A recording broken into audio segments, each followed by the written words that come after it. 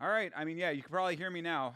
Uh, this is an ongoing problem. This is an ongoing problem. I'm gonna have to, yeah, we're gonna re, we're going to, we're gonna have to pull some OBS dealies here. I'm gonna have to, I guess, roll back OBS or whatever, because yeah, this is now.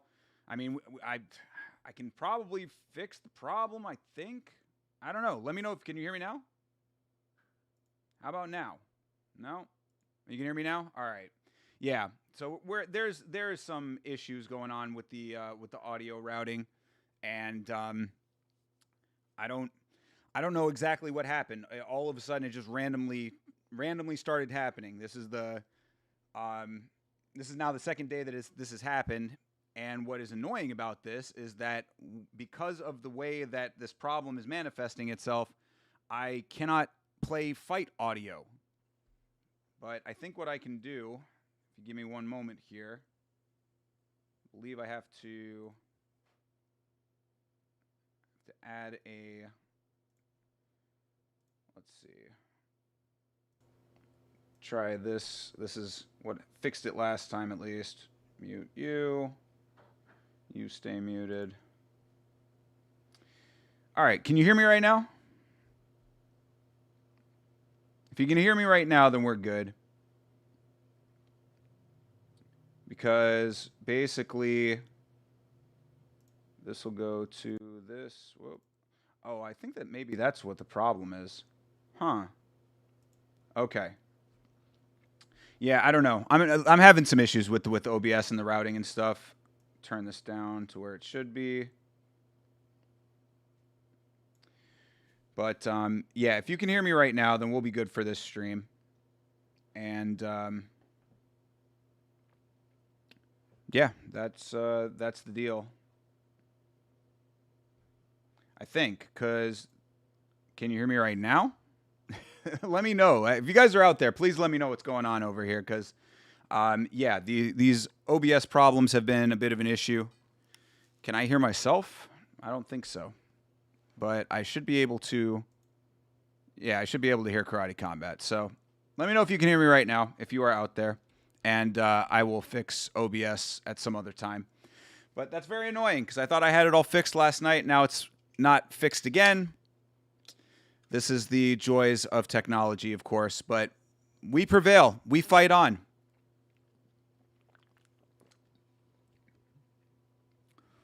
We're going to get started with Karate Combat in just a couple of minutes. So again, if you are out there, let me know that you can hear me because it would be very helpful right now. But we're going to get it going in just a couple minutes here. About 6 minutes, we'll start Karate Combat. John Dong, how are you, sir? Can you hear me right now? Let me know. Let me know in the chat if you can hear my voice. And like I said, we'll get Karate Combat started here in just a few moments. But yeah, this is concerning. Okay, you can hear me? Perfect. Now we're good. Now we're good. Stream will be good. All good for the rest of tonight. But yeah, this is very concerning because I don't know what's going on with like there's some weird issues going on with OBS. It might just be the new version that they have out. I'm gonna roll it back to the old version, and we'll skip this current version. Yeah, Jeremy, I apparently still having some trouble, but that's okay. We got it figured out for today. At least I know the fix for the short term, like the quick fix. So we should be good. But because I was having issues at the start of the stream, I did not get to do the full intro properly. So hello, everyone. Welcome to the stream. Privyet to our Russian friends out there. And we are going to be watching Karate Combat. Karate Combat 60 was live from Russia earlier today. We are watching the replay of it. If you want to watch these fights along with me, the link to the event is in the description of the live stream that you are currently watching with me right here. So click that link, get it synced up to 000, and we will start in mere moments, 5 minutes from now. Mrs. Didgeridoo Dave is here as well. How you doing? Good to see you, miss.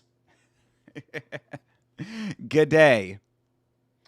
But yeah, yeah, very annoying with the audio stuff, you know? I hate to, I get very annoyed by those kinds of things because I hate when I'm live and the product is not good for you guys, and I also hate when I'm live, like I'm in the moment. It's not like I don't like to like restart streams and all that kind of stuff. Don't want to have to go BRB and try to like futz around with shit. Like, I like it to just work properly. So next stream, it will be 100%. Of course, we've got UFC tomorrow night. So I will have this all figured out by UFC. But either way, hope you are doing well. I hope you had a good week. It is now Friday night, so your weekend is starting here. Appreciate that you are starting it with your boy, Thinker. And looking forward to these Karate Combat fights. I don't know anybody that's on the card. I have not even really looked at the card, so let's take a quick look at it.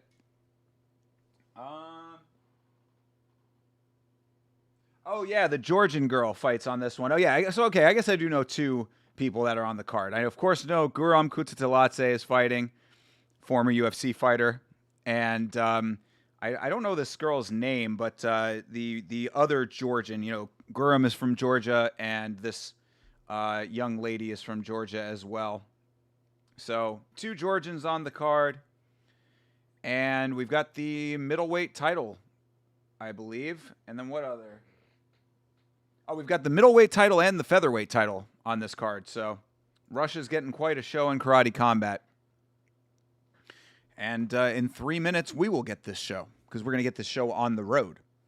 So again, hope you are well.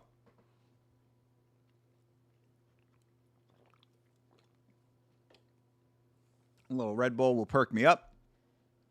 I was feeling good coming into this one, aside from the audio issues. Got my walk in. Getting through some ankle stuff that's not the big ankle stuff. Constantly different versions of problems when it comes to my ankles and feet for some reason. Whenever I walk or do any kind of cardio, it feels like I'm constantly fighting through things. So I've got a little bit of like a ligament, kind of, not a tear, but just a, I feel some kind of pain when I flex my foot. But it's okay. This is definitely not anywhere near as bad as the big problems, so just waiting for this to subside. But either way, still able to get my walk in, so very happy about that. Trying to get more consistent with getting the exercise back going again, and hopefully working through any other problems that we have, because life is about constantly working through problems. If it is not clear to you by now, I don't know what age or stage of life you are in, but that is all life is. Life is a series of problems that you have to work through. And that is definitely how it feels all the time as you get older. So, working through them, working through them left and right, trying to make a way. Keeping your head above water, making a wave if you can. That's good times, people. And it is also 8:09, so in 1 minute, we're going to start Karate Combat here. Get your streams all ready to go. Get yourself to 000, start of the live stream. Again, the link is in the description of this live stream. Get it queued up. You should be seeing a black Karate Combat pit and a bunch of people sitting at the edge of it. That looks a lot like the Kill Tony dais. When I first opened this up, I was like, oh shit, it's Kill Tony. What up, Didgeridoo Dave? Your wife was in here earlier. All right. So in just a minute, we're going to get this thing rolling here. And that minute has arrived. So if you are here, if you want to watch Karate Combat along with your boy, I'm going to count it down, and then I'm going to give you the timer as well. So your sync point will be from 000, and we are starting this thing in 3, 2, 1, go. There's your timer as well. Oh, you got Ben the Bane on here again. They brought him all the way to Russia? RCC.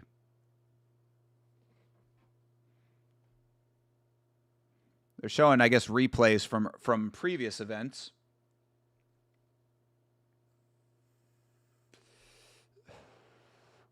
Hello, Sanjay.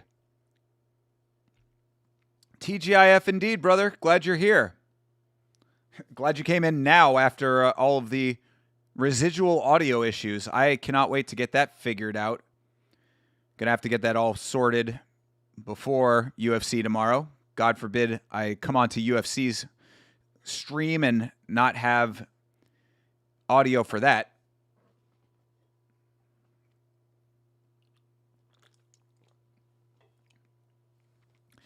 So yeah, this stream just kind of started halfway through. They didn't have an intro or anything like that. So we're thrust right in the thick of it here. What is RCC? What this is this like a co-promotion with Russia? That's what this is? Good time to learn sign language, brother. I mean, I'm pretty animated as it is, so, you know, you can just surmise what I'm yelling about.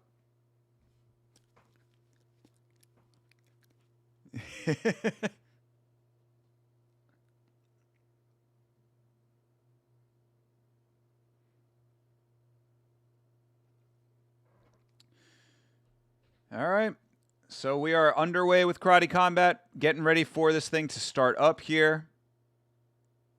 We're seeing all kinds of promo clips and footage from previous events here. Yeah, I guess RCC is like a Russian fight league, I would suppose. And I guess they're co-promoting this thing. A lot of people were wondering why Karate Combat was in Russia to begin with. And I think that now maybe it's making a little bit more sense. They have a relationship with this RCC organization. Never heard of RCC before. That's a new one to me.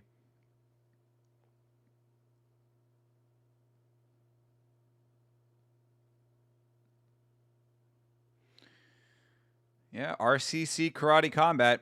Hey, Ben the Bane. We got Robin Black. We got Polinio Cruz. The gang's all here. Robin Black, whose hair is no longer black. We do know this to be true. Oh, we're getting a primer on why it's RCC / Karate Combat here. All right, good. Give us the info. This event came together in 1 month, apparently. This is the RCC CEO. This dude looks like he's a tech bro. Like, not even a tech bro. He looks like an IT guy. The CEO of RCC looks like he should be fixing your computer. Brother, have you turned it off and turned it back on again, brother?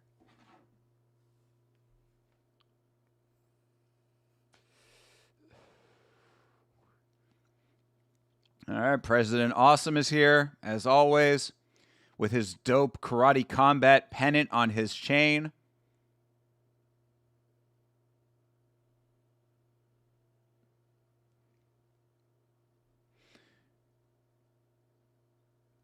So we'll see what happens, I suppose. Oh, yes, and then we're getting footage of President Awesome dressed as Kratos from the Halloween card that was not too long ago. It was in October, if you can believe it. All right, well, fuck all the backstory, because now we've got fights. Glazkov versus Oliveira, and it's heavyweights to start.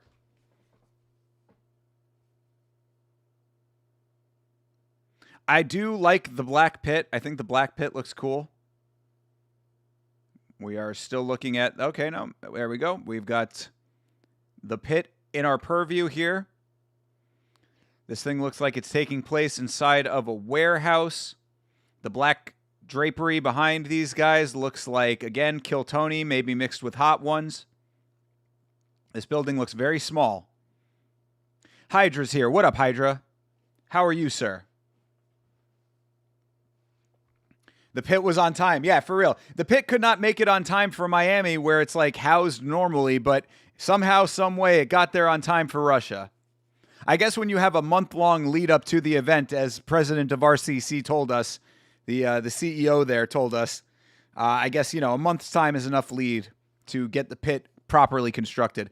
Look at how tiny this crowd is, bro. That crowd, that's a hard stop on that back wall there. There's maybe 100 people in this building tops. There's 100 people inside of that building, and count if you include the fighters. Putin getting the built on time. For real, dude. Seriously. Vlad picked up the phone and said, I need the Pit. Ukraine can wait. Pull back the fighters on the front line. We need every available man making sure karate combat happens.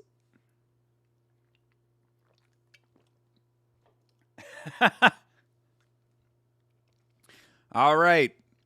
As expected, many Russian fighters on this card, considering that it is in Russia. And this is Igor Glazkov.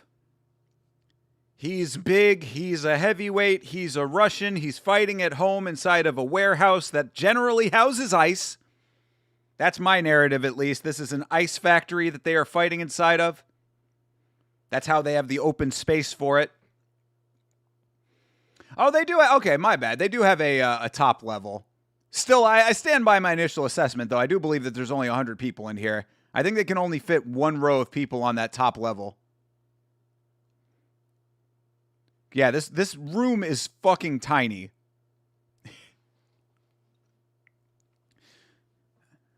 All right, 27. This is his Karate Combat debut. He is 13-2-1. They don't need ice factories in Russia. That's just called outside. Very true, very true. But I mean, people are not going to take their drinking glasses and just hold it out the window. You know what I mean? I do believe that they have processed ice in Russia. I want to say. Also, maybe they ship it out to other places. How about that? Think about that. Karate Combat version of the Apex? True, brother. I'm just here on mute for a second until I get situated. Oh, okay, gotcha. You're on mute. Jeez, don't say the word mute right now, brother. I'm having all kinds of OBS problems that are holdover from last week. This is not a good look. I'm gonna have to roll back OBS, as I've said. But either way, fight's underway here. We are 20 seconds into it right now. I think they still harvest it Frozen movie style from a lake. Yo. Based animation knowledge, brother. That's some deep Disney ball knowledge. I guess you can't really consider it deep knowledge if it was like the highest grossing film of all time, though. Wonder if they allow them shorts to be worn during the fights. No, I think that they have to wear the long pants. I'm pretty sure, anyway. I don't know if I've ever seen anybody in Karate Combat wearing shorts, so I'm pretty sure that they have to wear the karate pants. All right, low kick for Glazkov. Oof, nice hook by Oliveira. Ooh, couple good touches for Glazkov.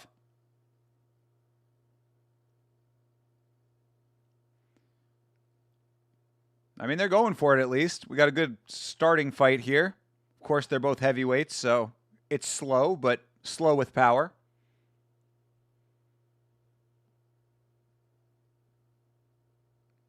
Commentary is as cringe as ever.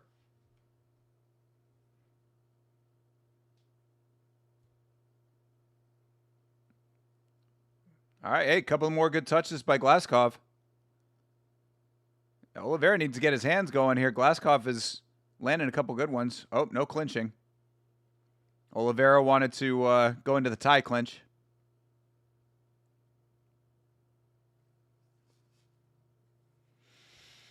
Both these dudes look like they're already tired, even though they're not breathing heavy. Like, ah, man, this fighting stuff, dude, really takes it out of you. Are you tired? Because I'm starting to get tired.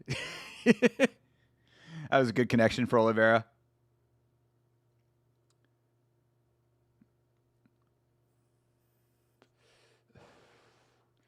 All right, another clinch gets broken up. I wonder what the reffing situation is like, because this guy's speaking English pretty good. Like, did they bring the refs over from America? Because as we very well know, the refs in America do not know the rules of Karate Combat, so I wonder if this is like a specialty ref. Because if the American refs don't know the rules, I guarantee you that not a single human being in Russia knows the rules of Karate Combat. I don't know if Karate Combat's own team knows the rules.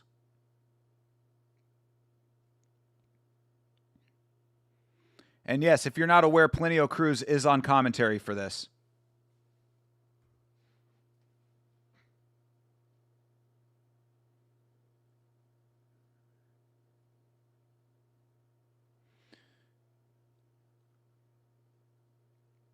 All right, we're going to see if these guys got any cardio, got any stamina.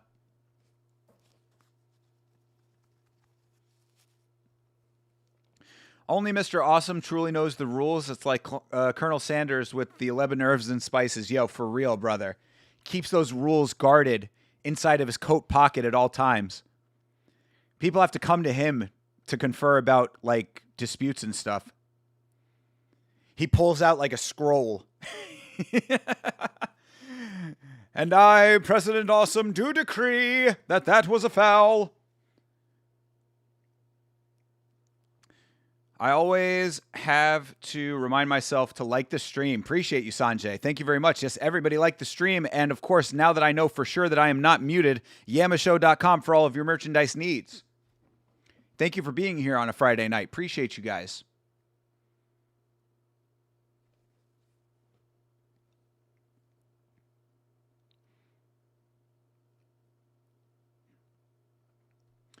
KC60, you're doing some cleaning. I'll let you know when there's anything worth watching. Right now, this is this is not the worst that we've ever seen or anything. I mean, this is, it's going.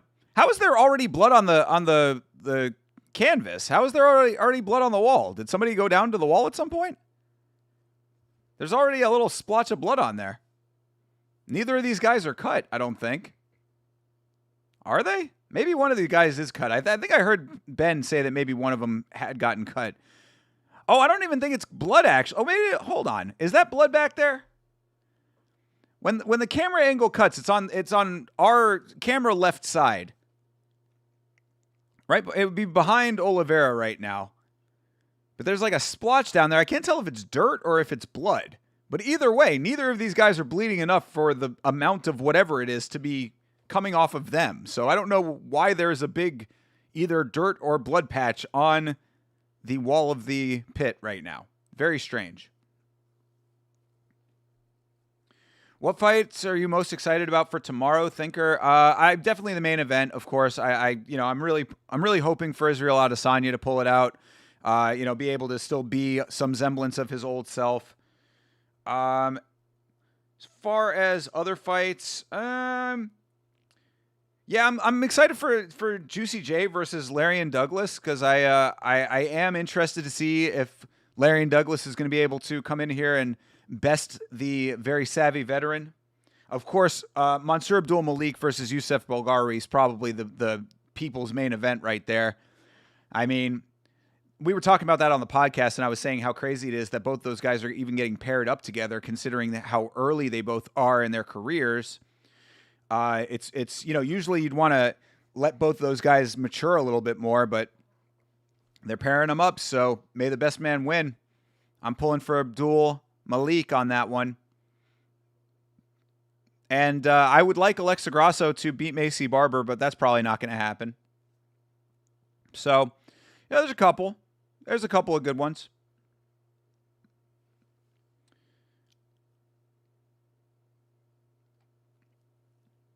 It's Russia. There was a random fight before the card started after the pit got built. That's where the blood's from. I mean, you see what I'm seeing down there, right? That is a hefty amount of blood. And neither of these guys have been cut enough for that to have come out of them. So, yes, I guess that's the only thing that I could think of being correct, Hydra. I guess you're right. Have I mentioned how much I love the timer so I can sync? Appreciate it, Sanjay. I'm glad that somebody actually uses it. I don't feel like a lot of people even know that it's there. The only thing that sucks about this timer is that I don't know, there's not a way that I can keep it running globally. So, like, when I go away on break and come back, it resets, which is annoying. What do you think of Izzy's nose being possibly broken? I think that's being a little overblown. I did see that. I saw that going around. And I can see why people say that or would think that. I think that, I mean, just over time, generally, you know, with the amount of times that Izzy has been hit in the face, like that old picture that they put up of him, how many fights ago was that? Because I know it said how many fights ago it was, and if it was, I mean, if we're talking about like pre Sean Strickland, like I gotta believe that just like over time your face naturally kind of evolves in its construction a little bit, and B, you get punched in the nose enough times, even if you don't get it broken, like it's going to affect your features to an extent. So like, you know, we're not talking about like Mike Perry levels of like difference here. I'm not. I'm not putting too much stock into it personally. I'm not putting too much stock into it. I think that Izzy would be radically stupid if he would be showing up to a fight with a broken nose, especially going up against a power striker. That would be very stupid of him. I got to believe that Israel Adesanya is smarter than that. Because for as cringe as I have always thought Israel Adesanya is, I've never thought that he was a stupid person. So my gut is telling me that this is being overblown and that it's internet talking internet. But we'll see. You're on the Pyfer bus? I mean, good luck, I suppose. I mean, I'm going to be on the anybody but Izzy bus if he doesn't win this fight. Blood or poop stain? This is the major question, bro. These are the questions. It's Russia. It could be anything. You're not watching Karate Combat. You're playing college football, doing a self-fantasy career as the Hoosiers running back. All right. Well, you do your thing, brother. I'll let you know if there's anything worth watching. Right now, this first fight is not really that great, so you're not missing anything just yet. Just like Yama Streams, brother, I appreciate you so much, man. Also, I don't know if I've told you, I don't know if you've been around or if I've mentioned it, but very smart move by linking up with CTE to save on the shipping of the merch. Very, very galaxy brain move on that part. But I do think, and I could be wrong about this. I don't know. Maybe you checked and I'm not correct about this, but I do know that the partner that I use for the merch, they have locations for printing in multiple different countries. So I don't know if it actually does have to come from the United States. But either way, I still think it's a good idea if you and him hatched a scheme to save a couple bucks. Very smart. All right, they're starting to get clinchy over here.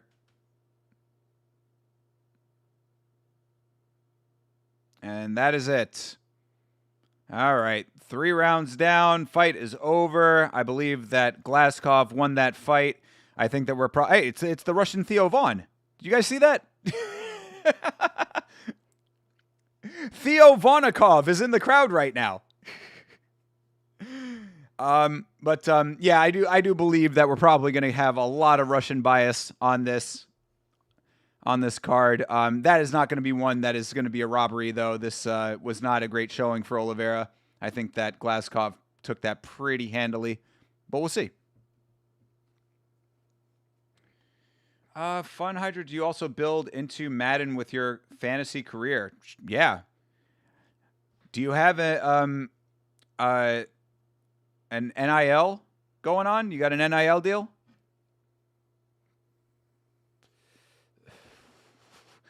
Hydra out here getting sponsorships in his fantasy. Always Bears or Bills for me. True. Those northern teams close to Canada, I can understand it. Are those the northernmost teams in the United States? I never even thought about it, really. I guess, is there a team in Washington? Yeah, the Redskins, right? So yeah, maybe the Redskins might be more north. I don't know. But either way, good choices. I guess. I don't watch football. Izzy for sure is not dumb as much as I have never been a fan. Yeah, absolutely. He's cringe as fuck, but he's not stupid. What the fuck was that? Glazkov just jumped over, like it looked like he was trying to do a flip, but then he just flopped on the ground like a moron. And Ben the Bane just called him a hippopotamus. Good Lord.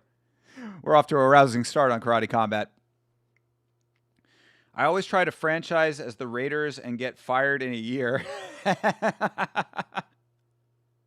Nice. Shipping wasn't crazy or anything, only because I only got a beanie. It meant saving $8 on shipping means saving about a third of the price. Plus, little Yama meat. Yeah, there you go. Sure, absolutely. No, dude, any way to save a couple bucks, do it for sure. I mean, as I have always said, if I didn't have overhead costs for the merch, I would want to give it away for free most of the time. Like, just the fact that you guys wanted it all is like, I feel so incredibly grateful for that. You've got 3 NIL deals, one with a laundromat, one with a barbecue joint, and Oakley's. God damn, dude, you are crushing it right now. How much money are you getting off of those deals? This is all inside of a video game, or am I correct about this? Like, am I looking at this correctly? Because yeah, I honestly, I haven't played sports games. I've never played sports games, to be perfectly honest. I've never been into 2K or any of that shit. So I really don't know too much about like what goes on in them at this stage. The last time I played a sports game, I think I played NHL 2022 or something like that. I was at my boy's house and we were just kind of fucking around with it. But, I never got into like story mode or anything like that. But it's inside of a video game that you can get NILs. That's fucking crazy. It's like I'm actually there. It's like I'm actually being exploited by big business. I may be wrong, but I think the modern college football game does have NIL deals. Well, I guess so. I mean, I would assume that Hydra himself is not fantasizing about this in his mind to the extent that he's giving himself NIL deals. Although that is a crazy level of delusion that Jamal Hill would appreciate.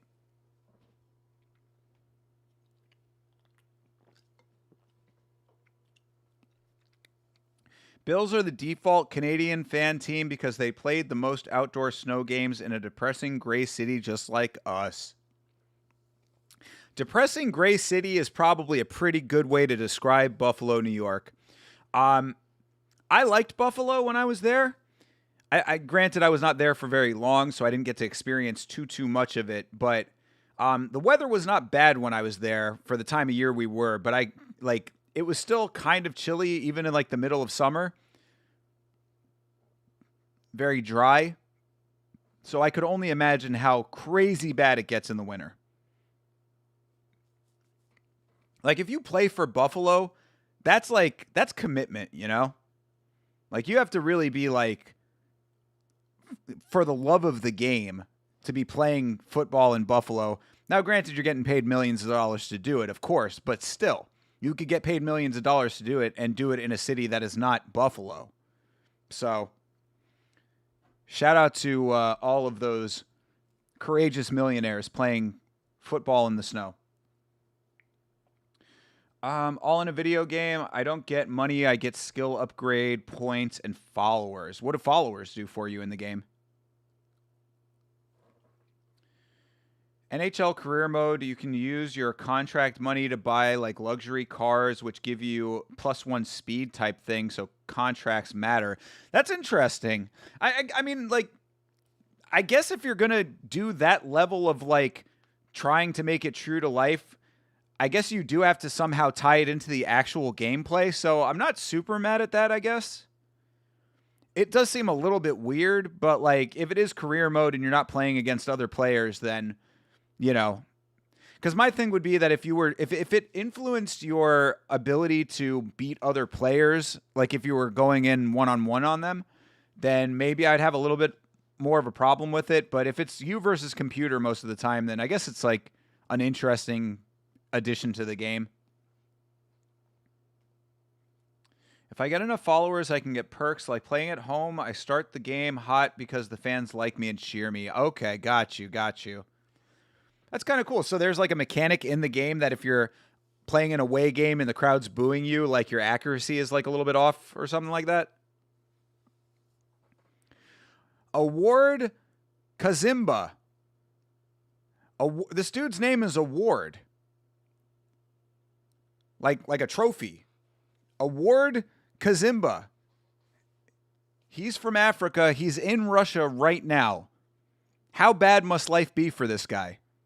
What was that? I think it was the movie Nobody, where there was the African Russian guy.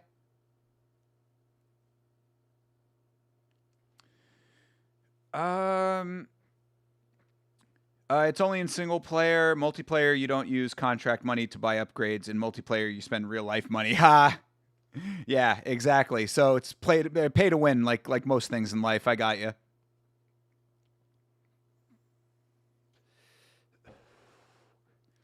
Wear and tear is a thing. True. For me as a running back, it means all the routes are scrambled by a loud away crowd, so I can't see where my blockers are going and which hole I need to hit. Interesting. Man, I gotta watch some gameplay footage of some of these modern games. Just to see what it's like. Because it does sound like they've made some interesting I mean improvements. I don't know if I would say improvements necessarily, but just interesting changes to the gameplay to keep things kind of fresh, I guess. That's dope, though. Enjoy yourself. I'm looking for new video games, man, to be perfectly honest. If I could find at least one game to replace Minion Masters, I would be really happy. I'm so sick and fucking tired of playing Minion Masters at this point. The problem is I just don't know another game that's like it, that has the same criteria that I need from it. Because what I like about Minion Masters is that it's entertaining enough for me, and it's great to play in short bursts. Matches in Minion Masters are only 5 to 7 minutes long. So it's really good when I'm working from home because if I need to just break up my day a little bit, I'm on the computer for fucking 5 hours at a pop. I'm let me just take get up, walk around a little bit, whatever. I can come over and just kind of play a quick game or two. That's usually how I wake up in the morning, is I kind of just start my day, play a couple games just to get my brain going, and then I'm on the computer for the rest of the day. What kind of games do you like? I'll tell you what I like. What I like in video games is easy to understand, hard to master games, which I know is not a genre, but I like games that you can pick up and understand pretty easily, but it takes a lot of practice to become good at them. I really would. Oh, geez, low blow. Dmitry Dmitriev. So a guy so nice they named him twice. Dmitry Dmitriev is going up against Award Kazimba, and he just got kicked in the balls. So yeah, I'll tell you the two games that I play. I only play two video games. I play two games. One is called Minion Masters, and one is called Omega Strikers. I love Omega Strikers dearly. It's going to be a very sad day for me when they finally shut the servers down, which is looking like it's happening pretty much any day now, it feels like. But I love Minion Masters, or I used to anyway, but they stopped upgrading it. If you like strategy/action games, one of my favorite is Mount and Blade Bannerlord 2. Okay. Could you link it to is it on? Well, first of all, is it on Steam? Because I only play on PC, so anything that you're recommending has to be on Steam. If it's on Steam, link it in the Discord in the games channel. I do like strategy games, but again, I like games that I can pick up and play quickly and then put down again. Anyone ever gets into Diablo, holler at me. I need to hook you up with one of my best friends. One of my best friends, my dude Jimbo. He's a big Diablo guy, but I don't know if he's playing the most modern one. I think he might be playing one of the older ones.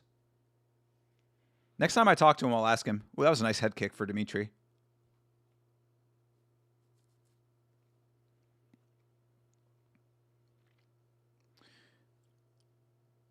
Yeah, it's gotten to the point where in the Minion Masters chat, I'm asking them to recommend other games that are like Minion Masters so I don't have to play Minion Masters anymore. All right, Dmitriev is doing some decent work against Kazimba right now. You're mostly on. Oh right, yeah, you're on D2R. Yeah, I remember you saying that. This one where you enter a battle, you play as your commander, which you can build to be an archer or melee or cavalry, and instead of just commanding, do a bunch of the fighting yourself. Okay. So it's like a hack and slash kind of thing then, or is it like strategy, like overhead top down? And also, is it PvP? Because yeah, I do like online play. I enjoyed Ball X Pit. I did play that recently, but I haven't had any real desire to go back to it. I beat the game and I was like, all right, that was cool. It was fun. I did enjoy it, but I don't know. I haven't really been compelled to like boot it up again. There is a pinball game that I need to play. It's the spiritual successor to Demon's Tilt. Xenotilt is the name of it. So I might download that. I think it's only like $12. I want to get back into pinball. Tell your buddy if he wants to, or if he plays D2R, holler at me. I'm mostly farming gear on Hell. Only have 89 Source and 80 Warlock. Okay. Well, shit. Here you go. I'll take a picture of this and send it to him right now. See what he says.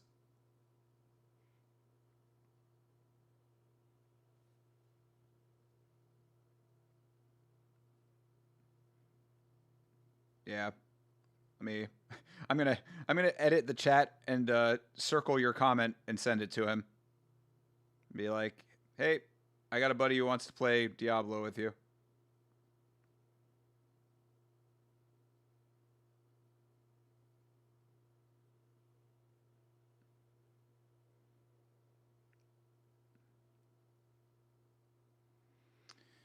Here we go. Jimbo, boom. All right, there you go, sir. I have a buddy who wants to play Diablo with you. Let me know if you want to link up with him. Boom. Done. Ooh, all right. Now they're swinging over here a little bit. Finally, this is a very crazy clinch that's going on. Plus, the referee has a camera on his head, and he looks like a spelunker. He actually looks a lot like a tech. I used to wear a headlamp. It looks like that's what it looks like. It looks like the ref has a headlamp on, but it's a camera, I'm sure. Hack and slash perspective in battle, but you keep command of your troops with formations and everything outside of battle. It's top down on the map, moving around towns and stuff. That doesn't sound bad. Yeah, I'll check it out.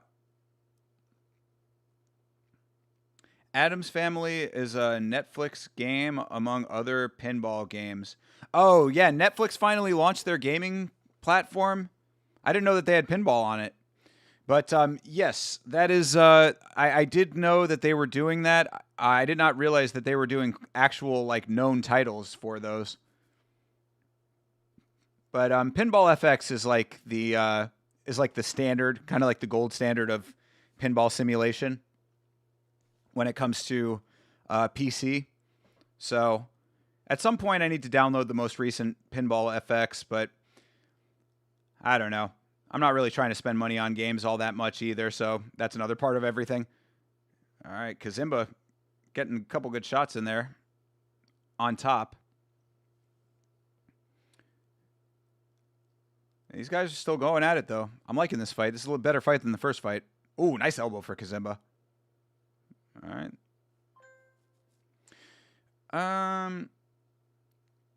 Just send it in the Discord. Hard to explain. On PC, the mods are totally insane, though. Full overhauls to make it Game of Thrones Star Wars. Gotcha. Yeah, they have a mod community.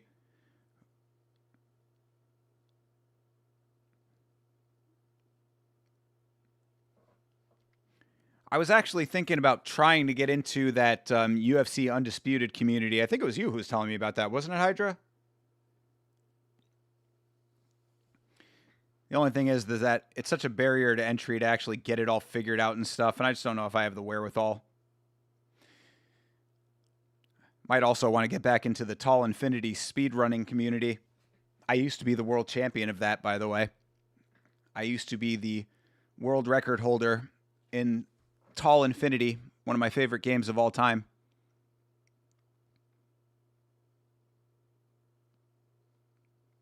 But I got overthrown. I got overtaken. Bro, Russian crowds are the most disinterested looking human beings. Like anytime that they cut to the crowd, they are just stone faced. No, this is not a bad fight. This is actually a pretty good fight. We need to get Thinker a Tall Infinity Championship belt. I mean, I've been dethroned though. I gotta win it again. I have to figure out the strat that the guy who beat me used. Because, like, for the longest time, I mean, like, the game Tall Infinity is, like, not a very well-known game, but it is one of the greatest games of all time, by the way. It was also a game that I might still be the world champion of the score attack on it. That's something that has seriously gone away that I hate. I hate that about modern gaming, is that there are no score attack games anymore. You know, everything is story-driven, so, like, there are no, like, high scores anymore. But yeah, Tall Infinity is it was on PlayStation 1. I mean, technically, I guess it's like a puzzle game. But you can find it on YouTube. It's basically what it is. It's a tower, and it's a circular. It's like a big tall cylinder. Then you have a character that's rolling a brick around it, and it's a square block. And each side of the square has either no color or different colors. And the bottom of the cylinder has colored blocks on it. So, like, what you're trying to do is match the colors on the sides of the block that you're rolling to the colors on the ground. And if you do that, it increases the size of the tower. So if you match the color on the side of your rolling block to the block on the ground, it pops up like 3 additional blocks thereafter, and then you can combo that into a lot more multiplied blocks all raising at the same time. That's a very basic explanation of it, but again, it's an easy game. Like, if you actually saw what I was talking about, you'd be like, okay, I get it. It's not very hard to understand. I'm just, having to say it out loud without showing you is difficult. But it's exactly the type of game that I like. It's one of my favorite games of all time because it's very easy to understand. It's a little bit hard to master. There's a little bit of luck involved. And it's fucking awesome. And as I said, I used to be the world record holder in it, so it holds a special place in my heart. I don't know if anybody ever beat my my score attack world record because no one does score attack anymore. And I hate that, because I come from an era where score attack was the shit.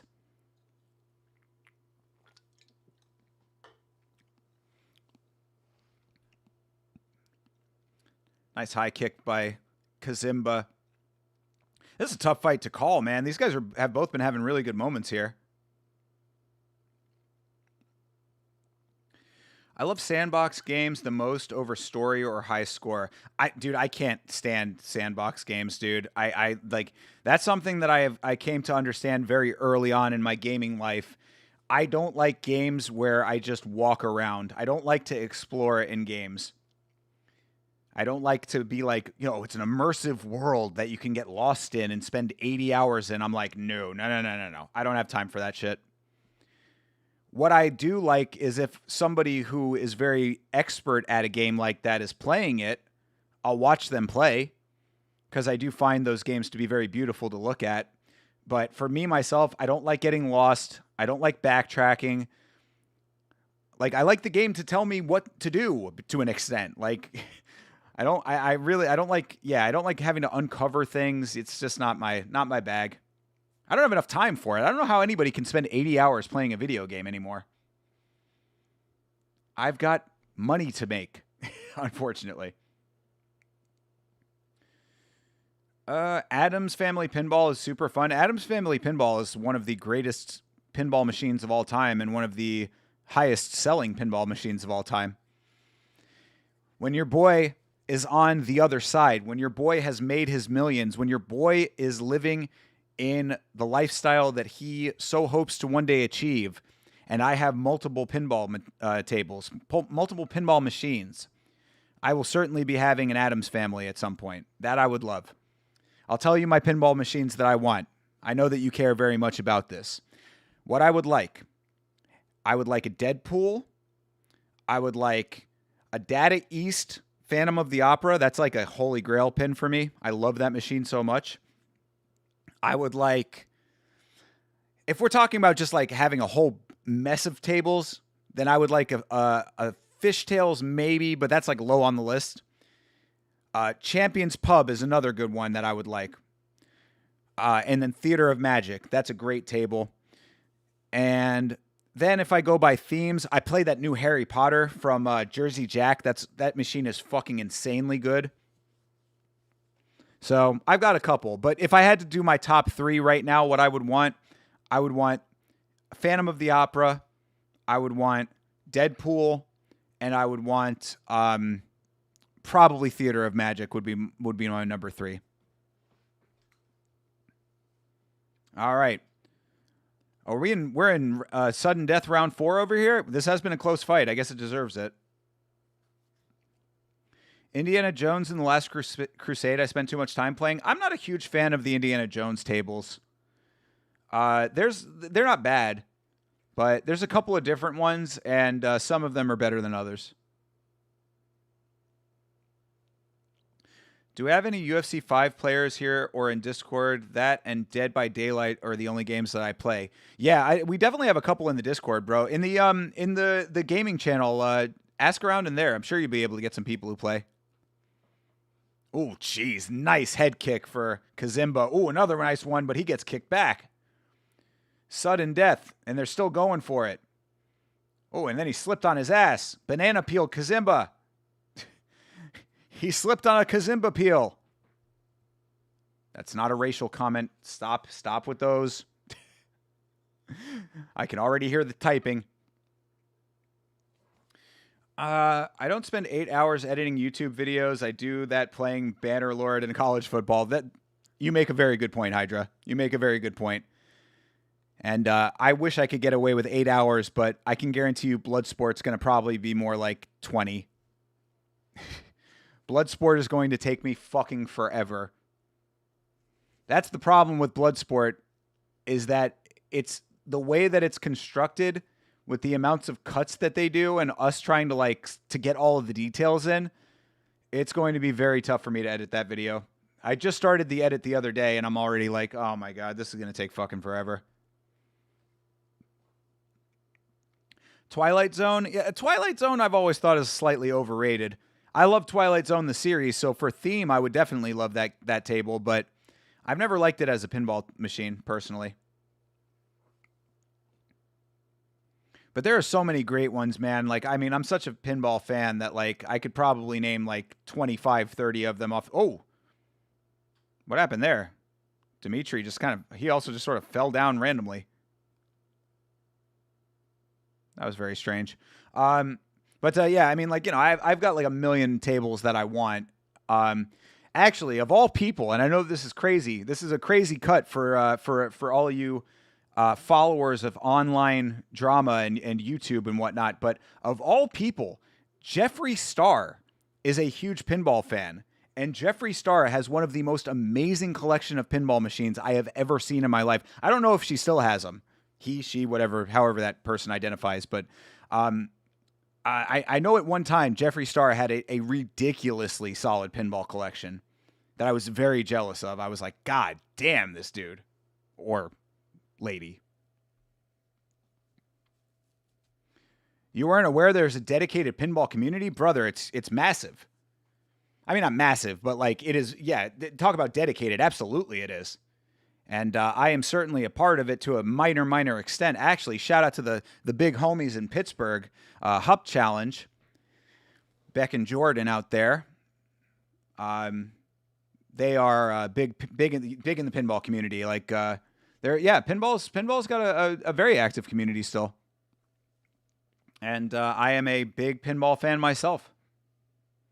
In fact, one of the things I used to stream before I got into streaming and doing Yama was that I used to do pinball simulation. I used to do virtual pin. Bloodsport review final vid will bring me so much joy. Already watched the live stream, then rewatched. My man, Hydra, you're the best, bro. Thank you so much, bro. That really means a lot. That's really helpful. Me and Chase love doing MMA on film. That's the only thing about it that is hard is just the amount of editing that it takes. And like, I told Chase, and like, I'm already like on the fence about it because I was like, this is going to be the one. This is going to be the one that I'm going to outsource. I'm just going to hire an editor for this one. And then I'm like, yeah, but then I got to trust them to like know all of like the things. And it's just like, I feel weird. I feel weird hiring an editor. There's going to be some film out there that'll be appropriate for me to hire an editor, but this one, I don't think it's the right one for it. So we're just going to have to wait. We're just going to have to wait it out like we always do and go through the process, the very long, very, very long process. Street Fighter 2, Penny, as well? Yeah, dude, Street Fighter 2 was Mr. Rage Quit's pinball machine. And Mr. Rage Quit, unfortunately, had to sell it. But shout out to Mr. Rage Quit. That's the homie forever. All right, Award Kazimba did win that fight, and I think he deserved it, so very good job for him. Yeah, he was looking good in that fight. Shout out to Dimitri, though. Dmitry Dmitriev. He was good, too. And another guy who just splatted on doing a backflip.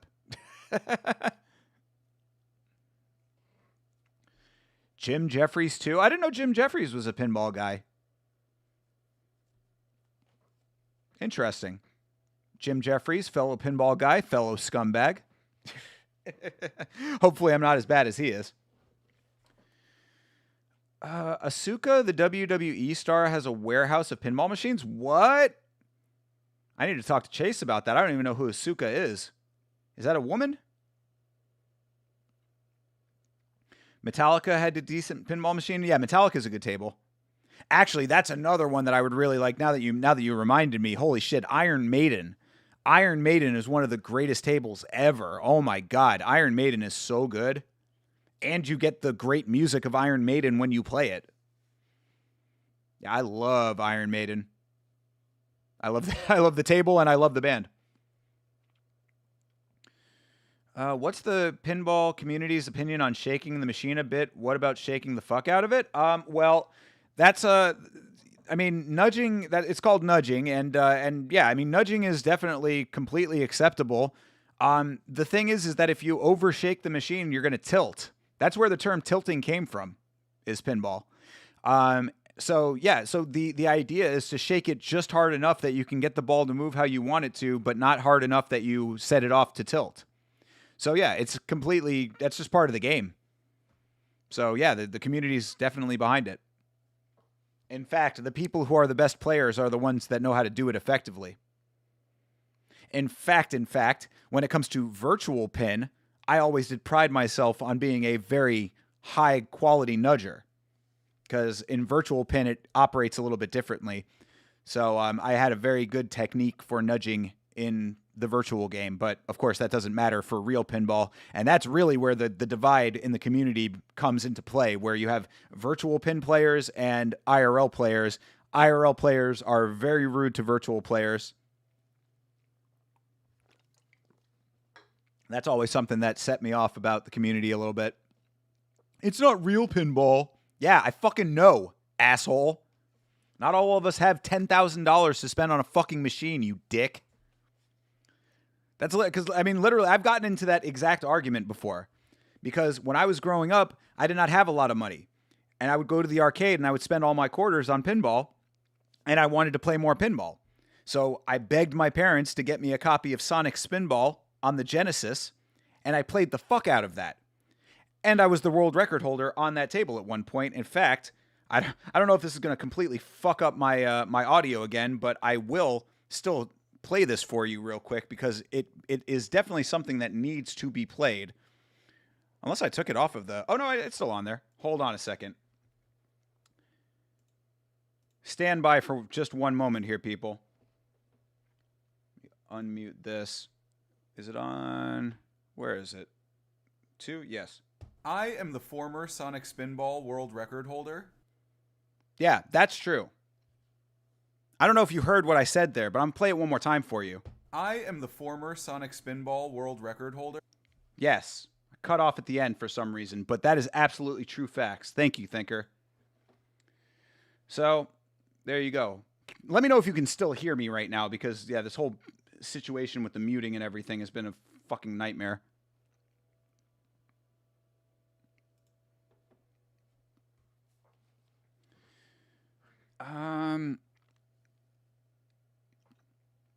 I shake the machine. I shake the machine to the edge of tilting. That's exactly what you should be doing. Thanks, thinkers. Exactly.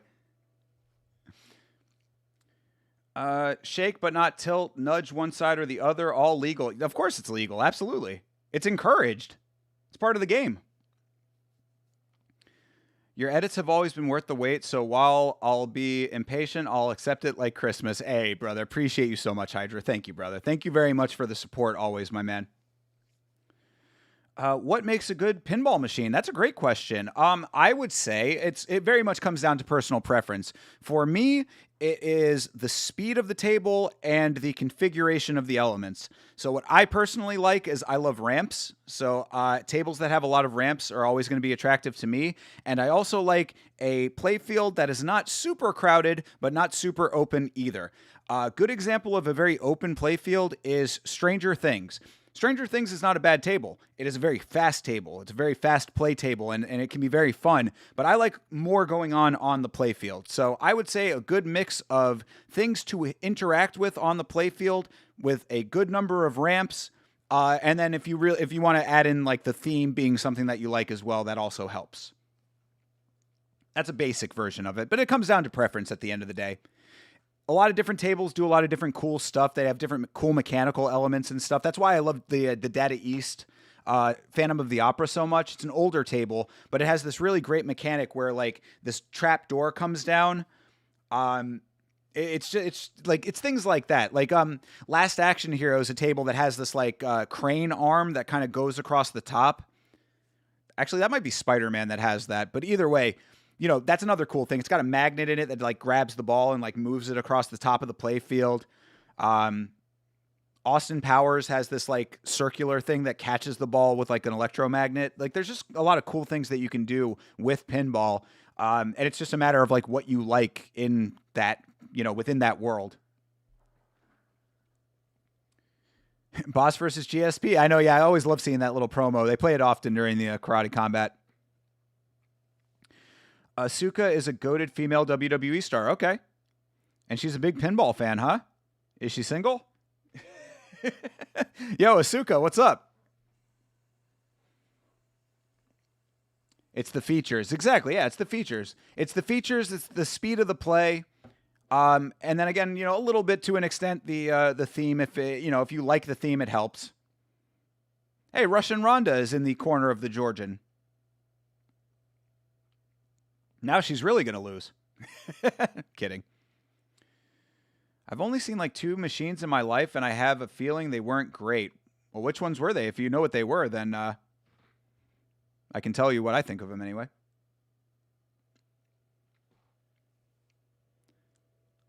Your experiences in your teens? You were probably playing System 8 machines then. Old the dot matrix and the like the LCD displays. Those are good tables. But technology has certainly, taken pinball into new territories. If you want a really, really solid modern table, play Godzilla. That is a great, great table. That's like table of the year kind of thing. And my friends in Pittsburgh, Cup Challenge, when I was visiting them, Beck had a Godzilla, and it was really fucking fun. And on the night that we were there for I was there for a Halloween party, and one of the dudes that was at the party is like a championship level player. He nearly completed the table, which a lot of people don't know this, but like pinball machines do have an end to them sometimes. At least some tables do. And Godzilla is a table that you can complete. And he came very close to completing the table live on stream that night. Very, very impressive. Very impressive, but it got to the point where I was playing in the same like rotation with this guy, and I just left. I was like, fuck this. I'm just going to go hang out and party. Like, this dude is crushing this table. I'm never going to play again. I played like such ass on stream. It was so bad. Another belt incoming for Sonic Spinball. That one I might actually take. because I am very proud that I was the Sonic Spinball world record holder. One of my all-time favorite games, of course. You heard the soundboard and I've been good? Okay, great. I'm glad to hear that. Yeah, I have to figure out what's going on with the OBS. This is not acceptable. We also have these little ladies fighting right now. We've got Liana Jojua versus Diana Pagosian. Pagosian? She Armenian? The Walking Dead was not a bad pinball as well. Walking Dead is a great, great table. It's a great one. I just hate that zombie in the middle. That the big fat guy zombie, because that thing bounces you off into the dead zone every time. Liana is a hottie. She's got a weird nose. I think I like Deanna better. But, you know, she is a Georgian cutie for sure. Are the tables standardized? When you say standardized, what do you mean, Bleeding Edge? They didn't have an actual theme, just said pinball on them with some big round metal things to bounce off. You played some bootleg pinball tables? Are you sure you didn't imagine this? Because most machines have themes to them. Pachinko for Asuka? It's not actually pinball, it's pachinko. For instance, is the Godzilla table at one place the same as the others? Oh, I see what you're saying. Yes. Okay. So what? The pinball community is a little divided on this. There is a standard for the tables. Yes. So like there is a standard leveling. Like basically, when you buy a table, there are a set number of guidelines that like is your default settings, your default configuration, your default leveling for the legs, like all of those things. Like they will tell you how you should set all of that.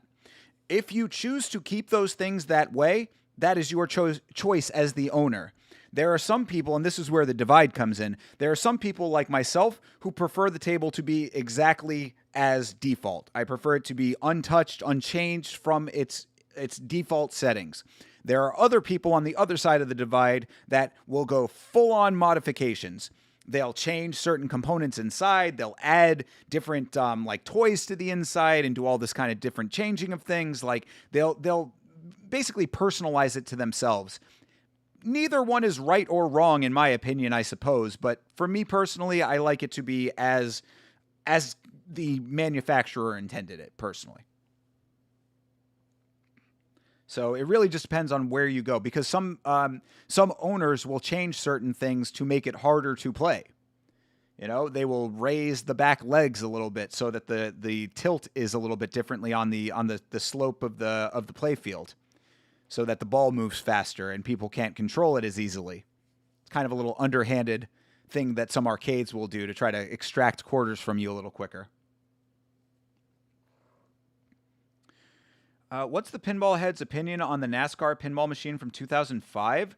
I've only played NASCAR a couple of times, but I don't remember loving it or hating it. I thought it was a pretty generic pinball machine, if I'm not mistaken. It's funny that you mentioned that one, because I think Chase was talking about Corvette. Somebody was talking about Corvette in the Discord like a year ago or something like that. But yeah, I have played NASCAR like once or twice, but it was never a table that like stuck out to me as like great. It was just kind of like okay, which is ironic because that's exactly how I feel about Dale Jr. There's actually a Dale Earnhardt Jr. table that a local bar to me has, and I'll go over there and play it every once in a while. And every time I play it, I'm always like, yeah, this is pinball. They exchange titty kicks. I love it. Yeah, they're going for it. I appreciate these little ladies going in here doing the damn thing. Oof. Deanna with the spinning back fist, but not landing. It feels like Deanna's being backed down a little bit too much. She's letting Liana bully her a little bit. Leave them titties alone. Not in Karate Combat, brother. Titties get smacked around in the pit. Thinker wants his pinball as God intended it. Bro, you're exactly right. You're exactly right. These are the facts.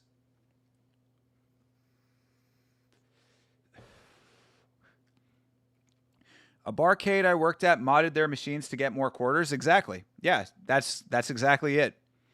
It's a dirty and underhanded thing to do, but completely within the right of the owner to do so. All right, Liana got a takedown. I think Liana's winning this fight. Take the win home for Georgia. Just on the other side of the border there. I'm Googling things I like to see if they have a pinball table. Sadly, no Volvo pinball table. This is a great exercise that you are doing, sir. Yeah, go. You know what you can if you want to get more in the ballpark of what you would like. There are certain sports teams that have them, but more you would get it for like movies and music. So if there are films that you like, look for film related IP because a lot of movies have them. A lot of movies that you wouldn't think deserve them have them. Like I referenced Austin Powers. That's kind of a rare table, but like I don't think a lot of people would think that would be a pinball machine. You know what I mean? Congo has a pinball machine. Congo is actually pretty good.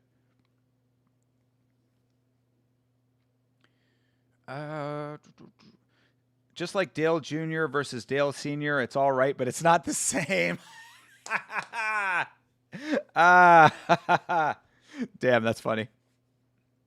They both have nice racks. Yeah, they're bouncing around in there.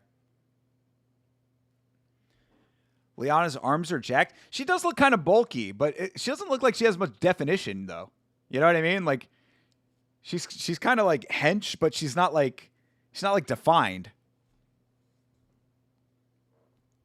And I don't know if that's just the natural shape of her nose or if she's been hit in the face a lot. You know, if she's taken a lot of damage over her time in combat sports. Yeah, you ain't kidding, though. She does have big arms. She almost has that, like, Jessica Andrade kind of build a little bit. Kind of, you know, hench and squat. Yeah, Diana's getting pushed around in this fight, though, man. Like, she's getting bullied.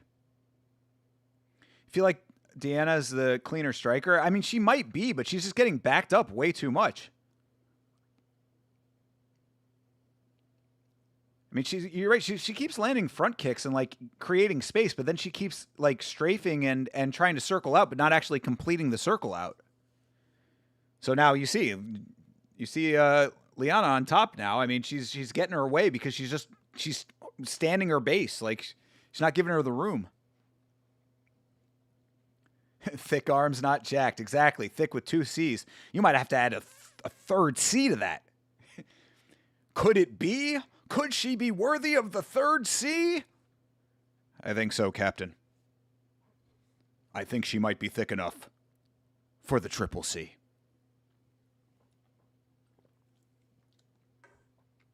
Unlike Henry Cejudo, that's a triple C I can get behind. Hi-oh. Sadly, no Borat pinball. True. That would have been a great one. And trust that this is a like anytime that you're in pinball discussion groups, the themes that you want that aren't already tables, that's a discussion that happens all the time. You're going to make your own Volvo Borat combo table as an affront to everything Thinker holds holy in pinball. There is an active homebrew community, though. So in reality, you could very much do that. That is a real thing. Homebrew pinball is definitely a real thing. What was it that I played? Oh, I think I played Dumb and Dumber. Somebody made a Dumb and Dumber themed pinball machine.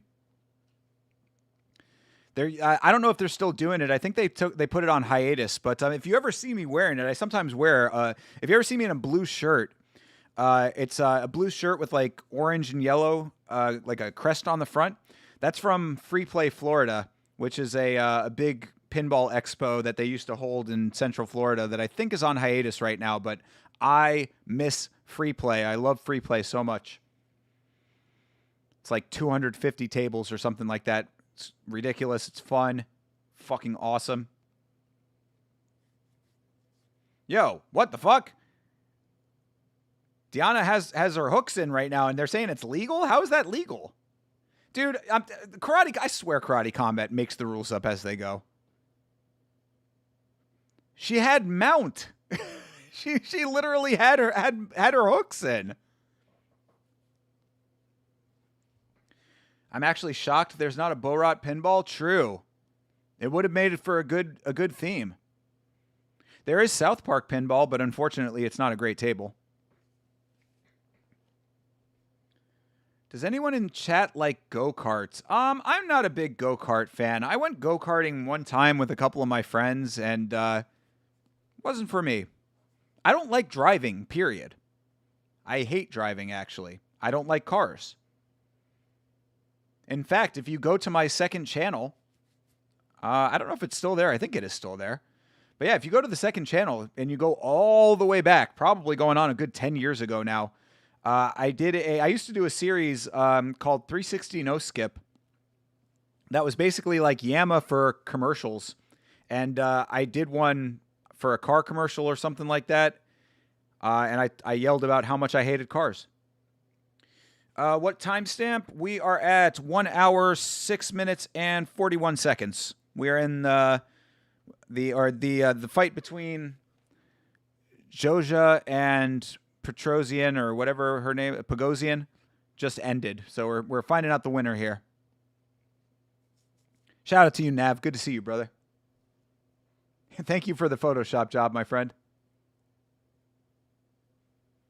Yeah, we're waiting for the winner between these two ladies, and I am now at 1 hour, 7 minutes, and 11 seconds. Oh, Deanna Pagosian won it. Hey, good deal.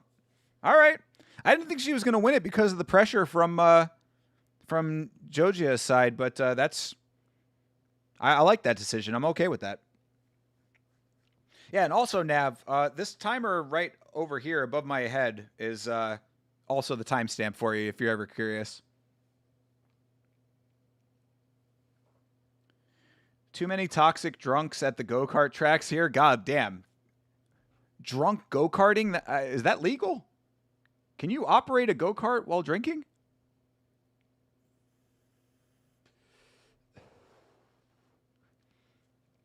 I love go-karts, but they have to be two-stroke and able to hit 60 miles per hour.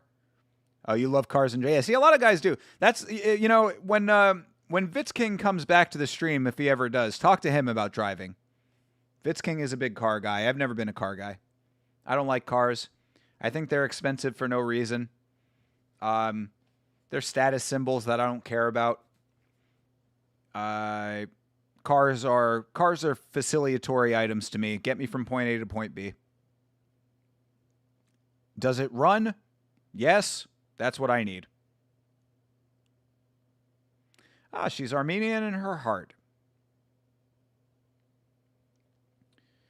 I saw a clean strike. Yeah, no, that's what I'm saying. I agree with you on the striking. I'm glad that she won the fight. I thought the pressure was going to be the thing that was going to win for Jogia, but you know, of course we are in Russia, so Russian's going to Russian. Thinker, are you familiar with Aussie Will Anderson? The name sounds familiar, but you'd have to refresh my memory as to who exactly. Like, how do I know that name? I might be. You have a 22-year-old Impreza? Nice. You've got a classic. You only use it to get to and from work and groceries. True. How many miles? I'm going to be pushing 150 on my car soon.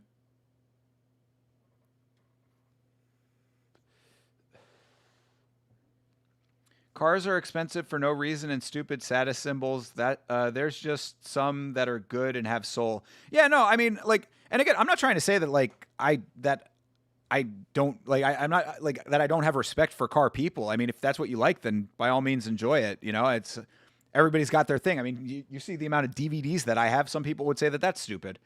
You know, I have respect for people that enjoy it. It's just for me, it's not. You know, the price point is a barrier to entry.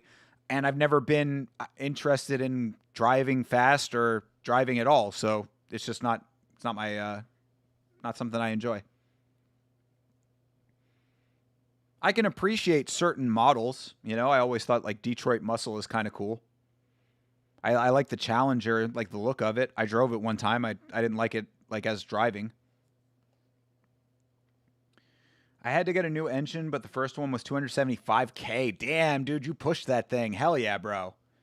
I appreciate your commitment getting a new engine on that thing too. After 275K, that's a great lifespan. I'm trying to get 300 out of my car. Comedian and television writer, but hosts TV show. A TV show's called Gruen About Marketing. Is it an actual TV show? I don't know if I know it. Like I said, the name sounds familiar. If I saw it, hold on, let me look him up real quick. Will Anderson. Let me see if I know him by look here. Will Anderson. Maybe. He looks kind of familiar, but I don't know. Yeah, I don't know. So yeah, a bunch of stuff in Australia. I'm trying to see if there's any American stuff. Yeah, the Gruen Transfer. A show about advertising on ABC. Okay, yeah, I don't. Maybe I don't. Is it funny?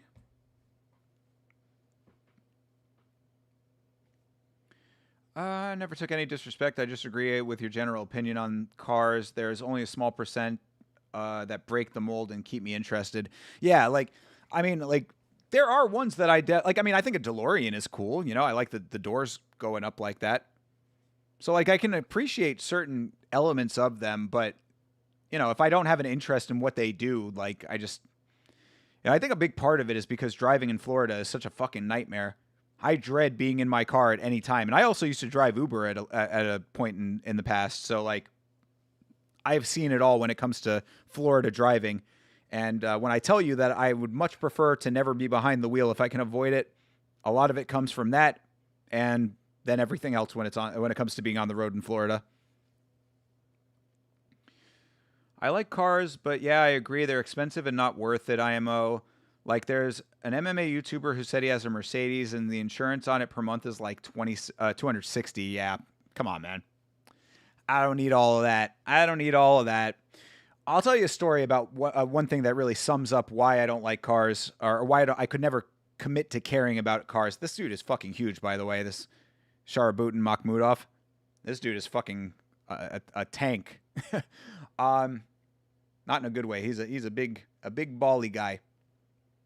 But so anyway, back in the day, I had a friend. He had a Mitsubishi Galant that he loved to death. He got a new paint job on it. He kept it immaculate, clean wheels. This was his baby. One fender bender ruined that car. It was a minor accident that did something to some component of the car. The car was never the same after that.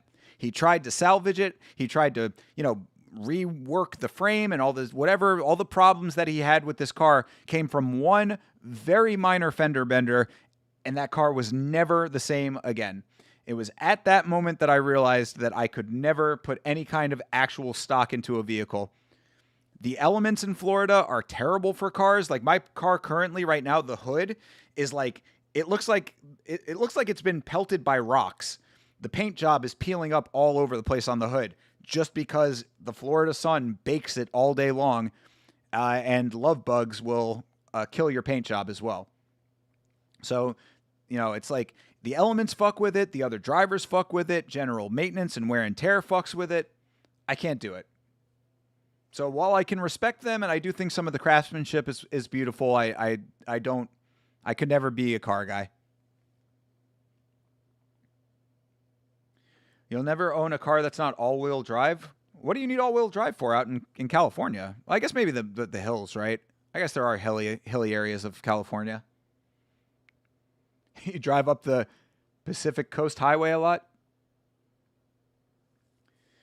I've got a decade-old RAV4 that I've only got 190,000 miles, 190,000 kilometers on, but I want to hit 1 million. 1 million! Golly!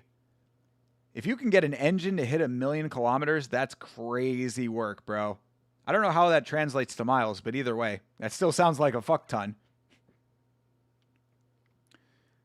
Check him out. All right. If there's a good clip of him, throw it in the Discord. I'll watch it. All right. 2 Russians fighting each other in this fight. Igor Zagainov versus, what is that? Shamsutin? Shamsuddin? Yeah. Shamsuddin Makhmudov. Igor Zagainov versus Shamuddin Makhmudov. Those are actual names. My dream cars are old, boxy Volvos. I want to get a 240 wagon and swap in the 850 inline 5 turbo into it. I've never known a person who's been big into Volvos. That's an interesting choice. Driving in San Diego is a nightmare as well. Yeah. Driving in California was shitty. I've told the story on stream before, but the time that we went to Venice Beach and had to get back to Burbank, me and Vitzking out in California when we were there for a pitch festival I was doing, and we went to Venice Beach, got some of the greatest weed I have ever had in my life, and we were driving back, and I was like, oh, we got an hour and a half to get back to Burbank. We should be there with plenty of time. We made it right at the start of the thing I was going to. It's only a couple of miles, and it was ridiculous, the traffic. Of course, that's LA. It's not San Diego, but I can imagine. You had a 73 Beetle Superbug? Fucking awesome. Old school bugs are cool. I never liked when they brought them back. I never liked the updated version of them. This dude Igor better fucking take this fat blobby dude out, because fat blobby dude is kind of working him right now.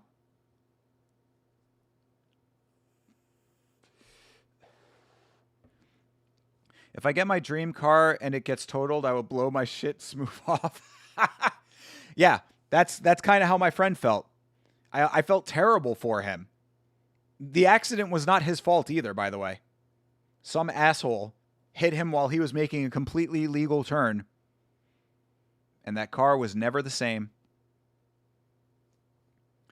Florida people saying their weather is bad for cars when we cover our roads in salt and sand daily for half the year, so every car rusts and rots. True. That is true. Yeah, I guess you got to live in the middle of the country if you're a car person, right? You got to live in Oklahoma to be a car guy. Oh, hey, dirty kick.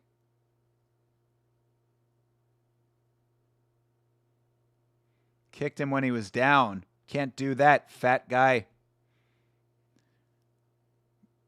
Bro looks like Donkey Lips from Salute Your Shorts. Now. I don't know if you guys have been keeping up with Donkey Lips, but that's what this guy looks like.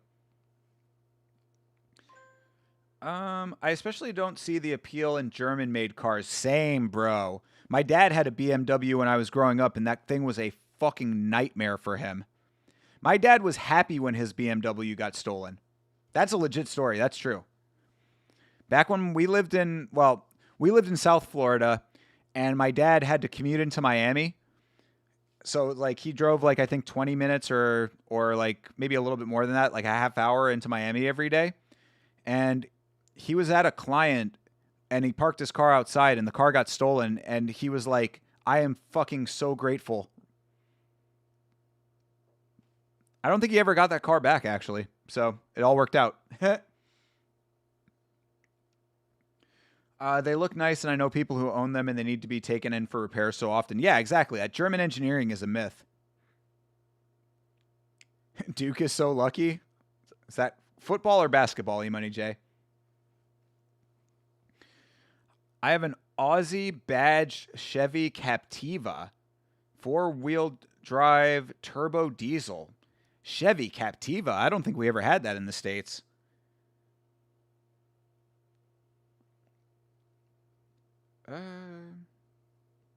By the way, Sanjay, my dude says, I think I bought some expansions to Diablo 2 Resurrected back in the PC disc gaming days, but I never played it multiplayer. I would have to start from scratch.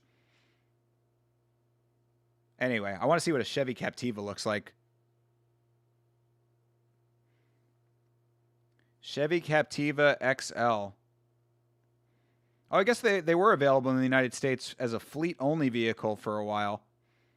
They look like a pretty standard SUV, though. Not a bad design. I like it. I love it. Goes great. 7 seats with warmers and front seats. Expensive to run at the moment with diesel, though. Yeah, diesel is its own thing, bro. Yeah, diesel is a problem, dude. Diesel for a consumer vehicle must be a bit of a nightmare. That shit is expensive, especially right now with certain events going on in the world. Bro, this dude Igor is letting himself get beaten by this big fat dude.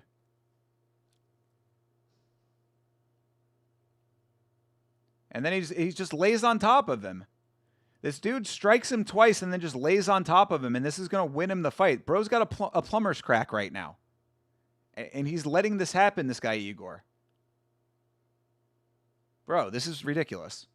This is a ridiculous display in karate combat right now. If I don't swap the inline 5 into a Volvo, I'd want one of those old diesels that can run on waste oil or alcohol.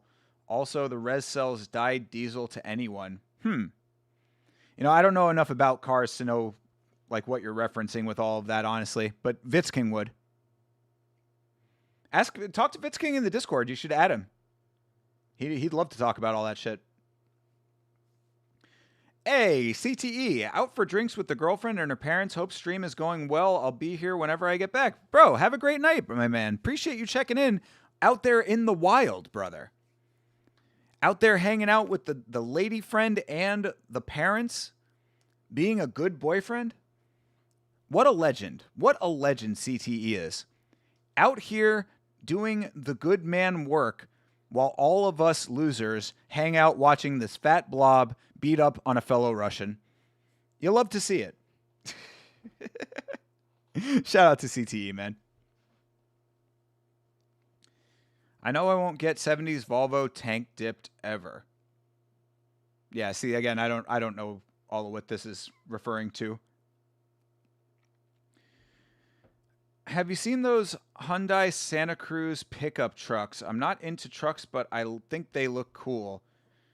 Hyundai Santa Cruz. I've heard mixed reviews of Hyundais in general. Hyundai Santa Cruz. Let's see. Oh, yeah. It's like an extended cab with a small bed. It doesn't seem very practical for that reason. I don't know if that bed's very big. Again, you know me. I'm always looking at vehicles for like their practicality. So I'm like, if it's going to be a pickup truck, like I need a bed that is actually like of substance, you know? Because what's the point in having a bed if you can't like put enough in it? But it's not a bad looking vehicle though. Old diesel engines can run on waste oil, waste vegetable oil, alcohol, all sorts of stuff. Dyed diesel is dyed red and only for agricultural use. It is sold with no taxes or markups. Nice, bro. Yo. That's a fucking life hack right there. Shout out to the res, bro. It sounds like the res is the fucking place to be. Fucking all the substances, cheap oil or whatever, cheap diesel fuel. The res is fucking goated. If you put dyed diesel in your normal diesel, it's illegal because you aren't an agricultural vehicle. The police dip a stick in your tank and see if it comes back red. No way, really? Is that a thing that they actually do like often? Like they will go and pull you over and like dip your tank? That's wild. That's fucking wild. What's the penalty? They like fine you or something? All right, round 3 over here. They're saying that we might have to get an extra round out of this fight. That would be absolutely ridiculous. Good first kick for Zagainov here. Zagainov needs to win this fight inside of the 3 rounds. Because this would be an embarrassment if this goes to the 4th round. I would not mind a 64 Dodge Dart. I once owned a 64 Dodge Coronet with a 454. Should have kept that. Yeah, not familiar with that one. I love old pickups, Chevy S10, Ford Ranger, Toyota pickup, full-sized beds with tiny, but tiny compared to modern vehicles. True. Yeah, if I was going to go pickup truck, I always liked the Toyota Tacoma. That was always the truck that I wanted. My buddy has a Ram. I think it's a Ram, and it's cool. You know, for a pickup truck, it's cool. Roomy. You know, it's definitely got a nice roomy interior.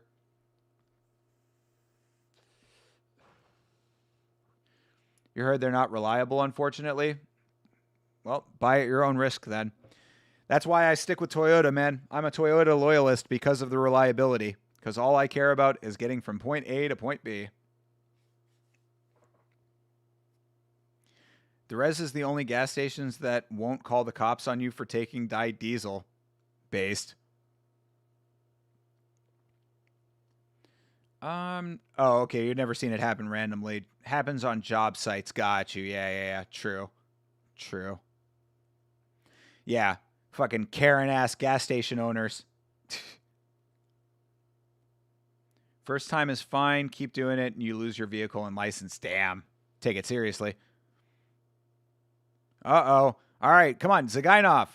Zagainov, you can win this. Oh, my God. What a moron. Are you fucking kidding me right now? Zagainov had Makhmudov hurt, and then he goes down for a fucking like rolling thunder or some shit, and ends up on his back, and now Zagainov is getting his face pulverized by Makhmudov from the top. Jesus, dude. What an absolute shit show.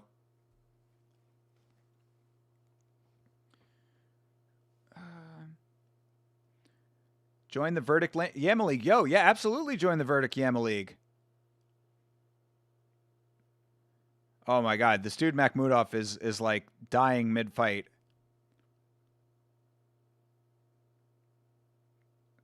Bro, this guy's got nothing left. Are you kidding me right now? How he is going to survive. If this dude Zagainov did not win this fight, it would be absolutely atrocious.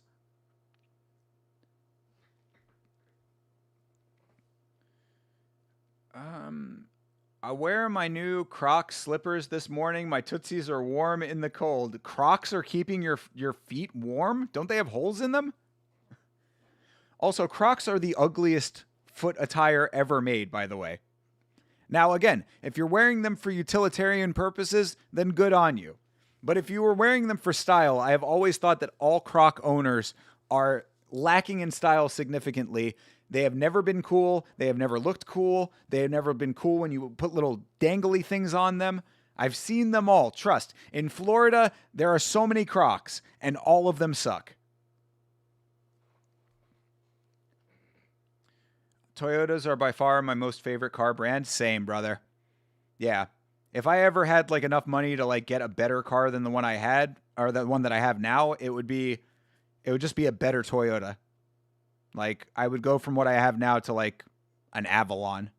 You know what I mean? I think Lexus is also Toyota, so I might consider a Lexus at some point. You have a Toyota Camry 2014. Looks great and barely needs repairs. I'm telling you, bro. My car runs like a top. Fucking knock on wood. It's a great car. I love my car. And my car is paid in full, brother. No payments on my car. I also have a 2014. I would not mind Toyotas. I just fell in love with the Subaru. Well, Sanjay, you are a lesbian, so that's it makes sense. I'm kidding. I asked Vitzking one time why there is a connection between lesbians and Subarus. No one can answer this question. No one has a solid answer to me as to why lesbians buy Subarus. Where is the connection? I do not know how this became a thing. It's like lesbian headquarters just one day decided that Subarus were our car. That's them talking. Obviously I'm not one of them. I don't want to falsely represent myself as a member of the community because I don't know the struggle.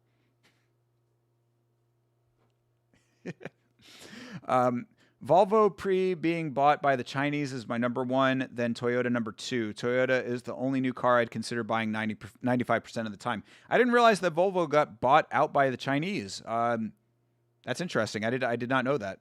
Yeah, because Volvo used to be what? That was German?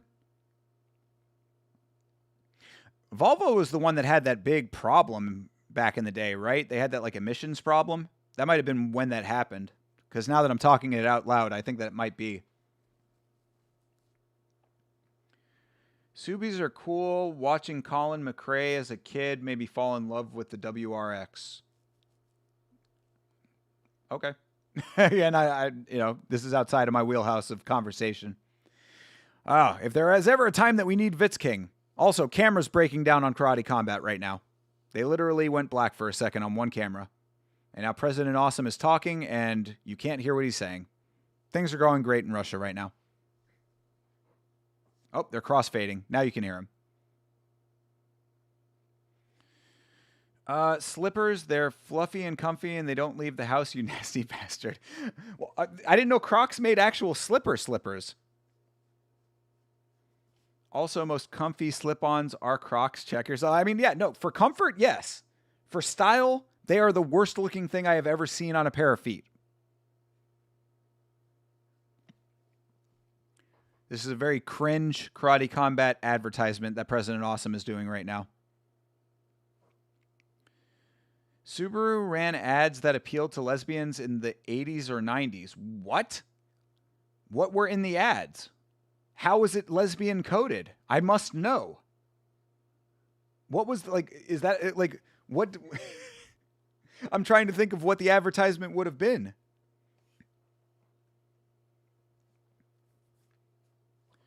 I think it's Jeeps and a pineapple. Yo. I mean, if I see a pineapple in a Jeep, I would definitely prefer that to seeing a rubber duck in a Jeep. I'm like, okay, rubber duck, you're a Jeep normie. I see a pineapple, all right, you're on the level. I see a pineapple, I wonder if Dan Hooker is driving that Jeep.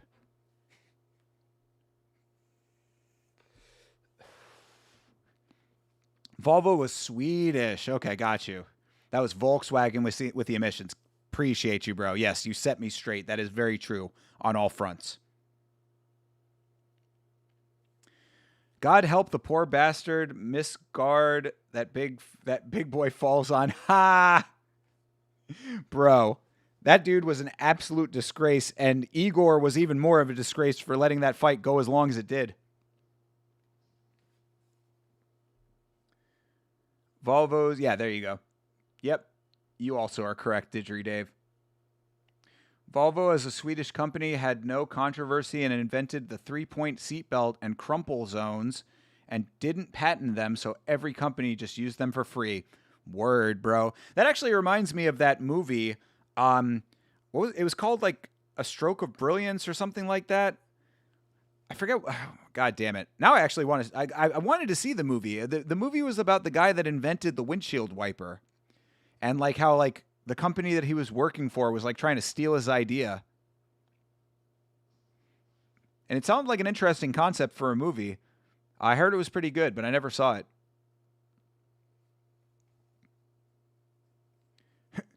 Fucking obscure driving cults, right? You want to know one of the more obscure driving cults that also baffles me is Miata owners. Miatas are like cult vehicles in the United States. You sent the ads to Discord? Okay, cool. I'm going to check it out.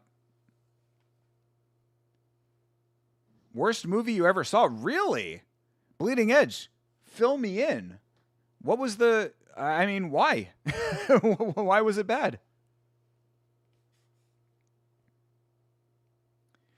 Once I can express my knowledge for cars, I swear it's more of who I am than my noticing.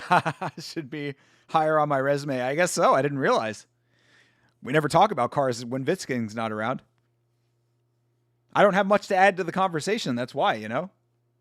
You come to the Yama stream, you get movie talk, you get music talk, you know, MMA, hopefully. But yeah, cars are not in my wheelhouse.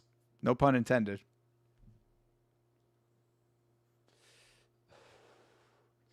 Vanilto Antunes is 1-0 in Karate Combat. He is 77-15 in his pro record in general. I don't know what all that encounters and what encompasses, rather. But golly, 77 and 15. This dude's seen some shit at 31 years old.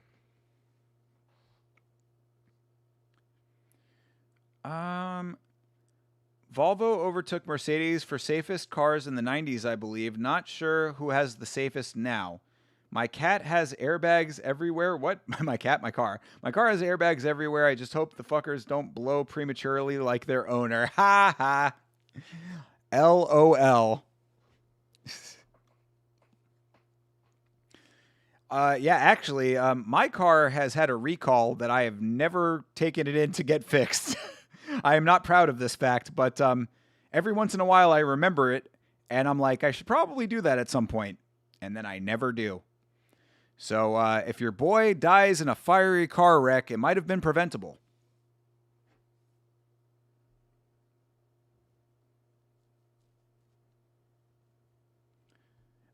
You will eventually. Yeah, definitely, Sanjay. Join the verdict group. It's fun. And now that myself and Chase are counted, now that myself and Chase are considered on the prediction tracker, shout out to Prediction Tracker. Now that we are considered on Prediction Tracker, your boy has to take it that much more seriously now. I have to put a lot of thought into my predictions here.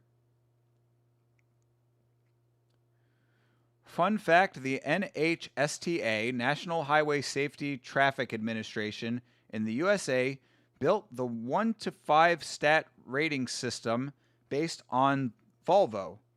5 meant it matched Volvo. Everything else was below. Dope. Hell yeah, man. Well, I would hope that all cars are fucking built safely. You know? They're fucking death machines, as Bruce Springsteen once called them. Another reason why I don't like cars. They're dangerous. It was after Volvo introduced the first car with a 3-point seatbelt and a crumple zone on one car that they sent 50 to the NHTSA for them to smash up. Nice. What's the Verdict League called? I think it's just called the Yama Verdict League.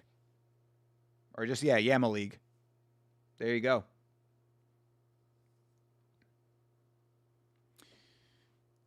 All right, can we see a finish in Karate Combat at some point? Russia's boring crowd is equaling up to boring fights. Sergey Ponomarev versus Vanilto Antunes.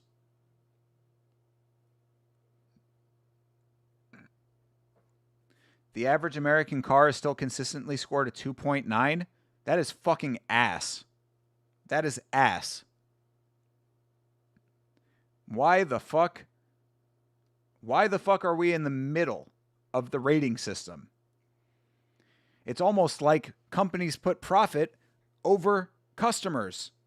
Profits over safety. I'm telling you, man.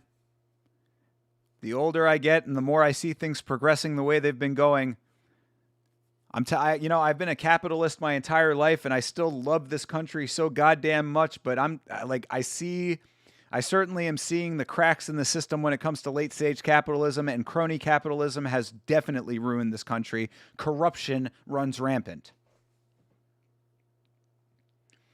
I think it's the start of the Yama League season, so everyone is at 0. Well, then get fucking ready. Get ready to get wrecked by your boy. I am gunning for the top slot now, goddammit. I am in the hole when it comes to predictions on the podcast. Chase is lapping me right now. I am still very far behind, but I am going to come back. And then Chase is going to have a reckoning that he has never seen before. Ooh, uh-oh. Antunes. Oh, that was nice. That was a nice move. Antunes playing possum a little bit. Looked like he was stunned. He went careening off onto the wall of the pit and then jumped off and landed a nice aerial shot. American cars too big to be safe for anyone now? I mean, not every one of them. But then you got it's like if they're not big, they're sports cars. You know, and the sports cars go fast. So how could you ever be safe? Your car is 5-star for 2012. Nice. Uh-oh. Ooh. Uh-oh, Sergey Ponomarev. Nice knee. Ooh, Sergey trying to win this fight for real. Yo, Sergey. Sergey might actually deliver this knockout, but Antuna is still fighting back. Oof. This is a good fight. These guys are actually going for it.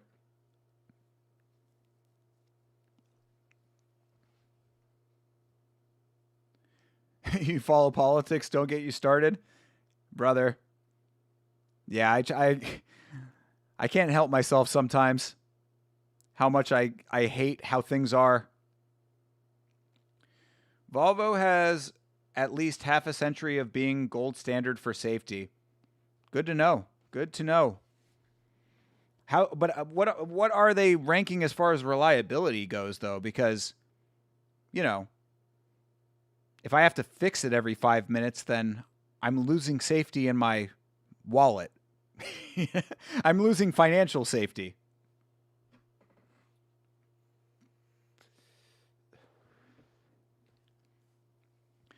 Your GPS isn't updated, so I drive in the black on no streets quite often. It's like Apple Maps. Huh. You live in an area of Australia that has no roads? It's kind of wild. I guess you have to have all-wheel drive. I have never come across a Volvo. Wait, an NAD Volvo? Just have to take care. Oh, a bad Volvo. Got you. I've never come across a bad Volvo. Just have to take care of routine stuff. True. All right. Well then, I don't know. You're swaying me over here. Maybe I might end up with a Volvo. I've never considered a Volvo before. Uh-oh. Yo, Ponomarev is really trying to win this fight right now. I appreciate this.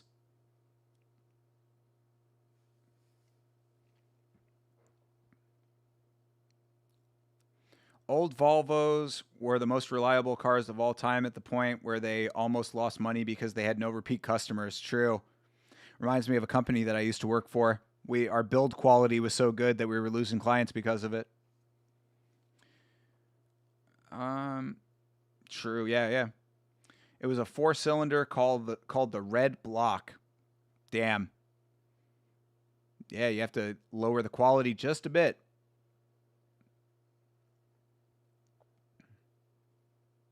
Oh, the car's GPS doesn't have the roads on it. Got you. Ha.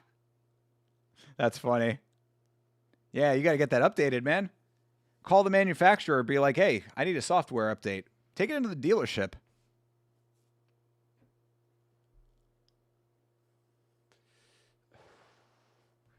Ooh, nice spinning back elbow. Ponomarev drops him. Yo, oh. Yo, Ponomarev. Yo, this dude Ponomarev is crushing right now, bro. But Antunes' skull is just made of cinder block.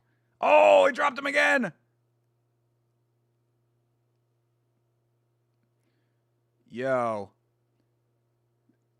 I mean, I got a feel for Ponomarev at some point here, man. This guy has been trying so hard to finish this dude, and Antunes is just not going down.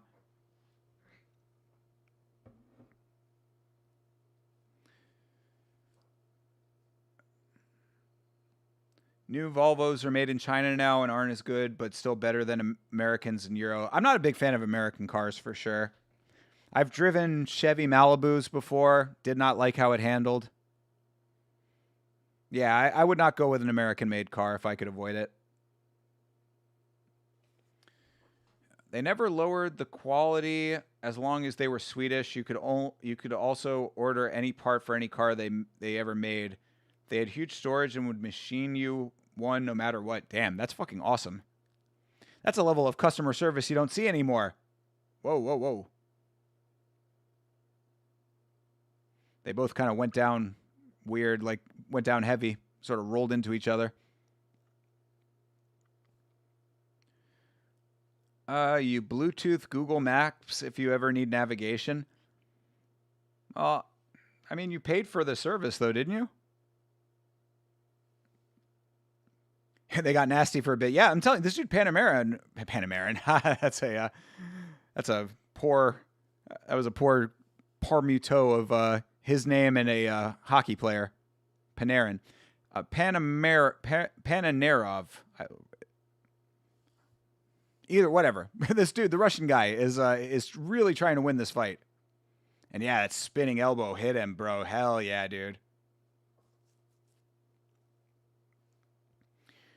Once again, they were Swedish, not anymore. True. Yeah. Times change, man. Qualities change.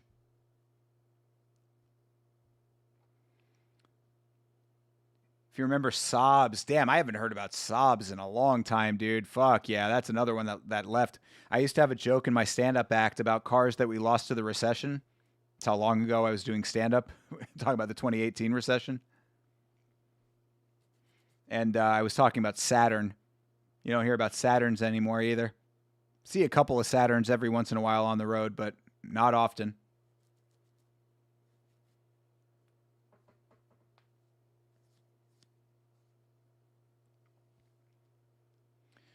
You didn't pay for it? Okay, got you.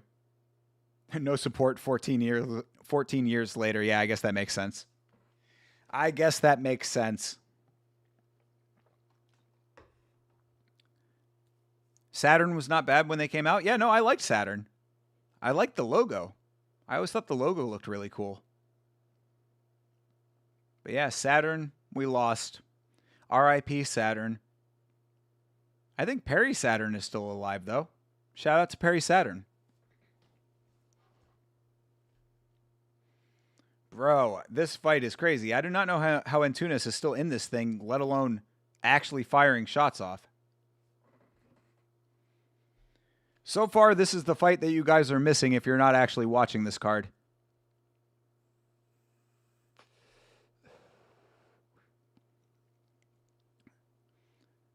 Yeah, Panamera. Oh, geez, there he goes down again. This might be it. Yeah. He went down kind of clumsily there. Elbows. We stopping the fight or you just stopping the attack? All right. Telling him to stand up. Antunes slow to his feet. Let's see if Panamera can finish this thing. Still winging shots, Antunes.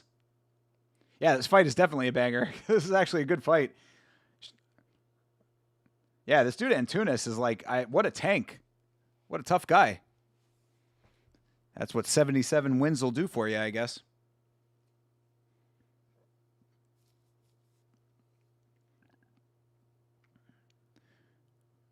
There is no way that this fight should go to a fourth round. I don't like that idea in Karate Combat that if you don't finish the fight, it automatically goes to a fourth round.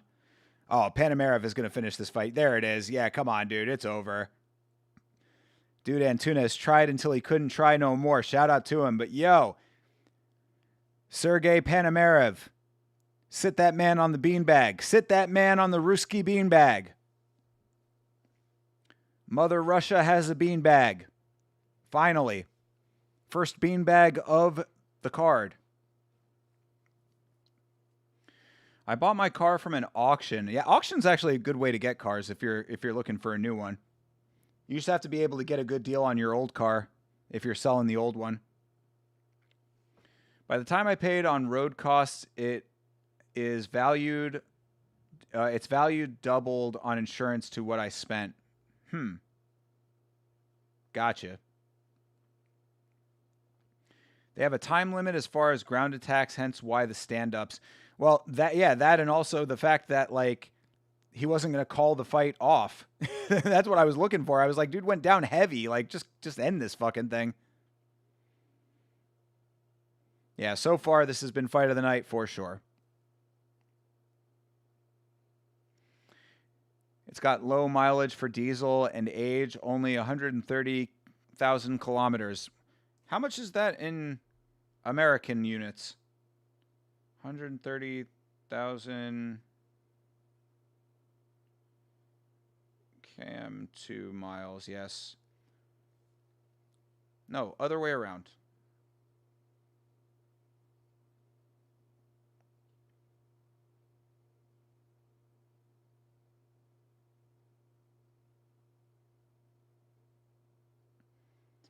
Um, so 80,000 miles.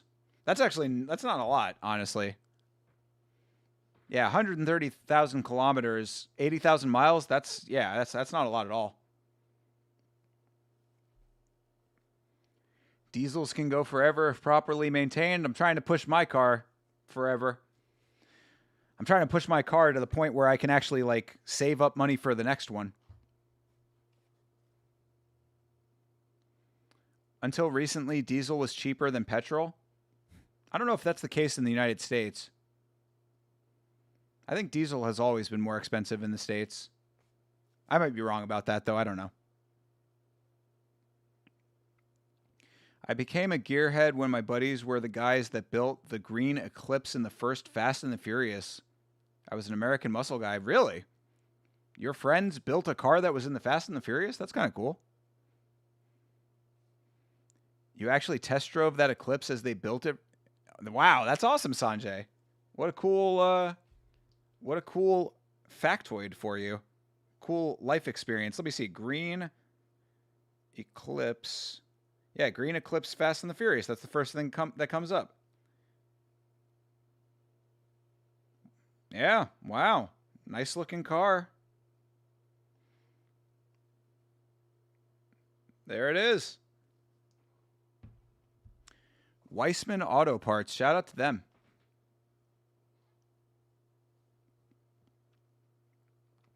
All right. I'm going to take a quick break here in between fights. I think we're not even halfway through the card yet, but that's all right.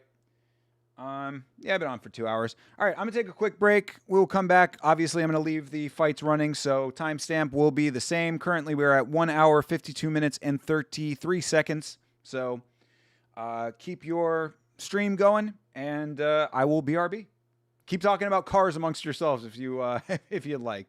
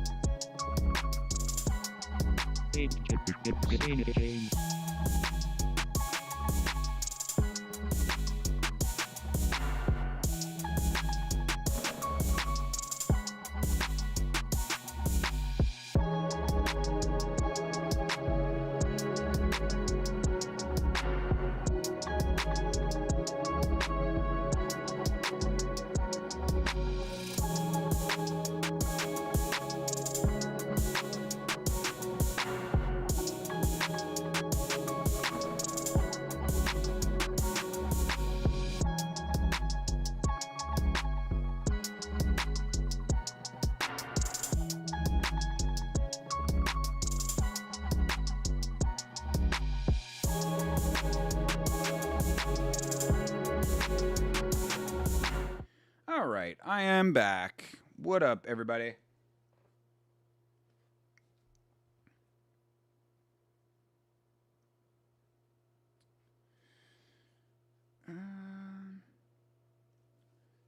Cleaning today. Have yet to make dinner. Oh, you're not drinking yet.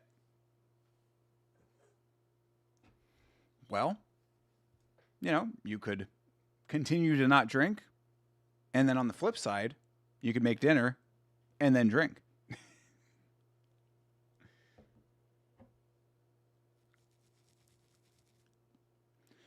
May have a couple beers later. What kind of beers are you drinking? I've been thinking about trying some different non-alcoholic beers.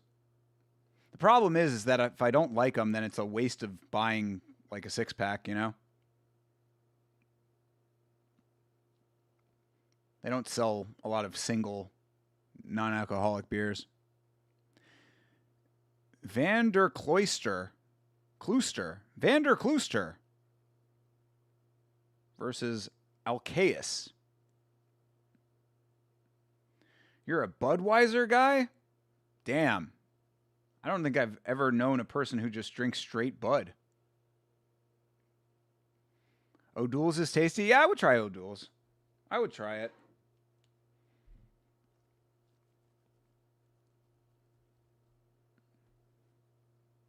There's not a great variety. Actually, what I would really like to get is a couple more like non-alcoholic ciders. I really like cider. That's one thing I do miss drinking.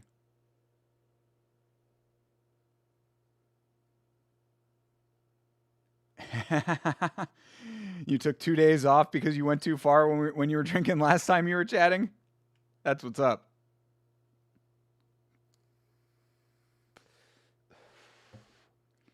Know your limits, people.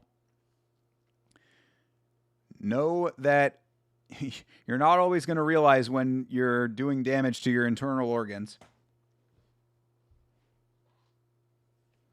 Livers can take a lot, but eventually they start hurting. I really wish there were more non-alcoholic ciders. Yeah, there are a couple of them, but like they're hard to find. Like when I would go out to like breweries, like there were a couple of times. Shout out to Jono, my buddy. You'll see Jono in the Discord every once in a while. When we would like link up and like go out, we would go to like breweries and stuff. He likes he likes like craft beers and shit. And a couple of the breweries that we went to had like some cool non-alcoholic ciders, but it was like few and far between. They're called juice. Well, if they're sparkling, then yes. I like a little bit of carbonation in my juice. All right there, tough guy.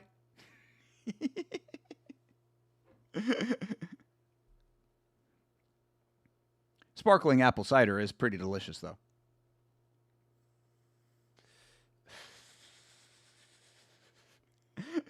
That was fucking funny on the graphic. This girl's last name is what, like, I think it was Vander Klooster, and like because of the way that the graphic is constructed, like her last name was completely cut off from the graphic. I had an amazing non-alcoholic pear cider from Ace, but they stopped making it. Oh, dude, yeah, dude. Pear cider is actually one of the greatest drinks, bro. Magner's pear. That was the cider, bro. Holy shit. I actually, like, if I could find a Magner's pear somewhere, I might actually drink it. Because Magner's pear was like, that was the most goated drink, dude. Apple juice makes great cider. I do it in the bottle. You add sugar and a tiny bit of yeast. You need 10% headspace and a slit in the lid. Cool. That ends up being carbonated? All right. Kyra Vander Klooster is fighting Funda Alcaeus. Alcaeus is from Turkey or Morocco? I think it's Morocco. Versus the Netherlands, I believe. Or no, that's Russia. Martinelli's is your go-to? Martinelli's is great.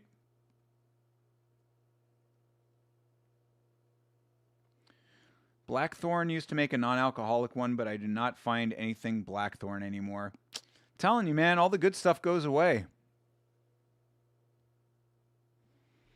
And the thing is, too, is that, like, you have to go out of your way to get that kind of stuff. Like, what am I going to do? Like, I mean, if they don't have it in the grocery store, then, like, I don't know where to get it. And I'm not ordering it online. I guess I just got to go to, like, an actual liquor store. See if they have them there. Ironic, going to a liquor store to find something non-alcoholic.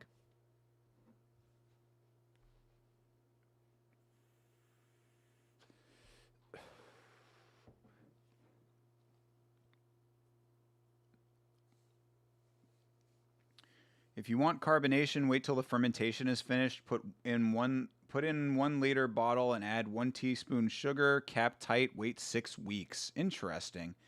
That equals carbonation. Damn, you know a lot about this stuff. Bevmo? I've heard of that before. I don't have it, but I have heard of that. Maybe I'll check it out. You know, that's what I need to do is spend more money on stuff. These ladies came to fight. Yeah, they're definitely doing it. They're doing okay right now. Hey, excuse me, bub. Come on. You can stay there, but you can't come over here. Nope.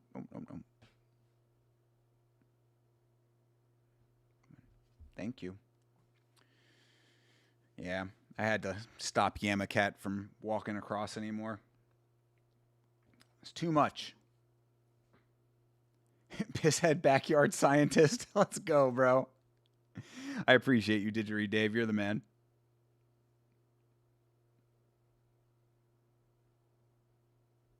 Nope, nope, nope, nope. You can't come over here, bub.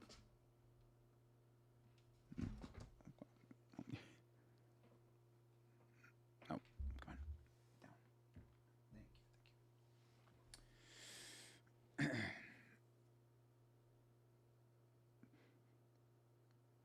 Yeah, I think Alcaeus winning this fight so far. Hey, Piotr Jan. I saw him earlier. But I'm not playing, bro. You cannot come. Yeah, dude, I'm saying. Piotr Jan, UFC champion. Doesn't look like he's injured to me. Kidding. He just came out of surgery, did he not?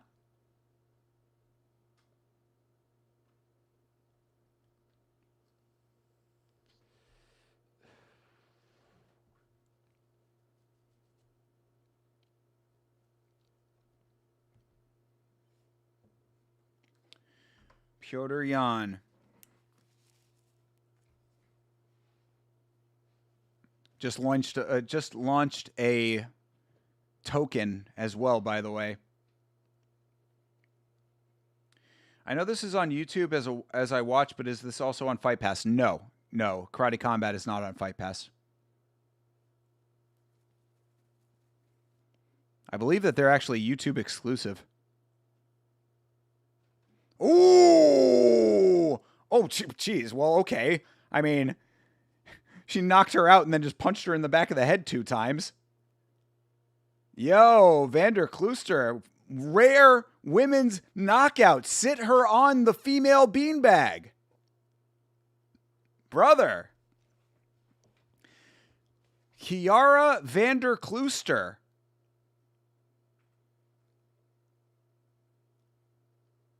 Wow. Am I wrong? I believe they started on Fight Pass. I don't think they were ever on Fight Pass. But I could be wrong. Yo, Kiara Vander Klooster. Sit her on the feminine beanbag. And yeah, then she just straight up punched her in the back of the head twice. Bam! And then 2 to the back of the head.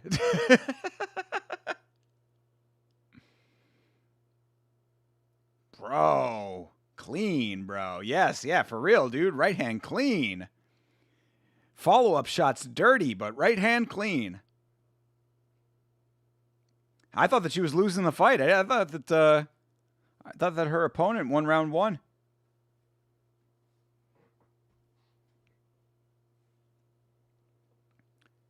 They did have a brief stint on Fight Pass? Okay, that's news to me. I did not know that. Also, Bleeding Edge, you didn't tell me why that movie was bad. I gotta know why the movie sucked. I thought the movie seemed like a cool one.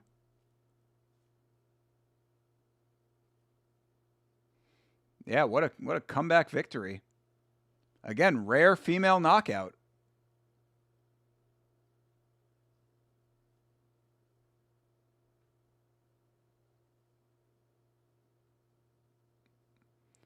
Kiara Vander Klooster.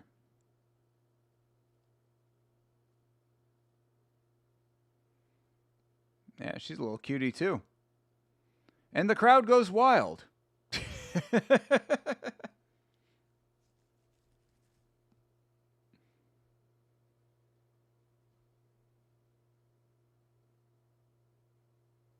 What the fuck is Robin Black talking about? She's not a super skilled person expressing athleticism. She's not a super athletic person expressing skill. She just got a knockout, dude. Brother, you cannot come over here, dude. You can stay here if you want, but you can't go over there. Kinetic whip. It's called a kinetic chain. Well, not when Robin Black says it. Nope. Yeah, bub, you can't go over there. I'm sorry.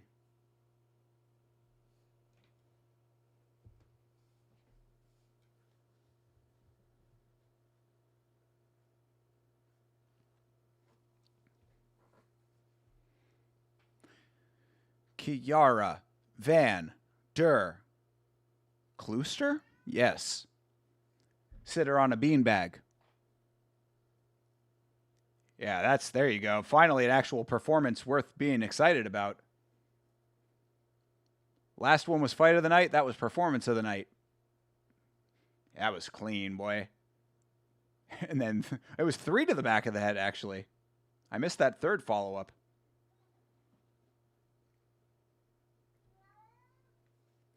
You got a commercial from San Diego where to get free Narcan in case you're overdosing? Yikes, bro. Sign of the times. I hope you never have to use it, brother.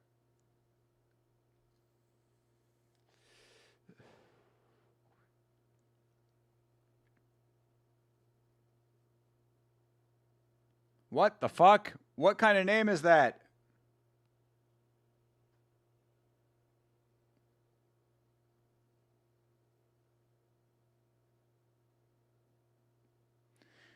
Oh, yes. Sign up for Karate Coin.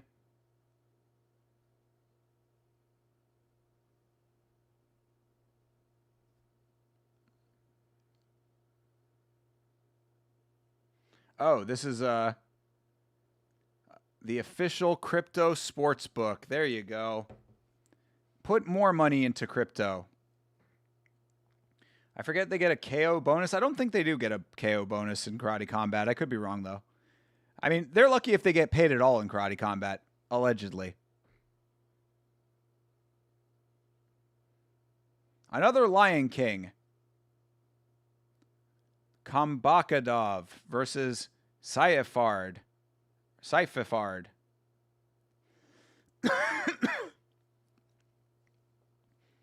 These are Scrabble racks for names.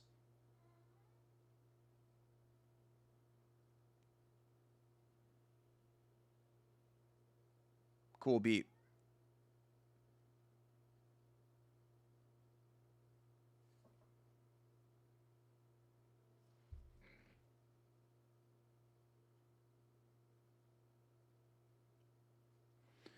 All right.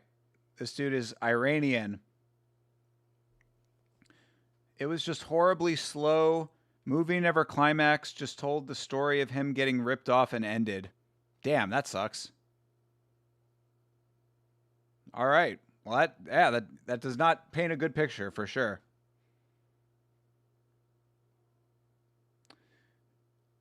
All right. Well, thanks for the review. I guess I don't know. Either I'll watch it just to see if it lives up to that, or I'll skip it altogether. I've went this long without seeing it. Maybe I'll be all right.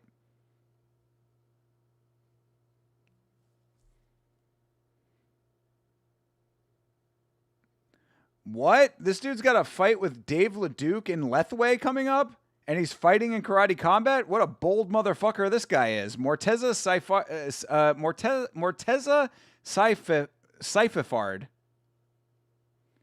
Morteza Saififard is coming in fighting in Karate Combat, has a Lethway fight with Dave LeDuc, who is a legend of Lethway. That's very bold. To think that he's going to walk out of here unscathed and then go fight in Lethway, the most violent combat sport that there is.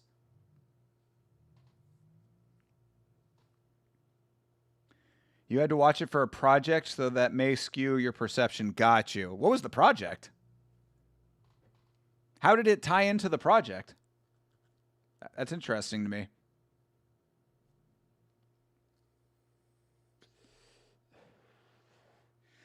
Saifullah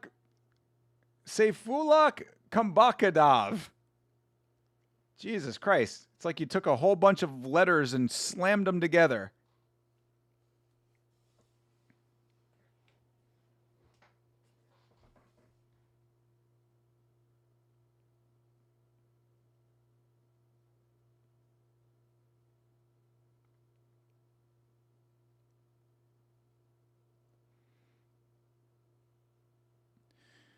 Yeah, I'm surprised that I have never heard of RCC MMA before.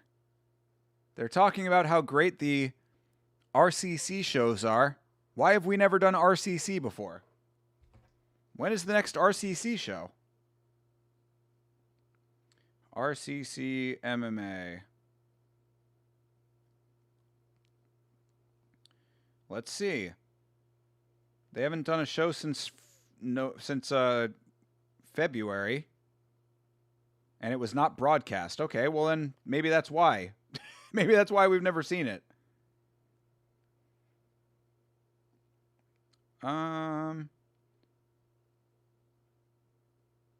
Yeah, there's like not a lot of them even listed on Tapology. I don't know. That's kind of weird.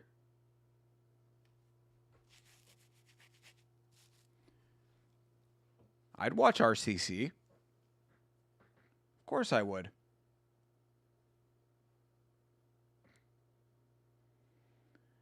This Russian dude's got a Rasputin beard. And he is jacked. Of course he is. All right. Fight's underway. Morteza Saifafard versus Saifullah Kambakidov. Good Lord. Russian versus Iranian. Is what I'm going to be saying for this fight. What? Are you kidding me right now? One of these dudes lost a pinky finger in a fight? Bro, one of these dudes lost a finger. Russian guys all seem to have similar builds. I wonder why that is, Jeremy Hall. What could possibly be influencing that? I mean, I guess this guy is technically a little bit lighter because he's missing a pinky. Trying to look at it. I'm trying to see which hand has the missing pinky. I think it's his left hand on the Russian guy. Right now, Saifafard doing some nice striking, though. Ooh, nice kicks. On the juice, I would never say something like that. I would never speculate that. Those good Russian supplements, bro, they make you strong like bull.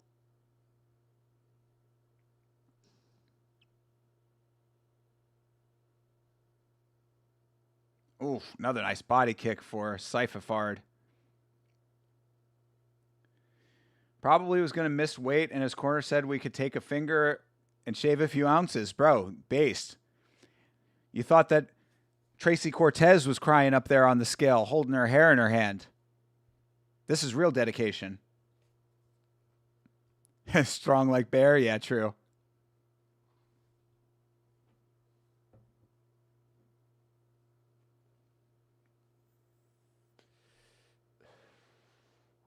They drink bear juice? That's right. Habib wrestled it, then drank the juice.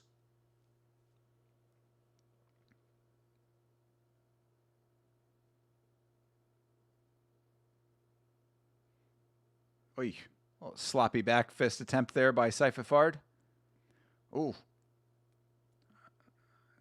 Uh-oh. Ooh, nice elbows. Yo. Kambakidov. Ooh, Kambakidov with the elbows. Bang, bang, bang. Bro is striking. Come on. Saifafard, you've got a Lethway match next week.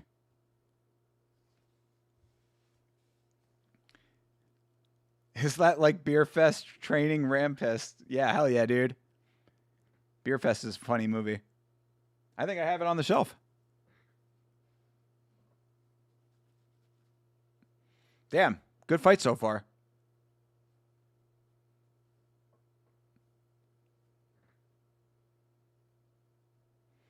Oh, he's Cambodian? What? He's Iranian. Oh, I guess maybe he's trained Muay Thai in Cambodia, perhaps. That's a beautiful Rasputin beard, I'm telling you, bro. Ra ra Rasputin, lover of the Russian queen. That song comes up on my playlist every once in a while. It's a fun one. Shout out to Boney M.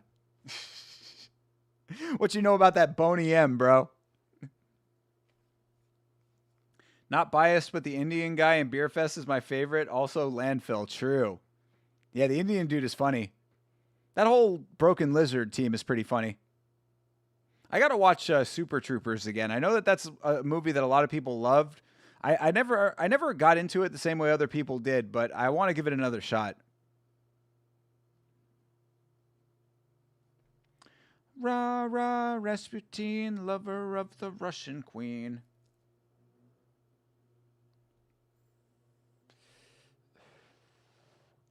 Shout out to Boney M for making a pop disco song about fucking Rasputin. Oh my god, these guys are fucking throwing, dude. Holy shit. Elbows are flying in this fight. Ooh, ooh. Man, they're like connecting hard. It's hard to tell who's getting the better of it.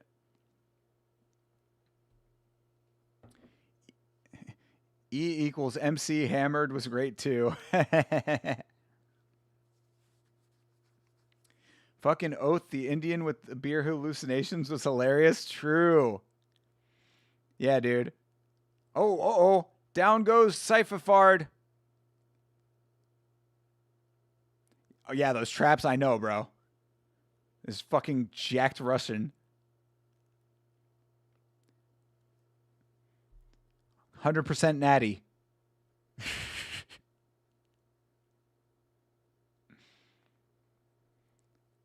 Yeah. Rasputin, the CEO of EPO in Russia. Oh, knee. Hit him with the knee on the way down. Oh, elbow. Oh, this dude. Kambakadov does it. There it is. Sit him on the juiced up beanbag. Bro. Kambakadov.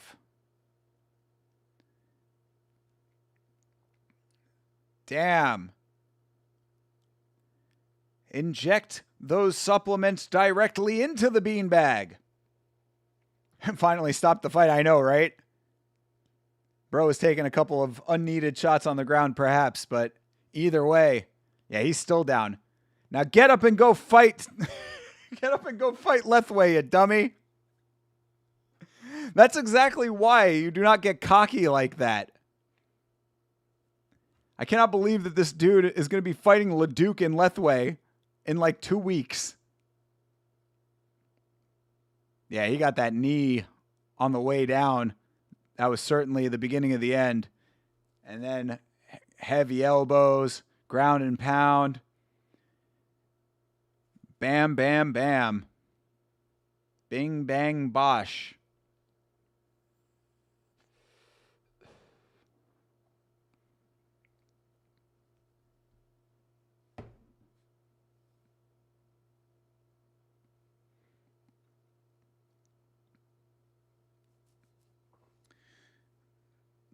The Russian beanbag has been secured.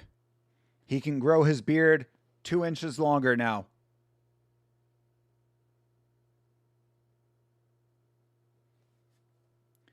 The rules are for sure murky and nebulous. Bro, Karate Combat I don't really think has an actual rule set. I'm kind of convinced of this at this point.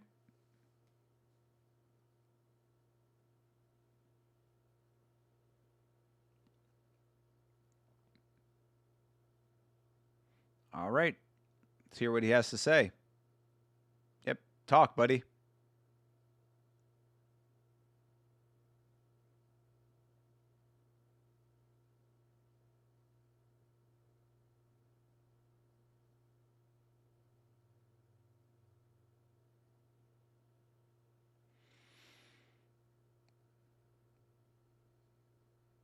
Privyet, he said. I heard Privyet. Shout out to Meat Rocket.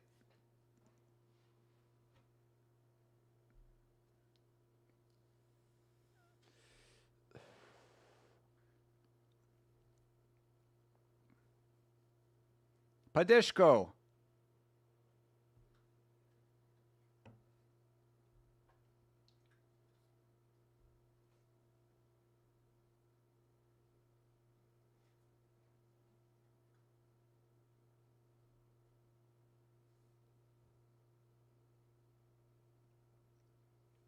Damn. Just looked in the Discord. Fucking Hydra, the game that you recommended is $50? Holy shit. Better be really good. I have very good supplements and I practice on holy ground, so they cannot test me. My Russian is rusty, so don't trust me on that. Got you. Yeah.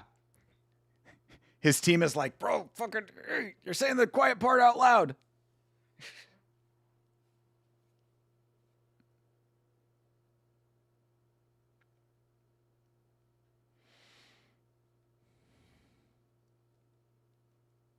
He wants the belt, he says.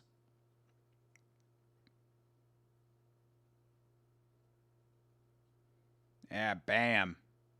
Hit him with the knee. That's a hard, hard man.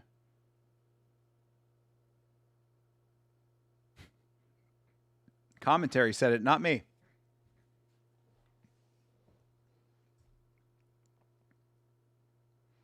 Why are they saying he's from Cambodia? He is Iranian.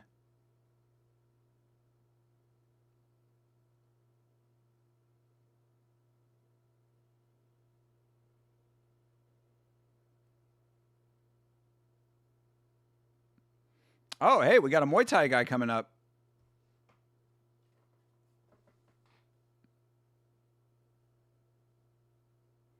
We got a Muay Thai guy going up against Mini Shavkat. His camp is in Cambodia. Yeah, I think that's why. But it's like, all right. I mean, fair enough.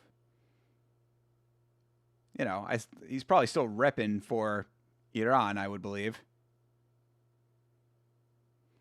Crazy to think that anybody from Iran is doing things around the world right now, knowing what's going on back home. How many fights until Wing C? I know, right? I wish, brother. Wing C hasn't woken up from his last head kick. Is this even the Wing C card? No, Wing C is not on this card. Wing C fought in the last Karate Combat, and then he just got knocked out in FFC. Or FFL, excuse me.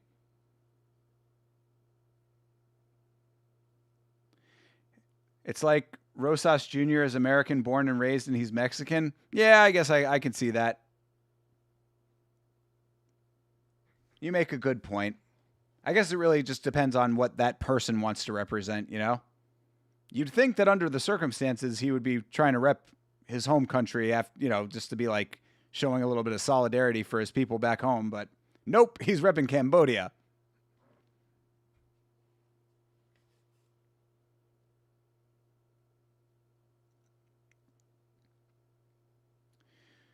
I only heard about Karate Combat again because of Wing C, so I assumed his last fight was their last event. No, yeah. He fought in the last Karate Combat card. He won that fight, and then he lost his first. I thought that's the craziest thing. So I mean, he was pro in Karate Combat, but it's not counted as pro MMA, of course. So like his first pro MMA fight, he lost.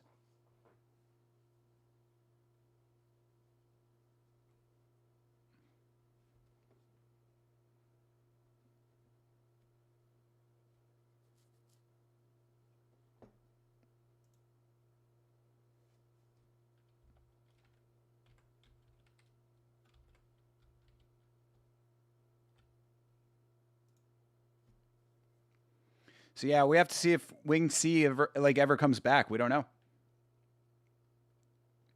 He's literally a video game boss with a big glowy eye when it comes to head kicks. True, brother. Seriously, dude. He does have a direct, easily identifiable target, doesn't he? DJ put him down with one and said that needs to be his main focus a year ago now, and he had never changed. Very, very true. Yes, head kicks are his kryptonite. And the head kick that knocked him out in FFL was about as clean as it gets, too. Like, it was straight up shin to chin. I mean, not necessarily like the technically greatest kick you've ever seen in your life, but it certainly was effective and did the job perfectly. All right, we have a Kazakh here. That is not Kazakhstan's flag, by the way. Kazakhstan in word on the graphic, Iran's flag in the graphic as well. So it's Kazakhstan with an Iranian flag currently. Alisher Karmanov. Do you think he was trying to clip farm, spearing himself into the cage, or was he in Shadowland? That was the big question. That was the big question that I had. I was like, oh, he might be memeing right now, but no, I think he was. I think he was out. Yeah, I don't think that he was. I don't think that he was. He was aura farming or clip farming there. I don't think that he was giving a viral moment to chat. Kazakhstan, greatest country in the world. All of the countries are run by little girls. Yes, exactly.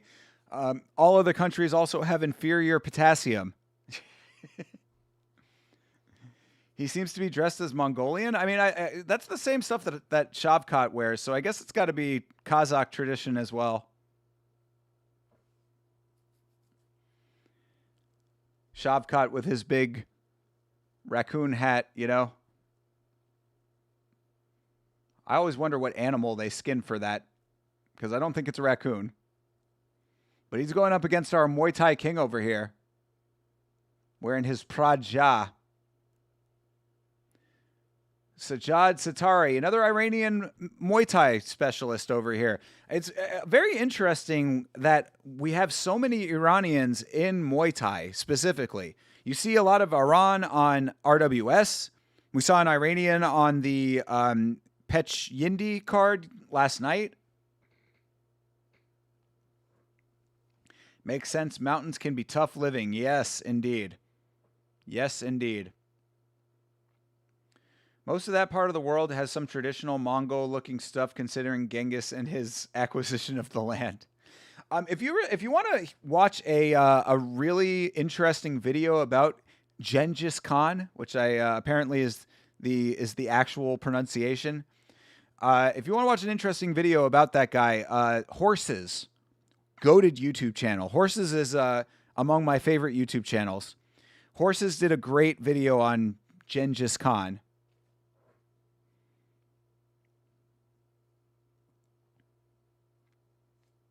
Shout out to Horses. Not only a great YouTube channel, but goated merchandise. You want to talk about some of the sickest designs? A little fun fact for you.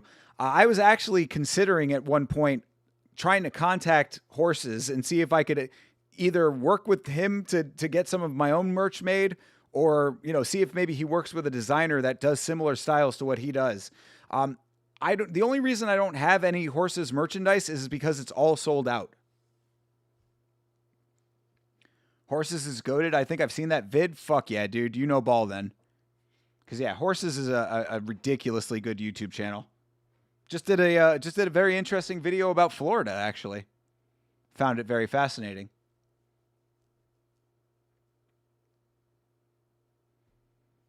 You like Cold Ones merch? I've never actually watched Cold Ones. I know of it. I've never seen it. Wing C needs to calm the act down. He has some skills. He could be good if he treated it seriously. I think that the greatest con job of all time right now is Wing C tricking everyone into thinking that he's actually a skilled fighter. This is a above average normal guy who has a little, he's got just the flex of possibly being okay at fighting, and somehow that's enough to make people think that he might be good. He's not good. I don't know what to tell you here. This guy is not a good fighter. He is this is like as good as a regular guy gets at fighting, is Wing C. So I have always been skeptical of him, even in his victory in Karate Combat.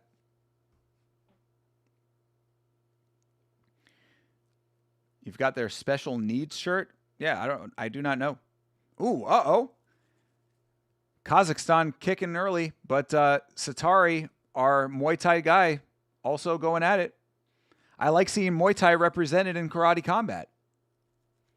And he is a very Muay Thai base. You can see his style is extremely Muay Thai. All right, they break up the clinch. I'll have to check him out. He does history stuff. He does like a mixture of history and like, it's kind of hard to explain exactly what he does. There are videos that are like about historical topics. He does that, and he also kind of does videos just about the human condition, which is really the stuff that resonates with me, considering that I am a nihilist.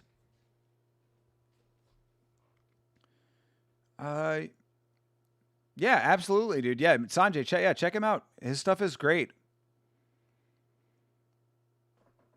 Yeah, he does. He, like I said, the best way that I can describe it is a mixture of videos about historical topics and a mixture of that with videos about the human condition,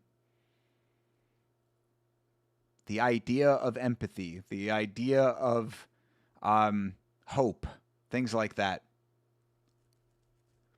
Yeah, he's one of my favorites. He's definitely a channel that I fall asleep to very often. Psychodynamics. That's a good way to describe it. Yeah. Yeah, absolutely. But he's very intelligent. Like you can, I mean, like the way he not only is he very intelligent, but he's a very talented writer. So like he makes complex topics easy to digest, without losing any of the intelligence of the commentary.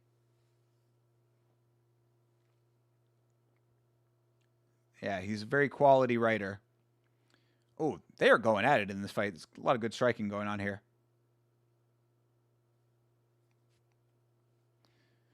It's a good first round. Nice body kicks from Satari. I just want to remind everyone, after we've cooked down a bit from last weekend's main event, fan consensus was Ilya ducking Movsar for a while. Just want to bring that up. Yeah. Yeah. I mean, I hope that Movsar really truly believes in that bullshit striking enough to want to go and chase Ilya.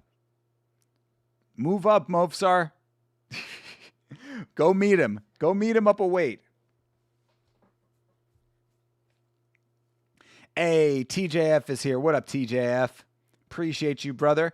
So glad to hear that the Yama merch has made it to you. I'm sorry that the one shirt does not fit as well as you were hoping it would.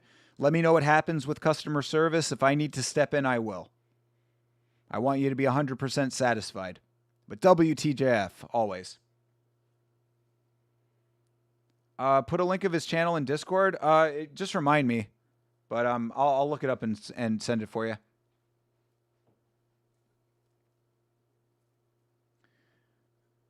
That round went fast. I know. These guys are throwing. Another nice body kick. Yo, Satari's body kicks are adding up over here. I left stream for a bit. Did you react to the Subaru ads? No, I have not seen those yet. If you want me to watch them on stream, I'll do it. I'll do it during one of the breaks.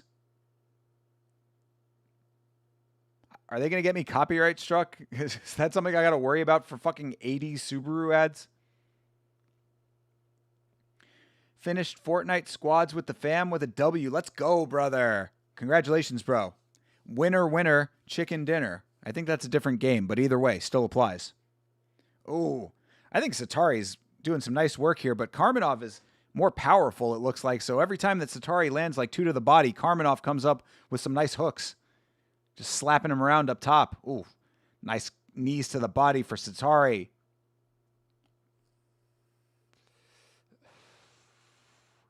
Oh, illegal shot there for Satari.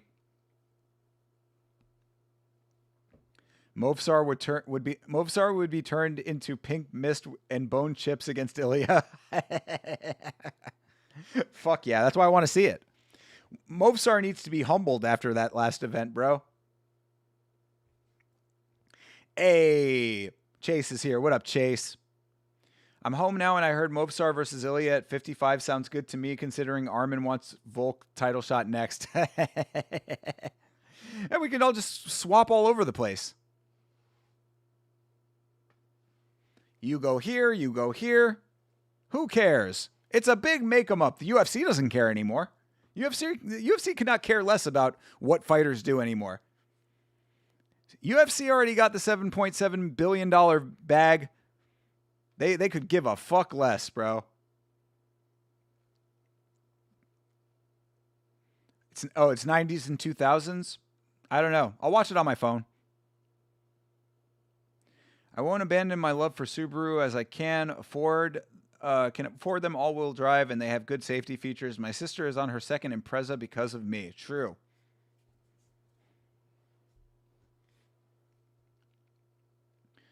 Featherweights and lightweights switch divisions so much compared to any other. They are all swingers or something. I mean, you're not wrong, it seems like.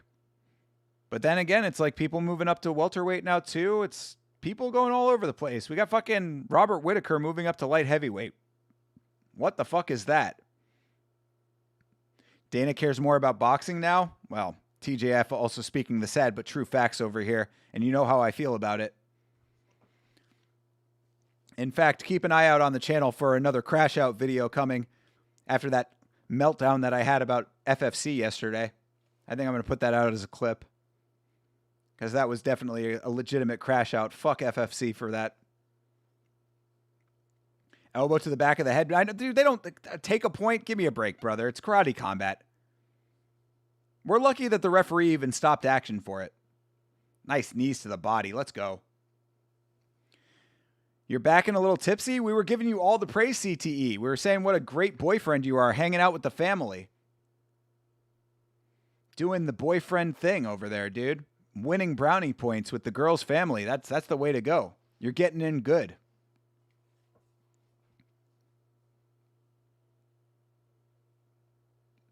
You got cheese pizza for him? True. That would certainly be the snack of choice at this point, I would suspect.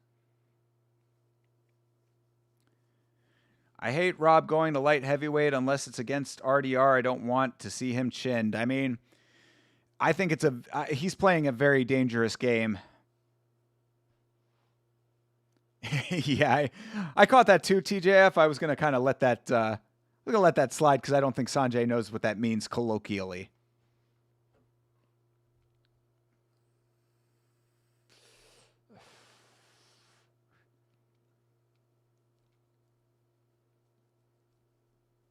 It's a good fight right now that we got going on here between the Kazakhstani gentleman and this Iranian Muay Thai specialist. Appreciate you guys being here. Thank you very much for hanging out on a Friday night with your boy. Thank you for bearing with me while we work through the audio issues yet again.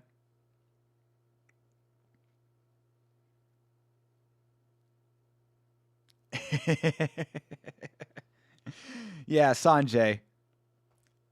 Cheese pizza is that's a colloquial term. It does not mean something good. Bro, Sanjay. You're not helping yourself right now, brother. All right, Muay Thai guy had him down for a second.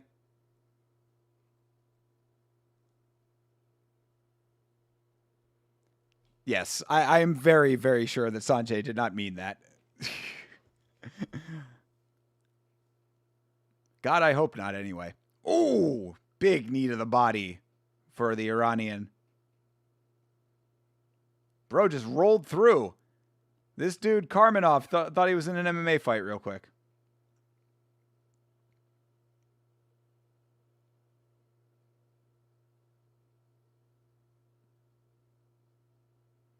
Oh, another takedown.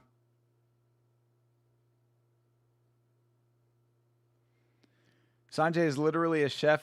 This is his 10,000th food reference in chat. I know he's good. Yeah, no, absolutely. No. Sanjay's good. Sanjay's on the level. We don't, come on, man. We you know we don't play that game around here.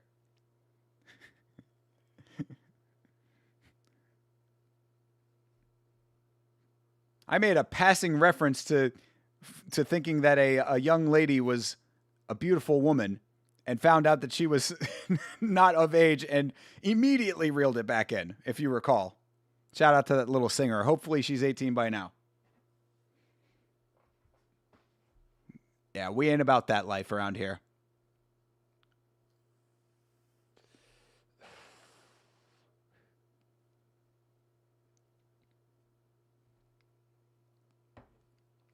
As per my rule, I'm about to have a shot. I am laughing so hard and I have no clue what cheese pizza means. God damn it. Sanjay. Yeah, exactly. You will forever remember once you find out. Once you find out, you will never not know it. Yeah, hopefully is right. But I mean, I got to believe. You will never not remember that moment. Yo, for real, bro. I'll never forget it either. We reeled it in. We reeled it back in, brother. We said stop, and we reeled it in. Oh, God damn it. Can never be too careful, man. I mean, to be serious though, like, and I mean, I mean this with all sincerity. I do, I feel very, like, you know, on Thanksgiving when you go around the table, you say what you're thankful for. I am thankful that I do not have those types of feelings. Like, I could not imagine being a person with those types of feelings and like having to like actively suppress them because I do believe that it is a mental illness. Now, regardless, it is one of the most disgusting mental illnesses that you can have. So, you know, I do understand people's, you know, very violent reaction to people having those attractions. But that being said, like, I'm sure that there are out there people who have those feelings and like have to struggle for their entire lives with them. And that I find very sad. So, you know, I hope that those people get the help that they need. I hope that they can, you know, become more normalized and, you know, better adjusted people. But, you know, it must be tough. Oh, is the timer accurate? No, sorry, brother. Timer is not accurate. I took a break. We are at 2 hours, 42 minutes, and 14 seconds right there. We're getting ready for round 3 of this very banger fight, actually. This is a good fight to be coming in on. You don't even see the timer? Timer's up here. There's the timer right there. Yeah, thank you, Sanjay.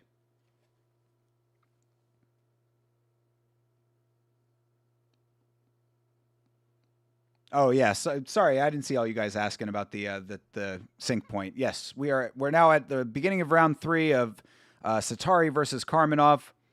2 hours, 42 minutes, and 49 seconds.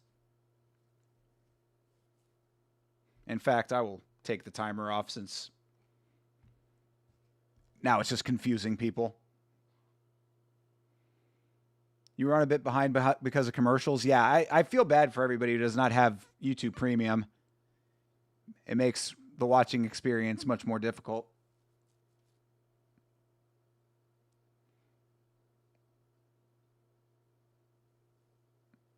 I think Satari is winning this fight with the knees. Oh, another knee to the body lands. Oh, another one. This dude Satari crushing the body.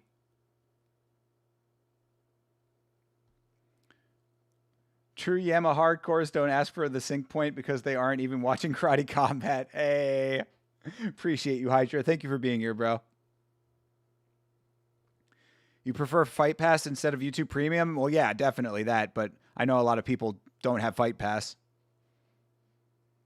This is round 4, not 3. Oh, thank you, Bleeding Edge. I didn't realize this went to the 4th round. Shit. It deserves to go to a 4th round, even though, of course, they always just go to a 4th round. That's how good this fight has been. I've just been flowing with it.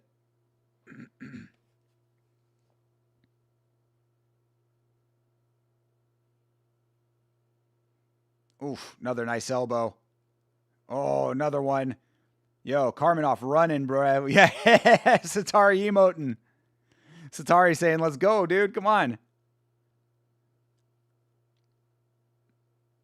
Oh, nice jab for Karmanov, but Satari just waiting.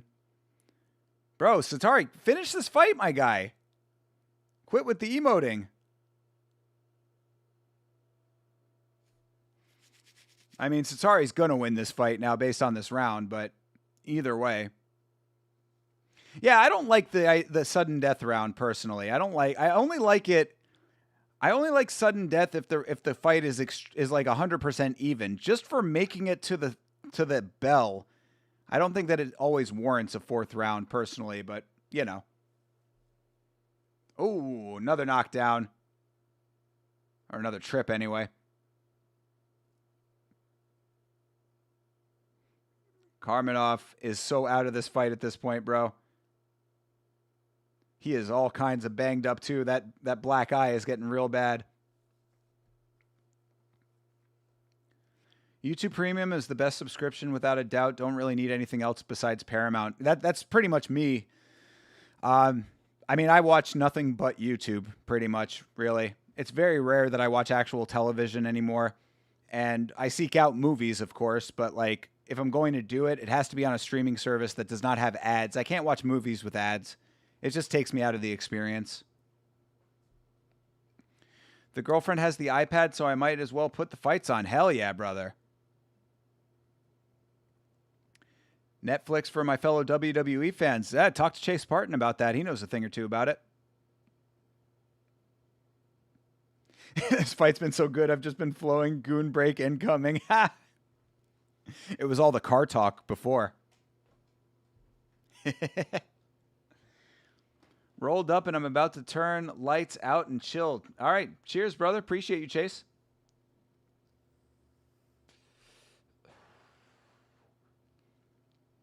You like Satari's Muay Thai? Me too.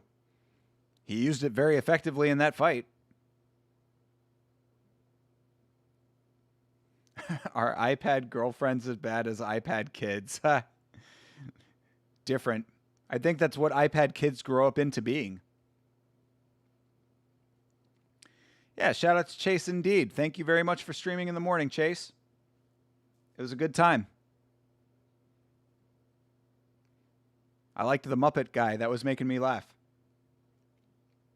She just watches Smosh and Yama vids on the iPad while she's playing Sims, and I got her locked in. Let's go, bro. I'm in good company with the Smosh boys. Shout out to Smosh. Shout out to Rhett and Link for buying Smosh and then selling it back to the guys. What absolute legends, bro. Rhett and Link are the OG legendary YouTubers. I love Rhett and Link. I actually got emotional. TJF, I was talking to TJF about it, but it bears repeating. I got emotional on that 3000th episode of Good Mythical Morning when Stevie was leaving the show. You know, it was definitely an emotional moment for me. I mean, I can only imagine for like the mythical beasts, like the people who are like true hardcore Rhett and Link fans, you know? Like she has been such a vital part of that programming for so long. Legendary Stevie. But yes, definitely goated CTE. Shout out to your lovely girlfriend. I hope she enjoys the Yama content. Karate Combat would be fun to compete in. I mean, Chase was going to. Yeah, there you go. Exactly. I wanted Crazy Kev in the pit. Crazy Kev was scared. Crazy Kev is out here chirping at Shamrock like he didn't already have a fight on deck, the little bitch. I think you could be successful in Karate Combat. Chase Parton has as much chance of winning in Karate Combat as Crazy Kev does. I wanted to see that fight. I told Chase, I was like, if Crazy Kev fights you in Karate Combat, I will be there to corner you. I will be in your corner. I will be pit side. Edgar Tyrez. Yes, that was really funny too. I actually typed that in before you had said it, but like we had the same thought, so I was like, cool, I'll give you that. I'll give it to you. She likes listening to the streams? Well, I appreciate that. I very much appreciate it. Hopefully it's the dulcet tones of my amazing voice. I'm available for voiceovers, people. I know it sounds like I can't complete full sentences while I'm on stream, but trust me, when I do voiceovers, I can do them very well. Chase would maul Crazy Kev. Big, big facts. She thinks you're very sweet to the chat. Aw, well, I try to be. I love you guys. You're the best. You allow me to do what I love to do, which is do exactly this. Watch fights and talk shit. You know, that's why I don't enjoy having to like be, you know, like I don't enjoy having to like reprimand people in the chat. I take no joy in it. That's why I give people such a long leash in the chat. That's why Chairway stayed around for so long. R.I.P. R.I.P. to him. Gone but not forgotten.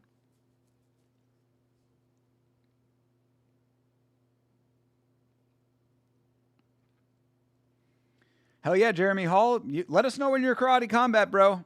If it's in Florida, if you fight in Karate Combat in Florida, I will come watch you fight. In fact, I will kit you out in Yama gear and walk you out if you want. I'll be in your corner. Why not? That'd be awesome. That would be fucking dope as hell. I would love that. Thinker gets real sweet on Savage. No, Savage gets real sweet on me.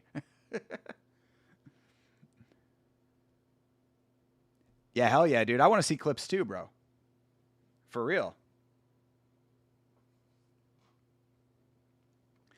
Got to drop the booty shorts so I can buy her some. Bro, they don't have them on Fourth Wall. I got to get them custom printed. I might be able to do it, though. I'll have to find out. I'll have to talk to a custom printer in town. Just get a one-off done for you. I'll sell it to you at cost. Best community on YouTube. You're the man, Jeremy. Thank you for being a part of it, brother. Jeremy X Dante clips, bro. I'm telling you, dude. I'm telling you. We've got to see it. My coach trained at the Goat Shed with President Awesome. I think you said that before, yeah. Which is why I've got mixed feelings about President Awesome. Because on the one hand, apparently he's doing good work with the Goat Shed. And on the other hand, Karate Combat is not paying people. Allegedly. Clips of you getting beat down by Dante, absolutely, bro. Nothing, there's no shame in it. Oh my God, they're showing the president of the CEO of RCC again, and I'm telling you that this guy looks like he should be fixing a laptop right now.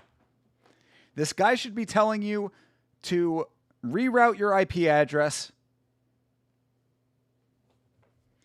Goat Shed with Eileen and Ninja Ferret. Hell yeah, brother. The Ninja Ferret. Did she end up winning that fight that she had?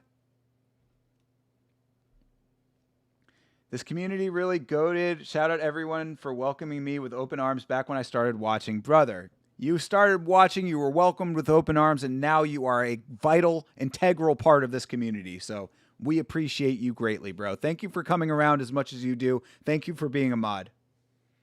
I really appreciate it, you know? All of you guys who are mods, you know, it's like, I know that you don't have to do it. I hope that you know that you don't have to do it. I mean, you know, obviously it is you know, something that you're doing out of the kindness of your heart, and I really appreciate that. It means a lot to me. I like this little recap video package they just did. Yeah, you're getting the inside info as to how our RCC and Karate Combat came together. Even though we looked on Tapology, and apparently RCC like hardly ever does events, and if they do, they're not televised. So it's like it's kind of random that RCC is the organization that is teamed up with Karate Combat for this. Because like I was saying, I was like, oh, I would watch RCC. Why have I not watched it before? Then I looked it up. They haven't done an event since February, and the one in February was not even televised.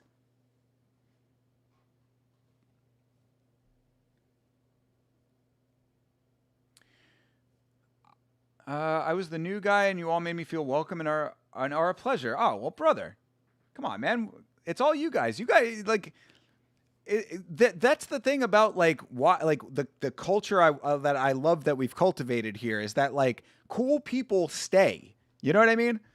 Like it is very rare that we have assholes who like stay around. Like either they unfortunately get banned, but like that's on them, or they leave because they're not cool enough to hang.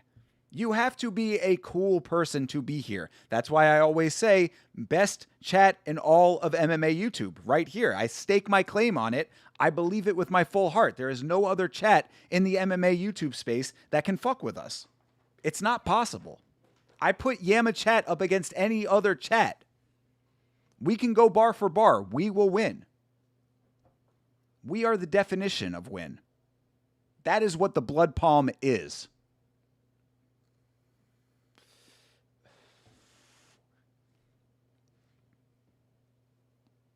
Goat Shed is now mixed with Polinio's gym? Oh, I didn't know that. That's interesting.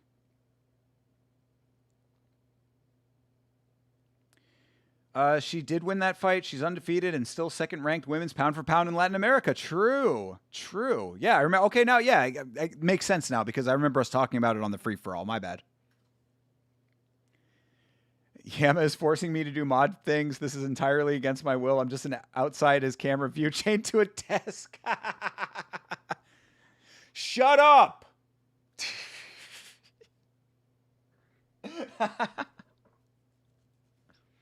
Yeah, that is a crazy tidbit, actually. That's interesting.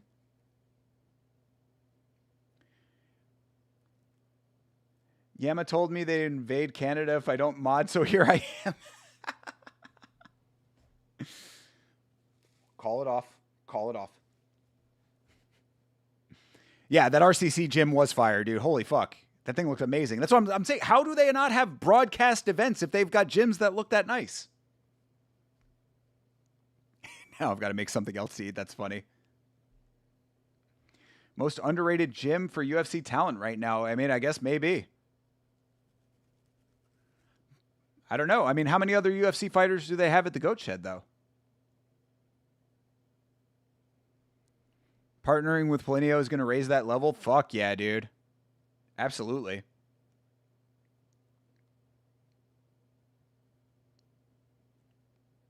Yeah, no, I guess we're just finding this out right now.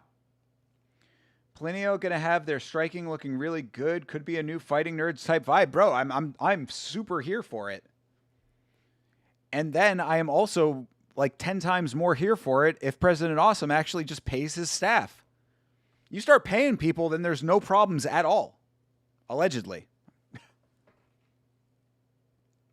Plinio even sleep. That man seems to be always working. True. If he's not translating for Alex, he's commenting on Karate Combat.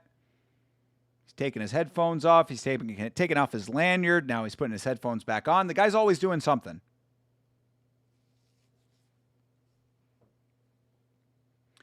All right, we're getting up to main card now, I believe, here. Yes, main card is upon us. Good deal. They just announced last week that they're combining gyms and opening another location. That is why he's part of Karate Combat now, too. That is awesome, man. Holy shit. Goat Shed making big moves out here. Well, again, I say this to say, this could be very awesome if President Awesome would just pay his people. That's all that I want. Pay people what they are worth. I do not like to hear that there are technical crews that are still waiting on payments. That is a huge, huge no-no in the live entertainment space. You have a live event that you put on, you pay your staff. It does not work the same way as like, you know, the other industries where you just like have this like outstanding invoice for years on end. No, no, no. Pay your staff. Robin Black is a vampire. God damn, bro.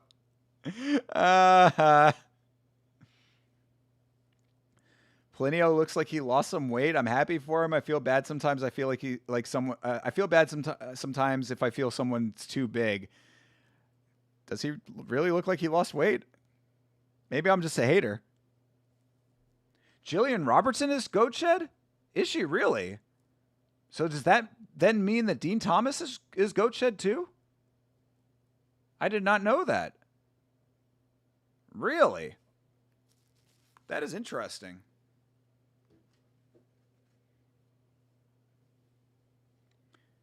Do they have Ben Davis back on the desk? Yes, they do. Ben the Bane. Pay what you owe. Exactly, Jeremy. Exactly. And again, like, dude, I watch Karate Combat. I love Karate Combat. I'm thankful for Karate Combat. One of the best Yama streams of all time. Got tons and tons of tons and tons of subs off of a Karate Combat stream. So I mean, like, I am a fan of Karate Combat, and it's done great things for the channel. But like, I cannot abide by people doing work and not getting paid for it. This is a very basic thing. He was also a special referee for Zion versus Walter. We watched that fight. Yes, we did. He's a man of many boss routines. Pardon me while I change my shirt. And don't forget, he also puts in hours coaching a day. Very true. Very true. For sure, our generation's boss routine. I love it. Dean is just another one of her coaches, not at Goat Shed, though. Oh, so she splits her gym? Is that normal? I was always under the impression that, like, most fighters, like, stick with a gym, basically. Like, they'll go and train at other places, like, for special occasions, essentially. But like when fucking Mauricio Hoofy was training at City Kickboxing, it was like a whole big thing. Apparently, Jean Silva was not very happy about it. No one can be at Boss's level, in my opinion. Brother, Boss Rutten is an absolute legend forever. Boss Rutten's level has been retired. They have quite a few big names that train at Goat Shed, but that also have teams elsewhere. Okay, all right. Maybe this is just something I have not been aware of. GSP splits gyms, TriStar, and Jackson Wink. I did not know that he was a Wink guy. Wow, I'm learning new things all over the place today. See, this is what the chat helps me out with, filling in the blind spots in my MMA knowledge, my Rolodex. It was a big thing to Hoofy because Jean is a lunatic. Yeah, that's very big facts, Hydro. That is true. Bro fucking cried about his friend leaving the gym. I don't know why. I don't know why it goes to training City Kickboxing. All right. Is Rebovic's Goat Shed? I understand the Argentinian connection, but I do not know. Super common, especially at high-level training partners. Well, no, see, that's the thing, is that I'm saying I know that fighters go to train at other gyms at times, but I didn't know that it's common for them to, like, split gyms, to have, like, I'm over here for, like, half my camp and over here for half a camp, and that's just on a regular basis. I know that, like, fighters will go and train at other gyms regularly, but I didn't know if it was, like, I have, like, 2 gyms permanently.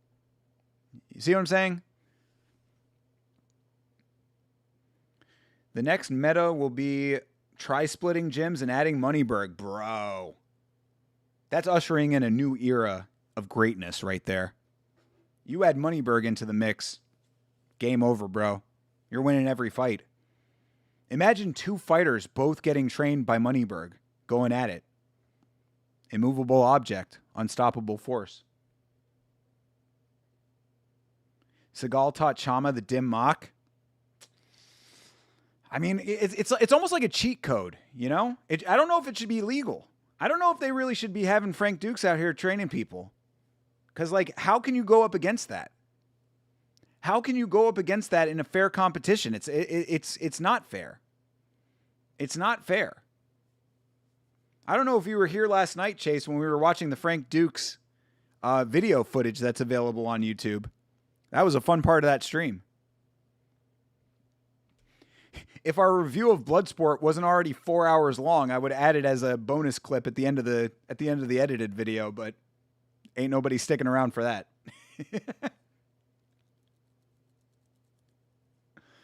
I'm actually shocked you didn't know GSP split between those 2 gyms. No, I did not know about the Jackson Wink connection. I knew TriStar. I thought that was his only gym. Yamo, what's your timer? Timer is at 3 hours, 4 minutes, and 3 seconds. We're waiting for the first fight of the main card to start here. Headphones going back on.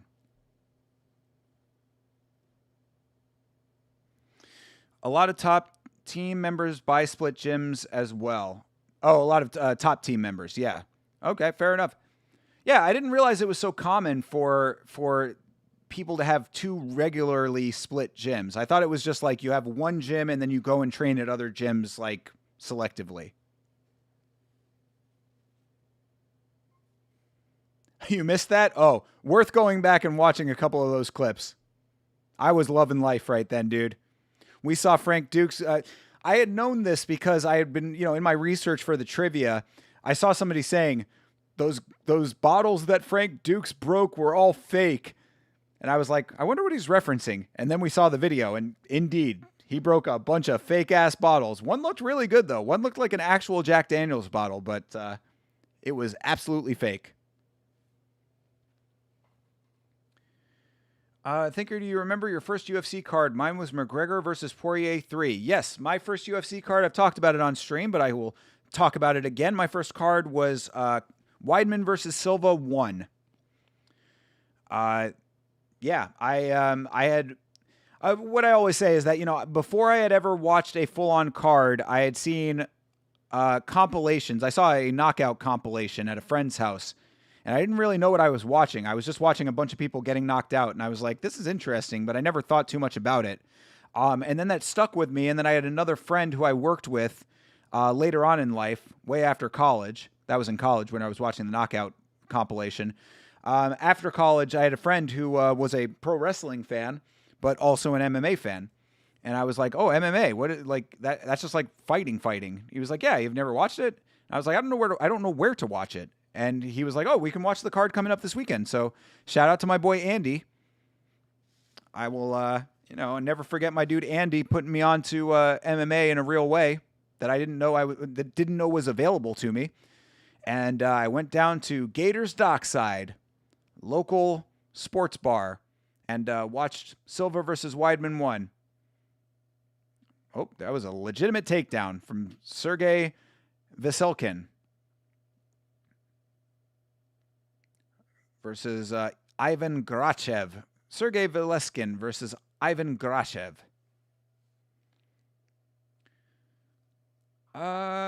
Did your jaw drop when Weidman slimed him? Honestly, I didn't know enough to know that Anderson Silva was who he was. I had heard the name before, but I didn't know that he was like supposed to be the greatest of all time. So I was kind of like, oh, wasn't that guy supposed to win?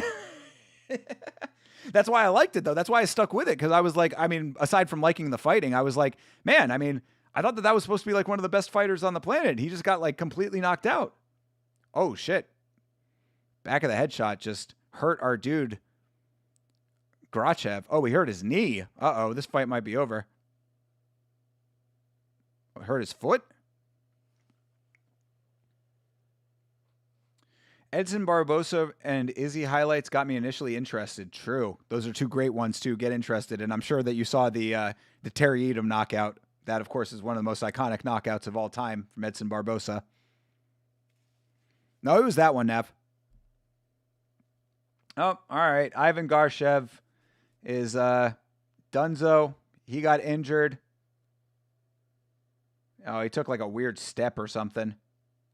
Yeah, and then he got fucking elbowed in the back of the head. You would have thought that would have been the thing. Where is Andy now?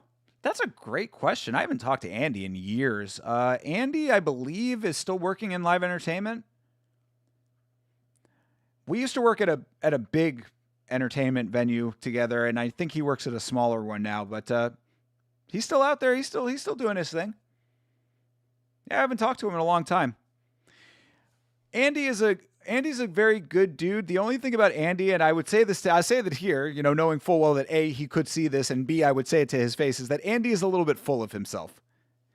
Andy is the type of person that, like, when we used to be on headset together, because we would be on the lighting channel together, and the lighting channel was like kind of an open, like, we didn't really have any oversight, so like we would just be like talking shit, and like I would just let Andy talk. And like it started becoming a game as to how long Andy would talk about himself without asking a single question about anybody else. And like we'd go entire shows where Andy would just talk about him and what he's doing and things he liked, and you'd just be like, "Oh, yeah, that's interesting." And like I just let that go for like an entire like set of shows at one point. So shout out to Andy. He's a good guy though. I still like Andy. Andy's a good friend, even though I haven't talked to him in years. My first full card was Izzy versus Romero. Damn, and you stuck with MMA after that. Also, my boy trained Muay Thai and got me into all combat sports. That guy's the GOAT. Yeah, shout out to your friend. Where's your friend? What happened to him? Dude, the back of the head is fair game tonight. Yo, Nav, you are not kidding. This is what I'm saying. Dude, there are no rules in karate combat. We know this shit. And why are the schlubs shooting takedowns? Yo, Nav, come on, dude. You're asking questions that you know the answer to, because the answer is always it's karate combat, bro. The refs don't know the rules, the fighters don't know the rules, the audience doesn't know the rules, and the commentators barely know the rules.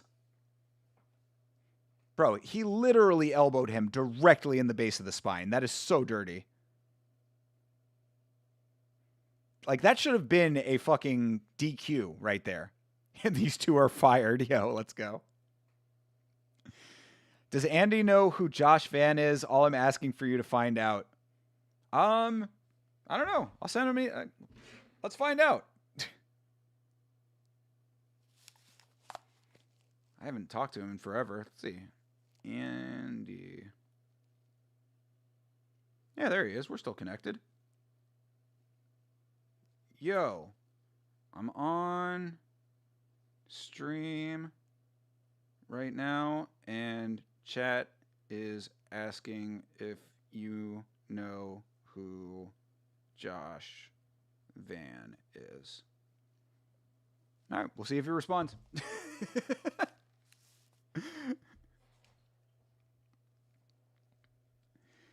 I was watching it in my Muay Thai gym. Half the people were glazing Izzy like Joe Rogan. He's beating him with feints. Oh, beating him with feints. Good Lord, dude. I would have been I was slamming my head into a table watching that fight. I remember where I was. I was watching that fight at a Buffalo Wild Wings. That was the same card as Joanna versus Wei Li. Because I remember that because I was like, damn, the women really saved this card.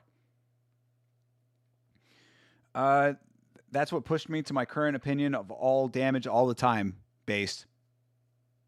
There are no rules, brother. We live in lawless times. We know this. Lawless times in combat sports, lawless times politically. Remember future bet on Michigan State, 80K looking good. All right, well, there you go. That's a free pick for you guys. With E-Money J and his supposed 75% correct rate. Yeah, we'll see if Andy responds. That's a funny thing to get out of nowhere after like I think last time I talked to Andy was pre-pandemic. The first card I convinced my friends to watch was Volk versus Yair, where I spent the entire night glazing Volk. Well, that was actually good though. That was actually a worthwhile glazing. And also confirmed my undying love for Pantoja. Well, shout out to the fucking legend always coming back for his belt at some point. Hopefully sooner than later.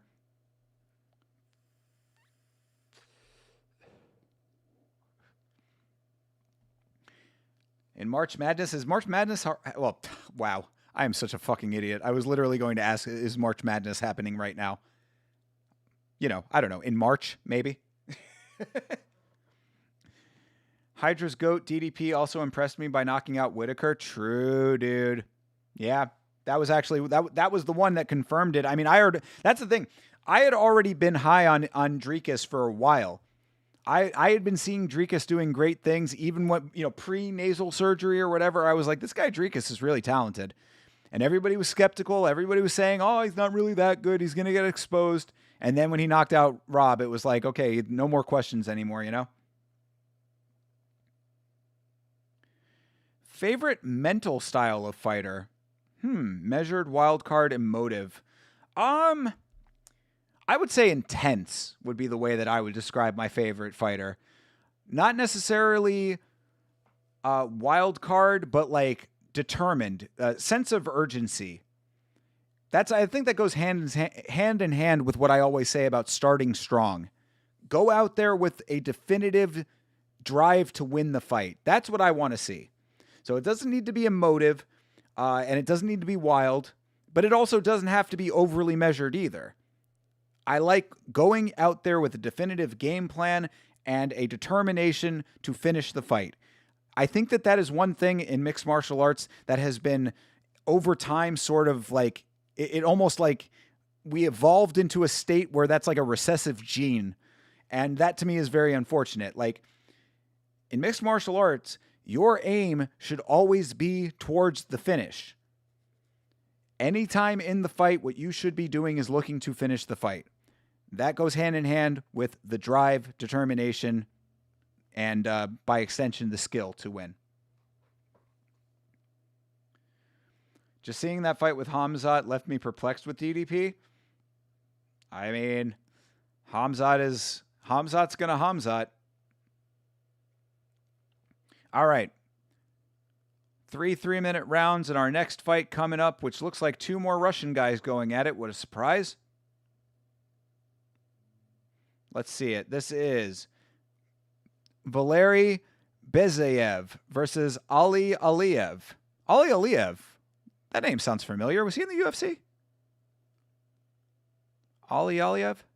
Ali Oxenfree? Dude, looking back, that was an absolute banger card. Dricus, Pantoja, Volk, Tyra, Lawler retirement, Hooker versus Turner, and Ribovics. That is literally one of the best cards of all time. Yeah. No, absolutely. Yeah, I remember I was watching that card with my boy Sin-K. Shout out to Sin-K. I was watching that at his house, and I remember saying it in the moment. I was like, this is one of the best cards like of all time right here. Yeah, that is an absolutely goated card.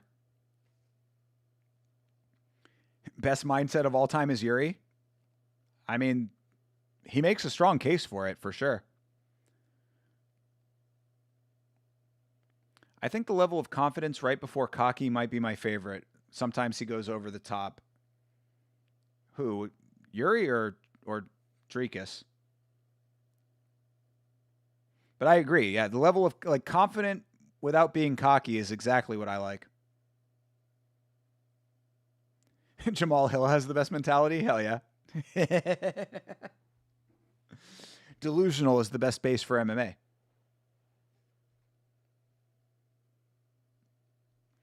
All right, Bizayev with a good connection.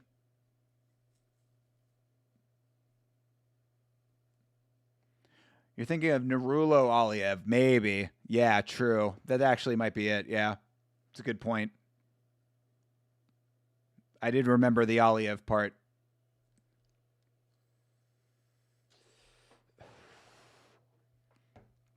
Humble fighter is good too. Yeah, that's what I'm saying, man. My favorite fighters are dude that don't talk a lot of shit, go out there and fight their hardest. That's what I like. That's why Max is always going to be one of my favorites, even if Charles Oliveira laid on top of him for 5 rounds and still looked better than him on the feet somehow.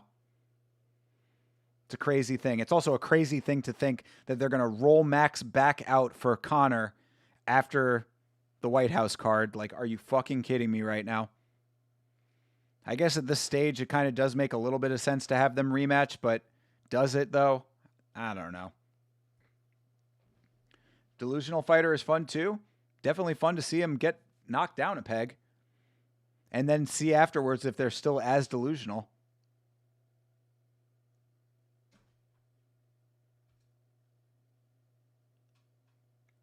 Ooh.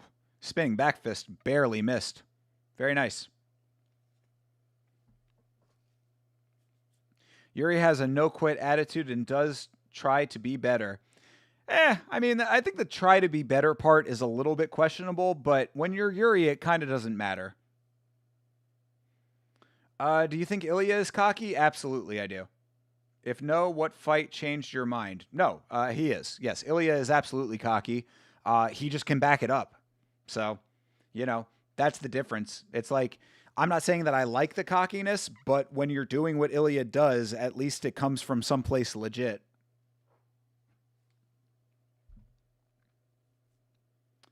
Yuri says his fight with Khalil wasn't a comeback, will forever make me giggle. Yeah, dude, it wasn't a comeback? Are you fucking kidding me? What does he think it was? I mean, by definition, it was a comeback. Did he think that he was winning that fight?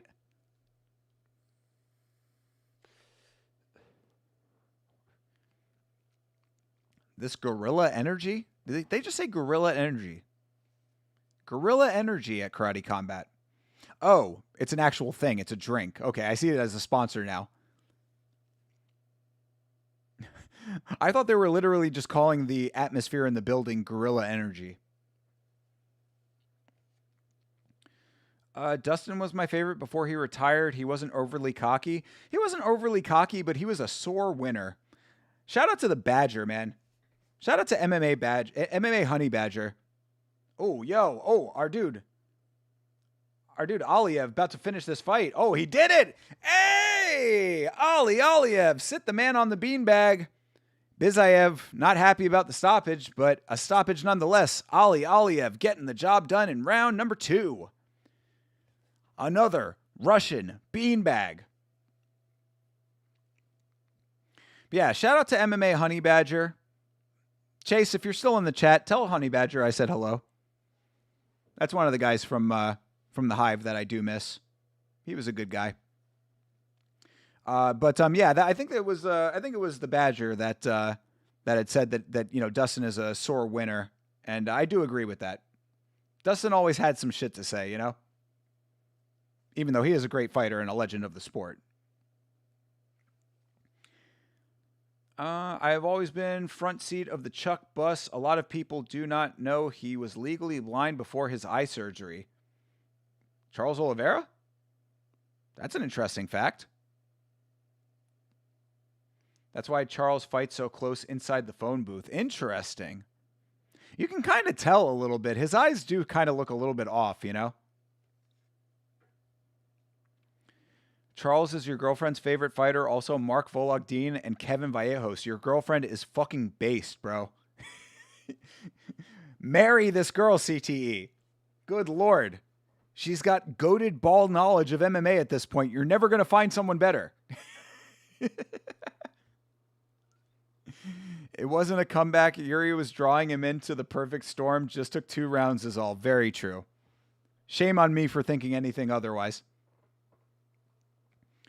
She has good taste. Need to have DDP or Yuri in there, though, for her to get the ring. Well, I would say go Yuri over Dricus myself based on what we saw in the Hamzat fight, but I can agree with the sentiment. She also likes Poirier. There's nothing wrong with liking Dustin Poirier. I like Dustin Poirier. He's a great fighter. I mean, he is a legend of the sport. He just, personality-wise, rubs me the wrong way a little bit. You can always tell that he's one of those dudes that, you take the guy out of the street, but never the street out of the guy kind of thing. He's always got a little bit of that street edge, that Louisiana street edge in him. She quotes, "Don't be silly." "Don't be silly, jump the gilly every card." She's awesome, bro. I love your girlfriend. She gets the Yama seal of approval for sure. I've got to get some booty shorts made up. I mean, between you and Cupcake also needs them. Shout out to Michael.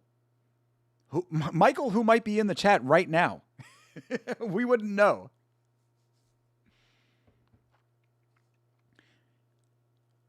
He's been gone? Oh, no. Part of the doesn't watch much anymore crowd. Really? MMA Honey Badger. Really? That's wild to me considering how deep into it he had gotten. I mean, he was one of those guys that was, really breaking down fighters' movements and stuff, and then he was going to go train himself for a while. He just got deep into the studies, I guess. Wow. That's actually legitimately surprising to me. I mean, he was going to cover the sport at one point. Some people are a little flighty that way, I guess. But shout out to him anyway. He was always a good kid. We have food and booze on the Charles bus. Is the Charles bus also the Venga bus? Estados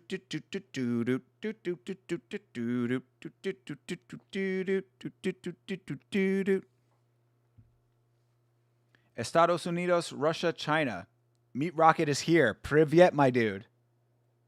I was shouting you out earlier. We're watching a Russian card and you're just now coming around over halfway through it. Where have you been?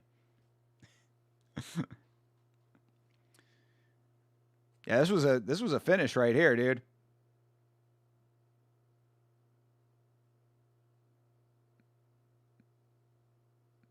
Yeah, the hook wasn't even a full flush connection.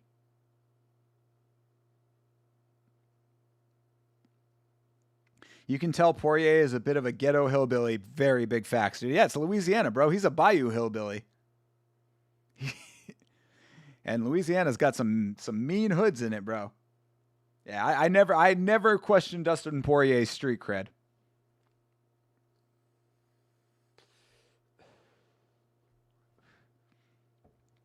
I have always been on the fence with Dustin, but I was rooting for him to destroy Conor. Same. I've always had a disdain for Conor. When he beat Aldo, I was very sad. I mean, what I always say about Conor is that Conor was once one of the greatest of all time, and seeing what he has become is what's very sad to me. Because never get it twisted. Conor was as advertised back in the day. All of that shit talking that was so entertaining was backed up by one of the greatest mixed martial artists to ever practice. And now he is a joke. And his trash talking is also a joke. This is one thing that I don't think ever gets talked about enough. How shitty his trash talking was going into the third Poirier fight. His trash talk was atrocious. Joe Lee's wife. Shut up. Charles' title run is what turned me into a lifelong MMA fan. Fuck yeah. Good basis for MMA fandom right there. Did you see how nice a Ekaterinburg looks? Ekaterinburg? Is that where they are right now in Russia? I don't think they've shown any external shots. Didn't DC say the high school him and Poirier went to was 98% brothers? It wouldn't surprise me. I guess it's more surprising that DC isn't as hood like as Poirier. I would say that Poirier is more hood than DC. DC plays golf, for fuck's sake. I remember playing UFC 3 with my goated buddy, and he taught me about the Poirier lore. You got to hit up your buddy, bro. I hit up Andy. Haven't gotten a response from Andy. Connor was the man when I couldn't figure out how to pirate streams as an 11-year-old and saw trash talk followed by KO clips. I mean, that's a lot of people's introduction to the sport right there, though. So never, I mean, dude, I'm telling you, like this is why you have to compartmentalize Conor McGregor. Like, Conor McGregor is a very complex figure in the world of mixed martial arts if you really break it down. He was so many different things to so many different people and in so many different ways. So the story of Conor McGregor is a winding road, you know? The whole bus thing pissed you off? Absolutely, yeah. That's what, dude, he is a very fascinating figure in this sport.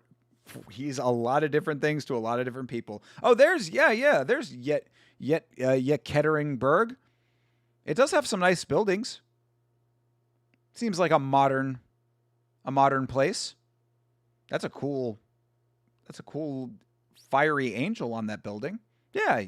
Yekaterinburg looks like a cool place there, Meat Rocket. Have you been there?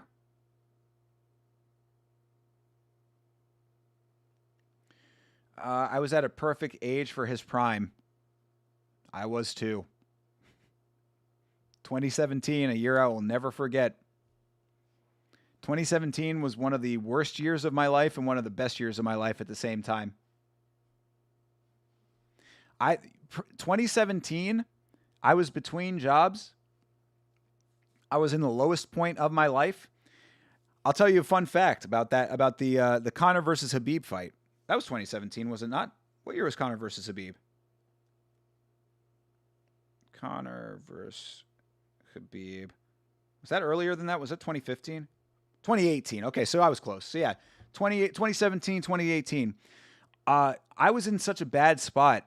I watched that fight at a friend's house, and then immediately after that card, I went back to driving Uber. I was driving Uber all day before the card, went to my friend's house to watch the card, went back to work afterwards because I was hustling my ass off, bro. I was driving for 12 hours a day. That Floyd money ruined him. Yes, it is about as quintessential a story as you could ever imagine. Oh my God, President Awesome is on a load of coke right now, allegedly. He's been hanging out with Conor. Bro is skiing right now. Came in very hot on the commentary. They both went to the same school. Poirier said he got the attitude after being picked on by brothers. Well, I mean, look, it's many such cases. Being different in any environment is always going to, make you a target. DC does not play golf. He hacks up the course. He still tries, though, damn it. He still dresses the part.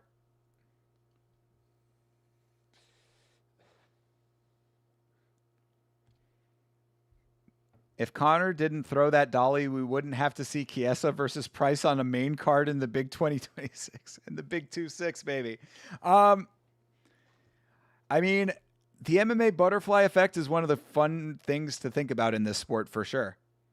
Think about if Volkov had not gotten robbed in the Gon fight. You know, think about if Jared Gordon hadn't been robbed in the Paddy Pimblett fight. Yeah, the MMA butterfly effect is very real. This is what I always say about this sport. If you are a hardcore watcher of this sport, if you are a follower of mixed martial arts and the UFC, this is why every card matters. Every single one matters. It all has implications in the grand scheme of things. Again, I always go back to the very first live stream that we did on Yama. I believe it was the Ankalaev versus Johnny Walker card. I think that was at least one of the earliest ones. And think about that. We saw Ankalaev beat Johnny Walker and then go on to win the belt after that. You know? They all matter. That's the trade-off. We get Conor Khabib instead of Raging Al. Khabib versus Raging Al is one of the dumbest fights I've ever seen. However, the UFC will forgive Chiesa layups and a desk job. True. They will forever give Chiesa layups and a desk job. Yep. Yeah, I don't know why Chiesa is like one of the golden boys, but he has certainly gotten in with the organization. Khabib hopping the cage made you lose respect for him? Well, Khabib is not a great person. We've come to this conclusion, you know? Khabib likes to play both sides of the fence. He talks out of both sides of his mouth. His father, Abdulmanap, was a great man. I've said this many times on stream and on the channel. Abdulmanap was a great man. Khabib did not follow in father's footsteps close enough. I've never been there, but I know they have a bunch of palaces and historical sites there from the old Tsar days. Cool. Well, if you ever go back to the home country, bro, take a trip out there. How far is it from your hometown? Thank God Smith didn't take the DQ win, so he could have got a perfect pig heart retirement. You're a hater. He would have been within his right to take the DQ, by the way. But that's why you should always be grateful to Anthony Smith. He saved you an era. All right, next fight is underway. This dude has a very long rat tail. That's a rat tail that he had to work on for years. Ooh, and they're starting to swing early. Oh, what is so itchy on my face over here? Dmitry Kiriev versus TJ Brown. Oh, yeah, TJ Brown. Is that T.I. Brown? Or yeah, no, it's TJ Brown. Yeah, we know TJ Brown. Any night can be anyone's night. Big facts there, Bleeding Edge. You know the deal. Is pig heart or armadillo heart more accurate? Armadillo heart is way more accurate. Matt Serra will always be my reference to that, Bleeding Edge. Hell yeah, dude. Matt Serra, biggest upset in the history of the sport.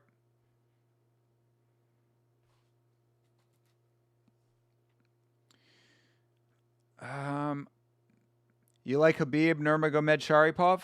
True. The hybrid. It's actually Zabib. It's Zabib Nurmagomedov Sharipov. Khabib is a scammer. I mean, is it a scam if you know it's a scam? Is it a scam if you go into it knowing? Yeah, downtown TJ Brown with the back piece to match. Former tough fighter, true. Oh, for Chiesa, yes. I like Chiesa. He's a good example of the sport, but his back is screwed. I wouldn't be surprised if he puts down the gloves. Oh, yeah. Well, Chiesa he's confirmed to be retiring. This fight that he is going to with Nico Price is his retirement fight. Isn't the Iron Turtle Oh, the Iron Turtle Smith. Okay, haha. Oh, body shot. Oh, it's over! Rat Tail has done it! Dmitry Kiriev. Bro, he harnessed the power of his rat tail for the finish. Sit that man on the rat-tailed beanbag.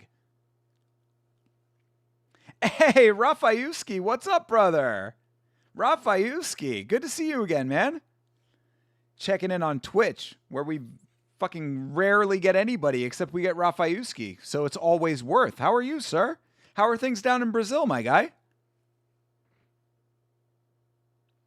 And yes, Anthony Smith is fighting on Game Bred Bare Knuckle, which I absolutely will be watching because I love Game Bred Bare Knuckle. Also, giving his hat to a little kid and acting like it's a movie before getting smashed.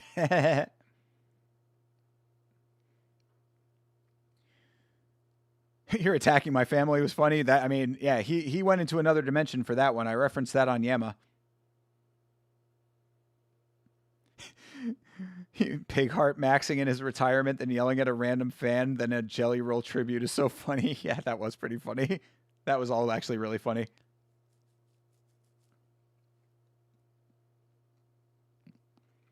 Your girlfriend declared he's a scanner? What does that mean?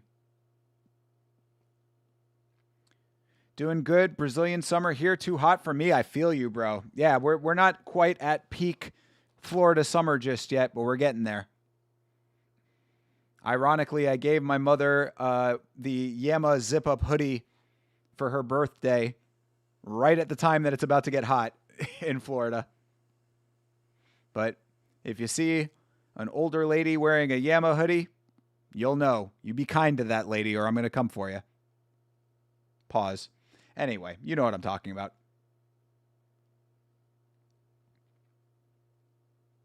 I love the rat tail look. Just imagine dude with a rat tail and the wing C tattoo on the same dude. Let's go.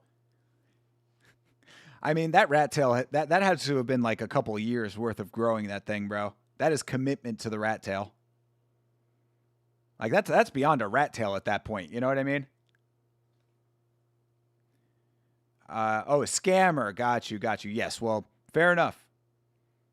I mean, obviously I got to acquiesce to Mrs. CTE. She knows what she's talking about. Hopefully she did not buy a Popka. She didn't buy Popka coin.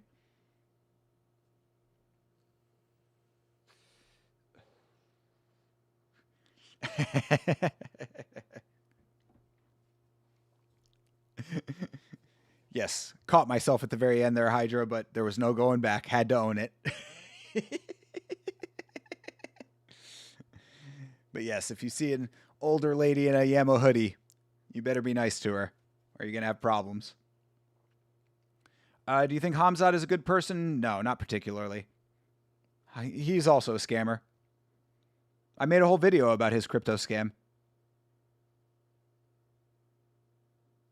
He's also a dude who, you know, like tries to play humble and then goes out and acts like an asshole.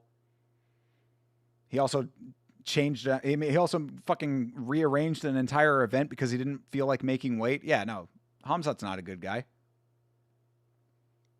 He's a solid fighter. I feel for him in the sense that, you know, he's got to deal with Kadyrov, and that must be a big pressure, you know. But he seems to be okay with it, so that's another notch in the bad guy belt. Oh yeah, dude! Point of the blade of the foot right on the liver. Golly, good kick. Yeah, really nice shot he landed. Bam! Right on the liver. Yo, TJ Brown just gets shut down off the liver shot.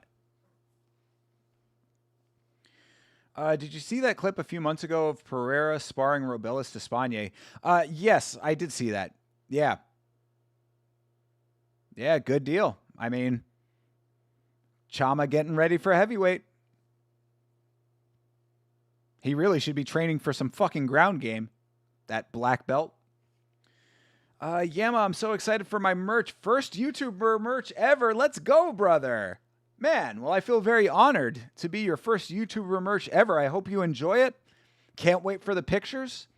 And like I said, I you know, Remind me in the Discord though, because I mean, knowing that I can sell items, like I can self-fulfill items, I might go get some booty shorts made. For your girlfriend and for Cupcake, of course, not for myself. That you know of, anyway. You guys don't see me below the waist on stream. I could be wearing them right now. Not to mention Hamzat also on his third citizenship in 5 years. True, yeah. Well, I mean, that doesn't really bother me too much. Live where you want to live. But doesn't help. As soon as it comes, I will ship it to you, Hydra. Hopefully. Oh, yeah, true. Yeah. Absolutely. Hopefully you can get it same day. That'd be awesome. Yeah, we were talking about that while you were out with your girl and her family, talking about how smart of a move that was for you guys to combine the shipping. Perhaps you'll do a face reveal with the Yama beanie? I mean, by all means. As I have always said, do it at your own discretion because I don't care. I mean, trust that I will not think any differently of any of you by knowing what you look like. In fact, I know that CTE, like, we follow each other on Instagram now. I don't think I've ever actually gone to look at your profile. If you'd like me to, I would. But, I mean, I just haven't had a need to, I guess. I don't know. It's not intentional. I'm not like, I'm a fucking CTE. I'm not going to go look at his profile. It's like, I just didn't. I don't know. Should I? Am I supposed to? I don't know if I'm supposed to. Allegedly, he has ties from big money from certain organizations that have questionable activities. Hamzat? Again, that would not surprise me in the slightest. I can't believe I said beanie, you meant toque. Well, I mean, brother, I don't care what you call it, because all I call it is fly as fuck. That's what we call it around these parts. We call it absolute peak fashion. Are you going to be making a Yama Fleshlight? Bro, if I still had my contacts at Fleshlight, I very well might have tried. Shout out to Fleshlight, though. Great people. It's like a poison arrow. Bink, the arrow hurts, but it's the poison that kills you. Is that a Robin Black special? Time for your citizenship test.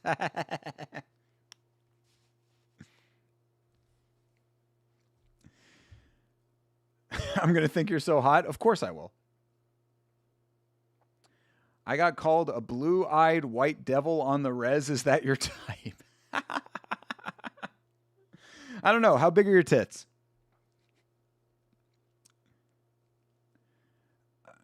Savage would have bought one if he didn't have the real thing already. Shout out to Savage, man.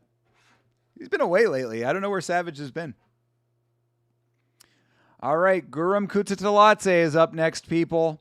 We know that name. The guy with no striking in the UFC is now striking in Karate Combat versus a guy named Dalkirian. Or Dalkirin. Savage would have bought one if he didn't have the real thing. Oh, I already read that. I've got maybe AAA, but they're perky. I mean, I could work with it. I've been okay with less. I dated a flat girl once. I got no shame. I know I'm ugly, but I was born this way. Hey, same, brother. I own it, bro. All you got to do is just get yourself in shape. This is the great thing about being a man, is that it does not matter how attractive you are. If you've got charisma and you keep yourself in relatively decent shape, you can still pull. All I have to do is just get myself back into that relatively good shape. It's all I'm lacking right now, and I'm on the path. That night you guys were watching that Muay Thai event, I watched Combate Global live. It was pretty good. True. Yeah, shout out to Combate Global. I mean, I would have definitely watched. It's not like I didn't want to watch Combate. It's just we've watched it a lot recently. We watched 2 cards of it already, and we hadn't seen Pechindi yet. So, you know me. I'm always trying to get new and interesting promotions on the stream. Your hair and tattoos carry you? A lot of girls are interested in the tattoos. That's true. Get in shape, deadlift 450 pounds, and that's it. Yo, Rafayuski with the based knowledge. That's how he got Mrs. Rafayuski. That's another couple that stays together because couples who yam together stay together. Rafayuski and the Mrs. do it right. They work out together. This is how you keep a woman not only with you, but also in shape. Not giving a fuck what people think is key. I mean, to an extent. I've always said that it's a double-edged sword with that. I've talked about that in relation to myself because I am a person who does not give a single fuck what other people think.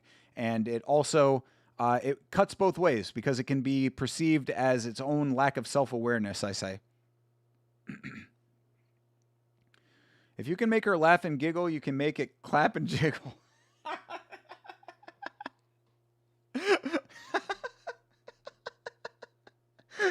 I've never heard that before. That's so goofy, but it's really funny. The more she's laughing, the more her eyes are closed, so the less she has to see you. There you go. That's another base point. That's right. She's getting hotter and you won't complain, brother. Rafayuski, the man. I'm glad. How are things going with the two of you, bro? She was in school the last time you checked in, right? Is she still finishing up the degree? Hope everything is going well for both of you guys down there in Brazil. Shout out to our Brazilian contingency. She's in her last semester. Shout out to Mrs. Rafayuski, bro. Going on to do great things. All right, Guram Kutateladze is fighting this other guy, Dalkirin.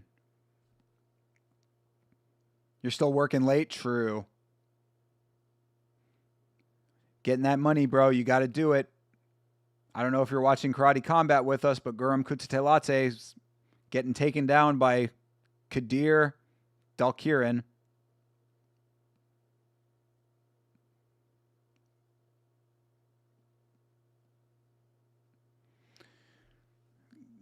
Nice kick for Guram. That was a good body kick. Got a reaction out of Dalkirin.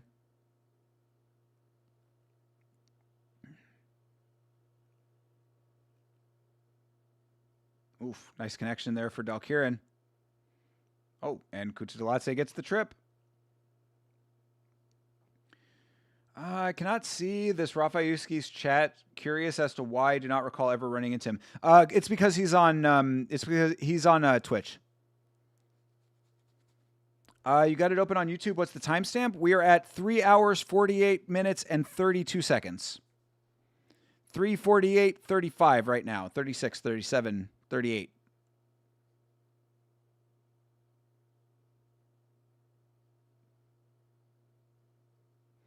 Yeah, I am. That's the thing, is that I'm always multi-streaming to Twitch, Kick, and Trovo as well as YouTube. We just never get anybody in on those platforms for some reason. I have no idea why. We get occasionally a couple of people in on Twitch and very, very rarely on YouTube.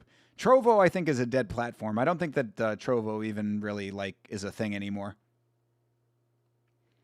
You are welcome, Rafayuski. Glad to have you back, brother. Good to see you again, man. I'm glad to hear everything's going good for you down in Brazil. When is Carnival?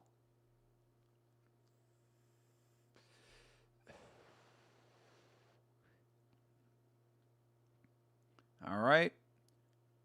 Guram trying for another takedown here in the sport where you're not supposed to be doing takedowns.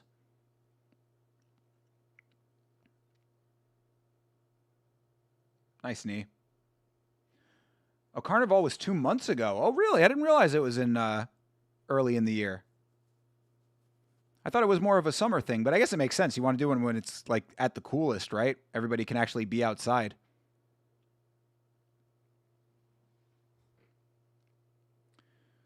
This June, I'll travel with some friends to Atacama Desert in Chile. Dope, bro. Fucking dope. What are you doing out there? Just going to visit? Just going to look at it? Going to sightsee?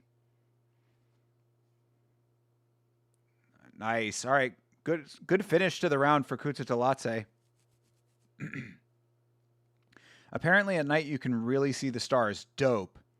We have that in select parts of Florida, but it's like you have to be like obviously far away from like any major cities. Like where my parents live, is like a good place for that. They live kind of in a more like secluded area. That time of year is warm. There they are below the equator. Dope. I know it's well, yeah, no, no, I know it's warm there, but like, I mean, you got to be like at the. It's still like, oh, well, oh, yeah, I see what you're saying. It's below the equator, so it's like reversed. So I guess, oh, so is that at like the height of the height of the summer then, when it's hottest? Going to look at it is so much funnier than saying sightseeing. Yeah, I know.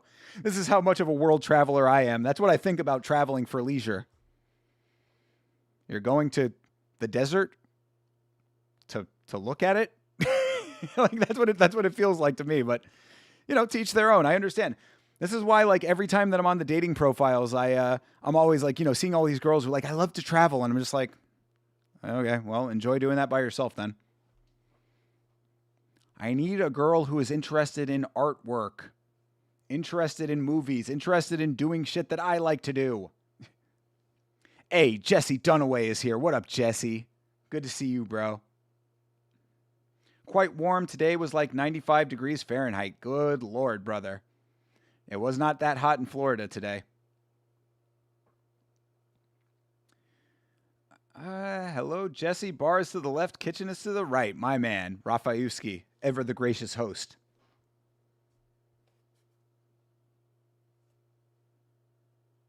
Was the fight over?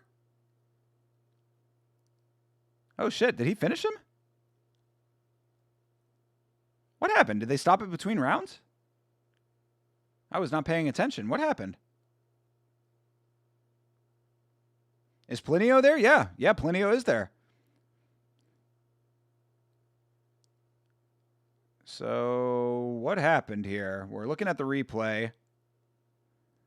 Oh, he just like rammed his own arm into the guard of Kutatelatse and that finished him?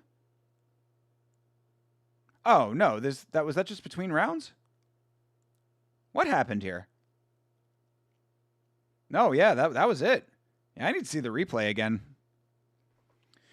Watch the Karate Combat this morning. All right, card. Yeah, we're watching the replay of it right now. And yeah, all right is exactly how I would describe it. A couple of decent finishes. Plinio lost a lot of weight. I see everybody keeps saying this, and I'm like, I feel like a true hater because I'm like, I'm not seeing it as much as other people are seeing it, but if it's, obviously good for him. I don't want to be a hater. Let me see. Is he standing up right now? No, he's not. Next time I see him standing, I'll see if I can tell. It's not a bad card thus far. I've been entertained. Yeah, there's been some decent stuff on it. It's not like consistent bangers or anything, but it's definitely been worthwhile. I'm having fun. Bro, we're on stream together. We're hanging out. I'm having a good time watching fights. That's generally that's the way this goes. That's why it's my favorite thing to do. Can't lie, I'm not even watching the fights. The Girlfriend Sims world was very entertaining. I'm telling you, bro, I will never understand it, but women and The Sims, peanut butter and jelly. A year ago, he was way bigger. All right, yeah, like I said, I mean, like, he still just looks kind of big to me, but I mean, I'm really not trying to actively be a hater over here. You're easy to please. Me, I mean, generally me too. Generally me too. I have to be kind of like in an already bad mood to like not be happy with fights. You know what I mean? Like I have to kind of come into it like had a shitty day before the stream or whatever. But that's the greatest thing about streaming. And I tell this to all of my like IRL friends and like people in my life or whatever. Like one of the reasons I love being on stream with you guys so much is because I put the rest of the world out of my mind. Like, I've got plenty of things on my mind right now. I mean, I've got a business and I've got my clients and all the things that go on in my life and, family and friends and all kinds of stuff that like anybody, I'm not trying to say I'm unique with this, but I've got my own set of problems and all this kind of stuff. But when I'm on stream with you guys, I don't think about any of that shit. And that I am very grateful for. Because, I really don't have a lot of escapes. And one of the reasons why I call myself the thinker is because I think a lot. I am in my own head a lot. I'm one of those kinds of people that has to have the television running when I'm trying to go to sleep, because if I don't have the TV running or, a YouTube video playing, I can't get to sleep because I'm just thinking too much. So I like being able to let the problems of my life melt away with you fine people. You like The Sims too? I mean, I'm not saying that it's exclusive to women though, but I just know that women do love the fucking Sims. Like, it is just, it's something about The Sims that women love it. Does your girl like it, Rafayuski? Do you play Sims with your girl?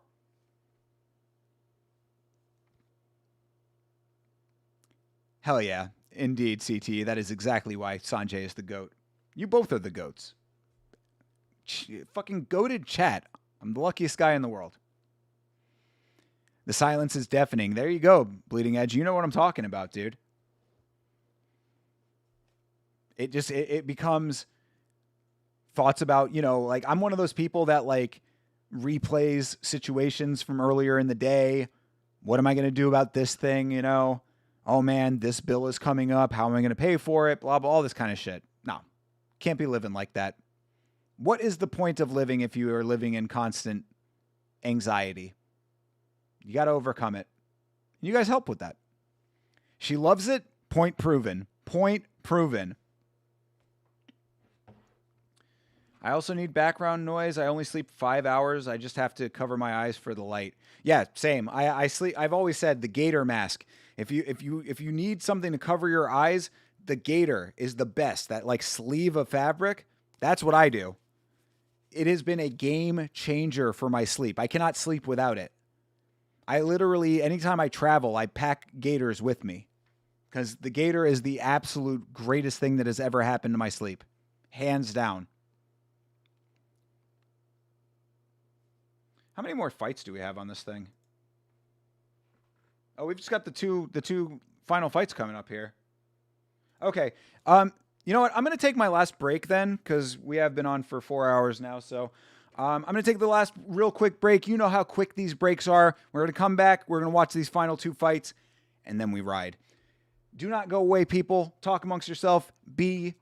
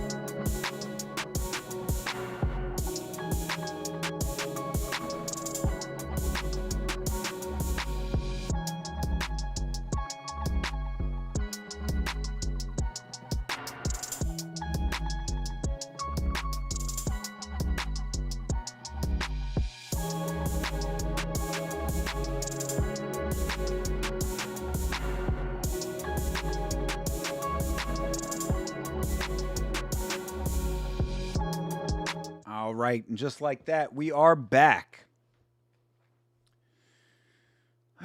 Let's see. I got The Sims 4 with all the DLCs from the Russian link. True. Good for you. I mean, support the creators, though.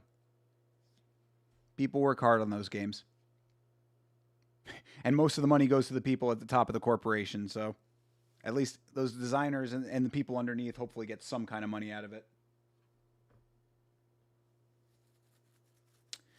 My head is my worst enemy, and I have a really long memory. Yeah, I also have the very bad problem of remembering every negative thing that has ever happened to me in my life. So is this the... Yeah, this is the flyweight title? Featherweight, excuse me. This is the featherweight title right here. Yeah, it says featherweight on screen. Duh. Put the mortgage on red. All right.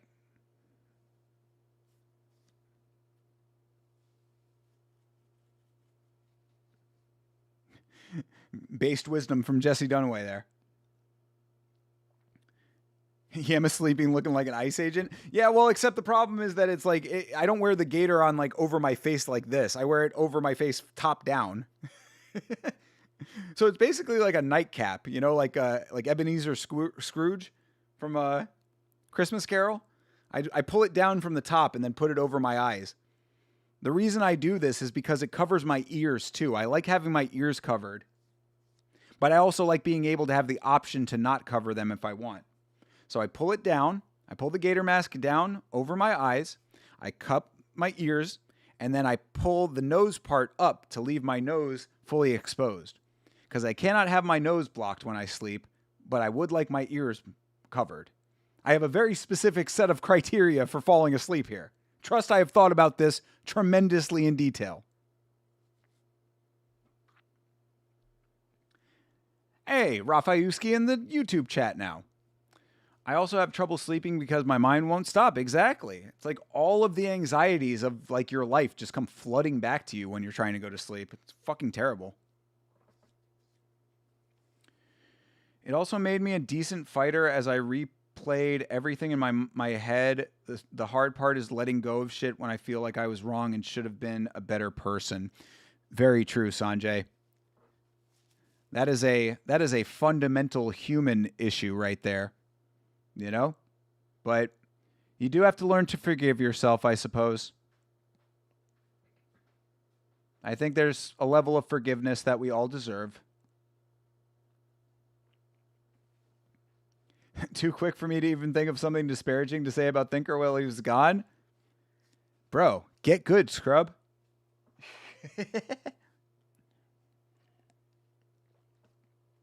You have a lot of trouble falling asleep too, John? Yeah, I mean, I guess it's like it's a human thing for sure. I also have this. Some people I guess also have this problem, but I have a problem where, I guess what somebody told me is that it's like a biological response, but like I have a problem where like when I'm about to fall asleep, like I'm right on that edge of like slipping off into unconsciousness, that my body like jolts itself back awake, which from what I've been told is like a natural instinct from when we were like, it's like my lizard brain from when we had to be like on alert at all times. THC and CBD make it way easier for me to sleep, brother. Indeed it does. Is that legal in Brazil? Have we talked about this already?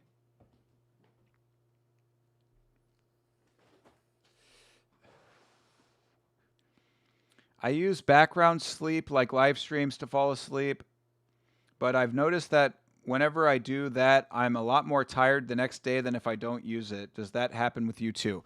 Not with me, but I think it's because I've been doing it for my entire life, basically. I fall asleep to videos and wake up to videos, and I sleep just fine. But granted, I also don't sleep a lot in general. Whether I have something playing or not, I get maybe the same amount of sleep that Sanjay gets. I get about 5 hours a night. Do you know what magnesium glycinate is? I take a pill of that every night before I go to bed. It helps me fall asleep. I haven't heard of that. I know magnesium does help you, though. Damn, nice low kick to start off. From, I believe that's Noi. Noi in the black, Roca, in the white.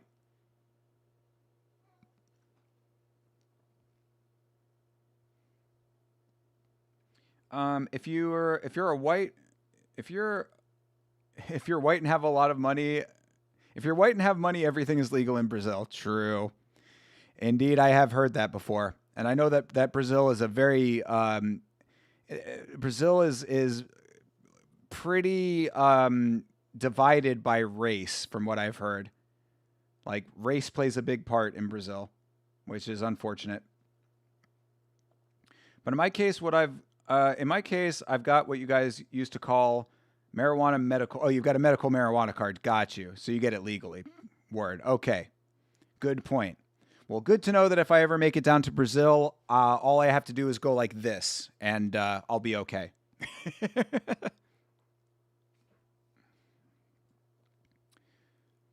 You mostly listen to music or ASMR? I hate listening to music when I'm trying to go to sleep. Sometimes music gets too dynamic. And also, I find it, like, not as interesting. I like listening to videos because, like, at least it's something interesting for me to listen to if I'm having trouble going to sleep. And then finally, when I drift off, like, everything's okay. But if I'm having trouble going to sleep, then at least it's, like, an interesting topic. I always try to pick videos that I'm interested in what they're talking about. You should try taking magnesium glycinate. Helps me much more than melatonin. Okay. Good to know. Uh-oh. Oh, oh no. Our dude Roca. Roca about to finish this fight. About to win the featherweight title in one round. Oh, it's done. Yeah, it's over, bro. Hell yeah.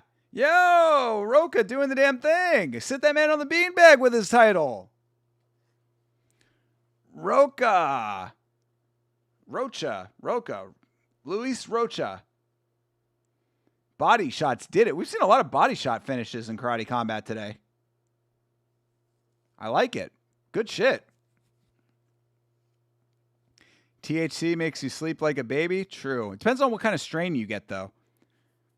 Like, I have the legal shit. I've got the fucking, like, the Delta 8.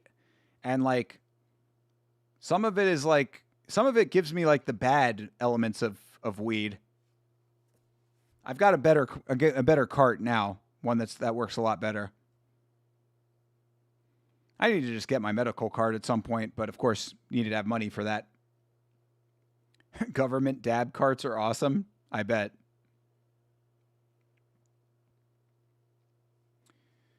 I like to watch boring gameplay videos. Makes me zone out. True, dude. Yes. Hell yeah. Long plays are very good for sleep. When I say music, it's like Glass Bowl Monk stuff. Okay, fair enough. Yeah, that was a quick fight. Yeah, because, I mean, he hit him with the dim mock to the body.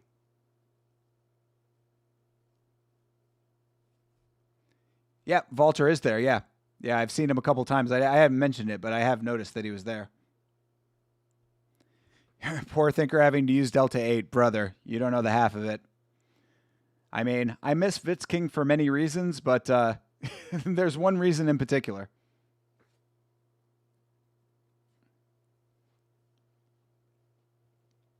I've got a cart right now called Pink Lemonade by a brand called Spinach. You can look it up on ocs.ca. All right. Well, for us, for the Canadians out there, go ahead and check that out. You should try Ghost Drops. Shout out to Ghost Drops. That's Organics. Cannabis label. Organic of the great King of the Dot. I used to get CBN and CBD. What is CBN? I've never heard of CBN before. CBN and CBD gummies, those were awesome to get a great night of sleep. Yeah, gummies will definitely knock you out. You have to stay drug-free for jobs. Yeah, that's kind of bullshit that, like, you live in a state where it's recreationally legal, yet you can't do it still. Yeah, that's garbage. I just got a 2-gram live rosin from the res for 50 with terps so high it's cloudy. I don't know how you guys do that shit, dude. How do you function with that shit? Like, that's the thing. The reason I don't like to get that high is because it just makes me stupid. Like, I get high and then I can't function as a human being anymore. Or I fall asleep. For me, it's so idiotic to have drug testing to get a job while the politicians are sniffing the fuck out of the Colombian flower. Yo, Rafayuski, come on, bro. You know that to be the truth. Yeah, but again, rules for thee and not for me. We have a ruling class on this planet that does whatever the fuck they want, and we just have to abide by their bullshit rules. Kill your gods, kill your masters. What? In Minecraft, I said that.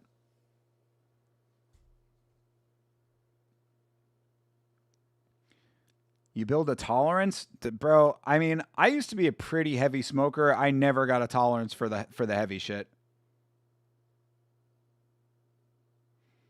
And even still, even with a tolerance, I would still just be useless. Like, I can never have enough of a tolerance. Stop war?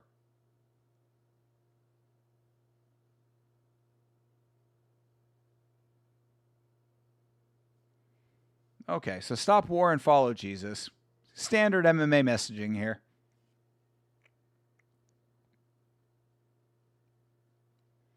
I enjoy giggling at random things, but yeah, my tolerance is busted from carts. Yeah, I mean, like, that's why I like just like a nice low level one. That's actually why the special vape, courtesy of New York City. That's why this has been such a great one. That's why I hold on to this for as long as I've held on to it, because like it's just really like even. It does not make me feel like dumb or paranoid or anything. It's just like a nice even feeling of yeah, you know? That's always how I knew that like I was feeling good was when I was like I would smoke and then I would be like, yeah, man.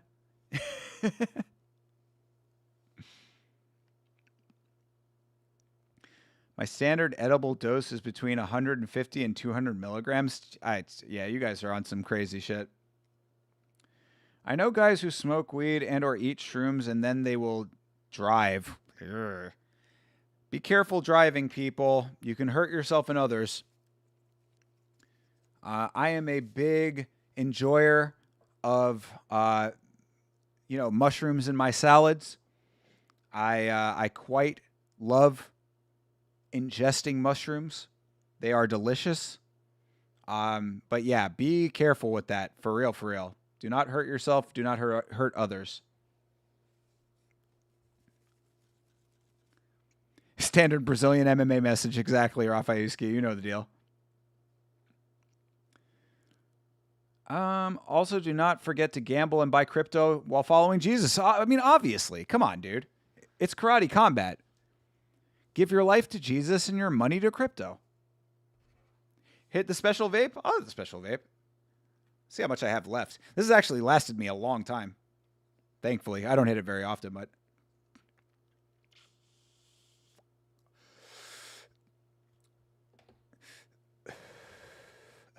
There you go. Little hit of the special vape. Now watch me just turn into a fucking zombie.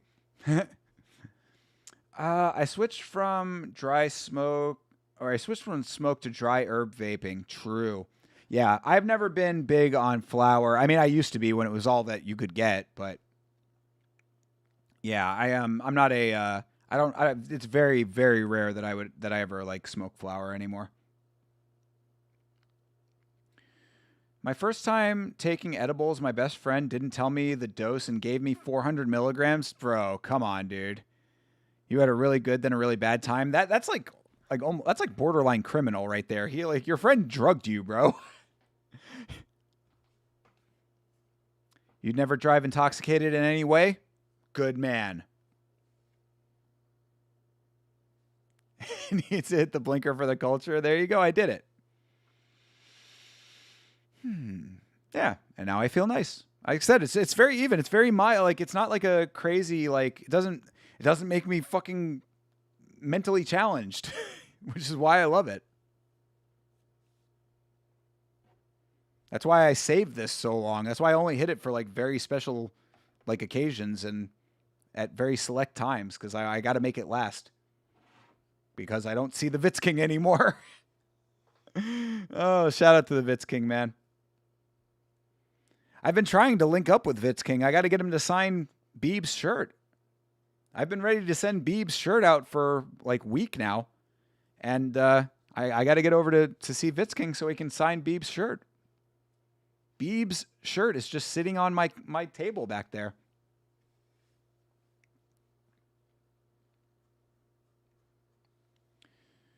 The girlfriend also has a dab pen, so I'm living good. Hell yeah, dude.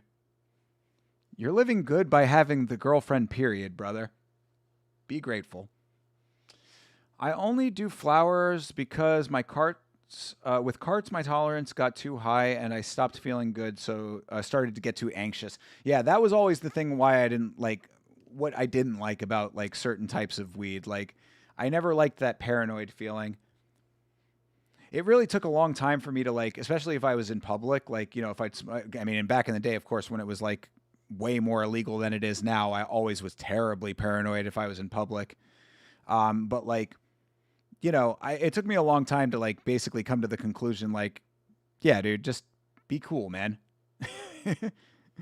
You're making it worse by being paranoid.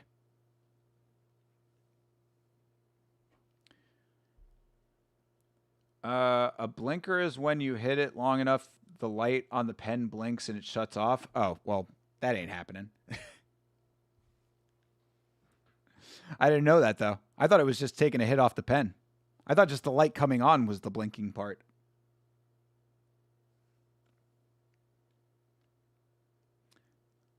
President Awesome is loving his time in Russia. Look at this. Two CEOs enjoying Russian cuisine. Now I've found other ways. I'm big on ASMR and people give me crap for it. Why would, dude? People are fucking annoying, bro. Like, shut up. If I like ASMR, if I like ASMR, then like I like AMS. Jesus Christ. If I like ASMR, I like ASMR. Leave me alone. I never understand people giving you shit for perfectly normal things.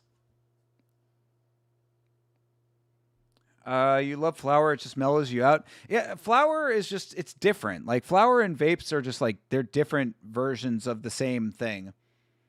So like, I don't dislike flower. It's not like I wouldn't smoke it, but I prefer not to have like the house smelling like it or whatever. Um, the car, you know what I mean? Like I just don't like the smell being like everywhere. And I like the portability of vapes. Like I just think vapes are like just they make life easier. I enjoy them. Flower is superior to carts, but the convenience of carts normally outweighs it. See, there you go. A bong is my preferred choice if I have all options. Jeez, bong hits are fucking heavy too, man. It's hard to regulate your hit when you take a bong rip. My sober baseline is paranoid, so when I leave my home, I prefer not to be under the influence of anything. True. It's the way to be, brother. Yeah, and I mean, to be perfectly honest, I don't like being like I I have very specific instances where I like enjoy smoking. That's one of the main reasons why I keep this thing so infrequently. I like to use it when I write for Yamma. That's what makes the jokes funnier.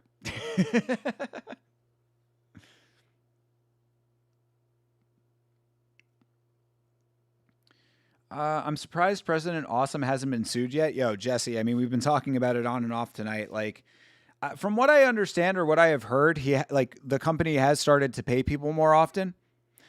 So hopefully that's just carrying across to everybody. But yeah, I don't know.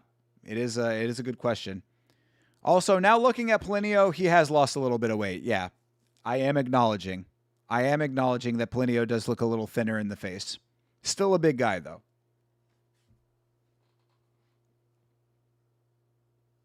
People use carts to be high at work. I mean, you can use carts to be high anywhere.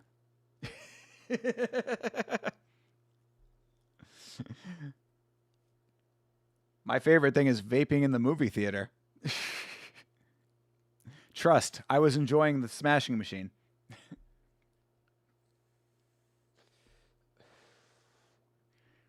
You regulate the bong rip by when you feel your lungs are full.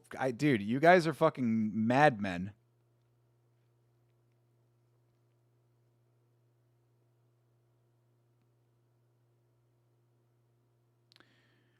Um,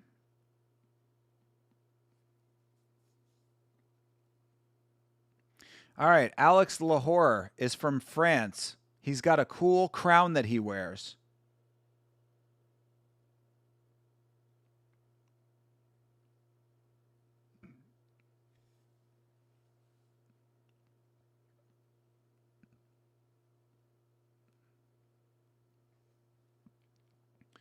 Yeah, dry herb vapes. Back in the day, before vapes were like a regular thing, I actually had, there was a dude that I knew who like had this like contraption. Like it was like an old, this is like, you remember when like cell phones were really huge?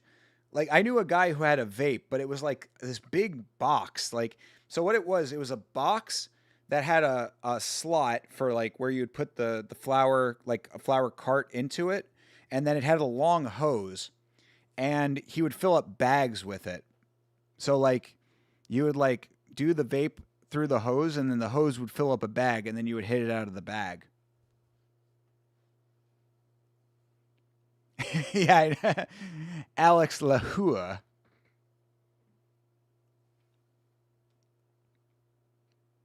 You had one of those, Sanjay?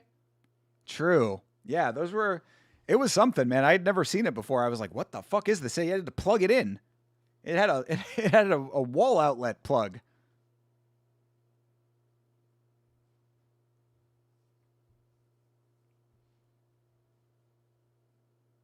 But yeah, that was the good thing about that thing was that the thing that you put the flower into is like this little like circular, almost like a press of some sort. Like you would open up a like the it was like the size of a battery, like one of those circular batteries that you like put in a like a scale or whatever.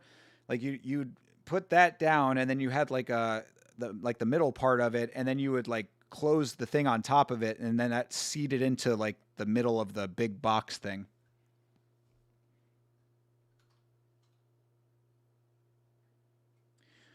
I don't own those huge ones. I got this one that is called Arizer Solo 3. I highly recommend it. True.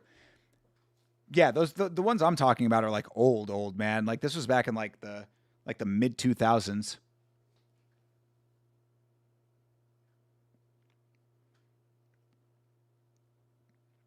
Everything literally just turned to like a dried stick. Yeah, exactly. That's exactly what it was. Because I saw when the guy with the big box thing, like he took out the old one of it to put new flour into it, and it was like, yeah, that's all it was. It was just like the remnants of the leaves and the stemmy parts or whatever, but not like the actual stems. But you know what I'm saying. Um, Thinker was hitting box mods when I was like 1 years old. Yo, for real, brother. It's true, man. I've seen a lot of life. I've seen things that would shock men. I've seen things that I would never wish on my worst enemy. And yet we fight on.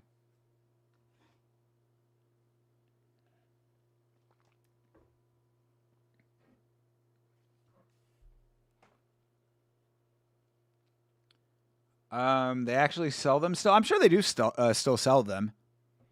I'm sure that they've made some like cool improvements to that style of them, but it doesn't surprise me that they still sell them because like people still like to do it out of the bags, from what I understand. Which, to be fair, is actually kind of a genius way to keep like the maximized amount of the smoke. You know, you're not wasting any smoke that way. You fill up the bag, you stop the vaporizing.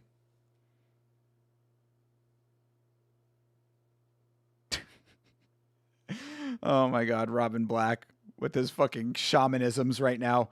Men cannot step into the same river. This what do you say? The men cannot step into the same river twice because it is not the same river, and he is not the same man.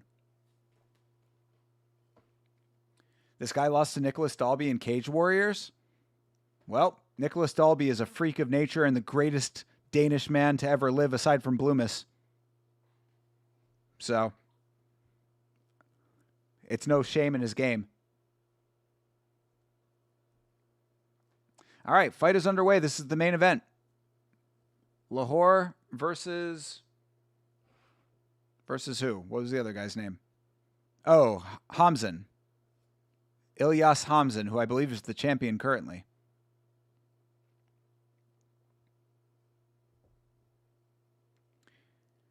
They have handheld vaporizers with batteries. True. Yeah, there was a guy that I was talking to back in that era who was saying, yeah, they have one that you can like wear as like a watch on your wrist and you just like hit it in the movie theater. It's where I got the idea for vaping in a movie theater at all, years before I ever did. Not that you should, it's not legal. Don't do that. And I never do that. I only do that in Minecraft. Come on, guys. You know the drill. I don't know if it's not legal. I guess it's not. I guess it's technically legal. It's just against their policies. I don't think the cops are going to bust into the movie theater to drag you out in handcuffs. But I don't know. I don't want to find out. Be discreet. One thing I really enjoy from using those vape devices is that you can do 3 sessions with the same flower. Each session is a different temp. True. Yeah, it definitely is another. That's the other aspect of it that the guy was saying is like makes it so great back in the day was that you get the most out of the flower. Hey, Lahore, getting put down on the ground here. Hamzin. All right. Oh, back up. Damn. Nice left hand for Lahore. I guess it's Lahore.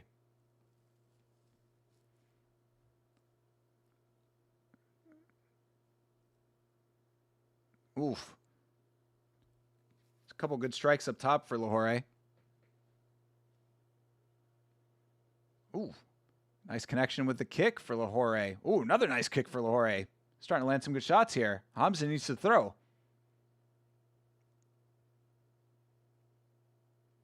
They have all these tech specs. I'm sure. It's a fucking electromechanical device. Another takedown for Lahore. Lahore is winning this round. There's no ground game in Karate Combat, only when the guy is on one of those ramps. No, Rafayuski, there's a whole mess of complicated fucking pretend rules that they have in Karate Combat. No one actually knows what the rules are, but from what I remember and what I understand it to be, you can go to the ground, like you can take a person down and go to the ground with them, but it's only for a set amount of time. And if you go down to both knees, you have to stop, and then there's also like a time limit on how long you can be on the ground with them.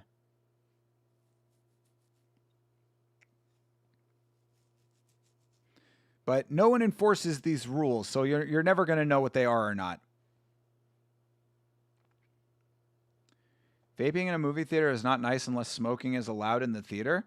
No, that's what I'm saying. You got to be discreet about it. You're not blowing massive clouds in the movie theater. You go like this. You take it in your hand, you very discreetly pull it out of your pocket, and then you go like that. Put it back in your pocket.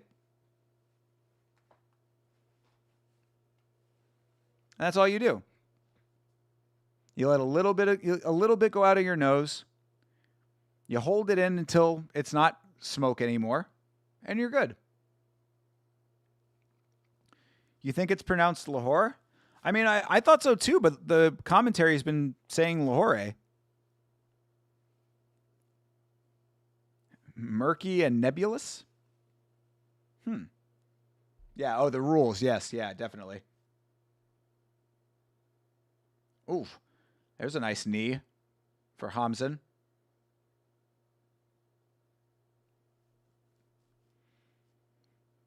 Yeah, Rafayuski, no one knows the rules for sure, most especially not the referees. Commentary thinks they know the rules, but probably don't, and I guarantee you the fighters don't know the rules. Oh, yo. Uh-oh, Hamzin almost finishing this fight. Lahore having to get himself back into this thing. Hamzin letting him get back into this thing by clinching.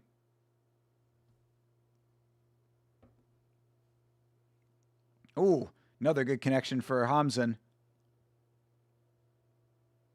All right, they get separated. Hamzin starting to walk away with this thing after he lost the first round. Oh, another pair of good ones there for Hamzin. Although to be fair, I'm usually so immersed in the movie I would not notice. Exactly. Yeah, that's the whole thing. You do it discreetly like a gentleman, and no one knows the wiser. No one is the wiser. My girlfriend and I have this tradition that we go to the movies every January 1st because the theaters are empty, so we bring the handheld vape device to a couple of sessions before the movie session. Nice, dude. I like that tradition. I am okay with that. Yeah, I just always take I take the vape, I do a little, just a little quick one. Take it in. That's it. You're good. No one knows. Everybody's having a good time. Yeah, you're not being an asshole. You go out there and be an asshole, then you deserve to have problems, you know? These fights have been fun for me. Yeah, these fights are not bad. This is certainly a good one. There's been two-way action in this fight. Somehow Lahore is still holding on here. Just taking heavy punishment from Hamzan, though.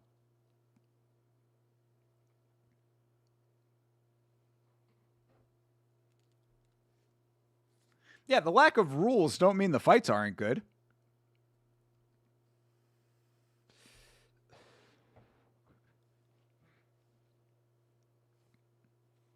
Nice body kick. Nice return body kick from Hamzan. Yeah, shout out to Alex Lahore. This dude is really fighting through adversity right now. Definitely going to be losing this round.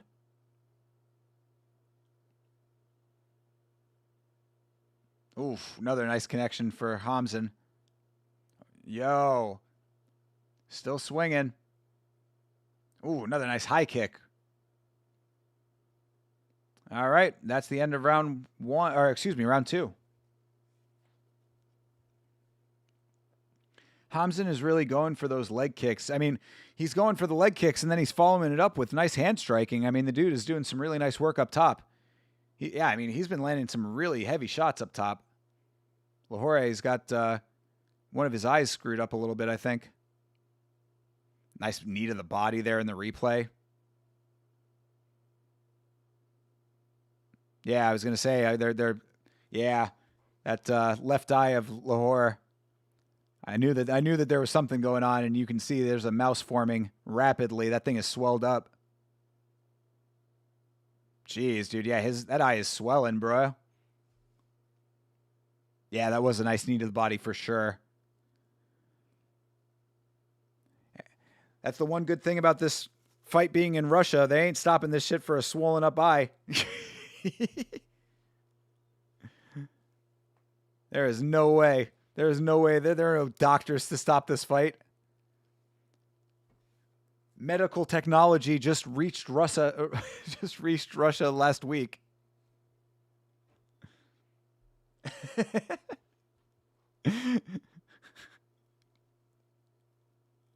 They didn't even have doctors in Russia before 2007. You had to be airlifted to another country. Walter Walker is the doctor. Okay. How are you feeling? Bro, just suck it up. You have to be a big man. Why you complain? This guy he's dumb. He deserves to hurt. You took the Hippocratic Oath, Walter. You have to treat him. No. Dr. Walter Walker. Walter Walker as a doctor is really funny. Do a good Walter Walker impression. You just have to make it like that, like kind of oafy sounding voice. Bro. Just get deep with it. This guy is dumb. Walter, you have a responsibility as a medical professional. You have to treat him, Walter. I refuse.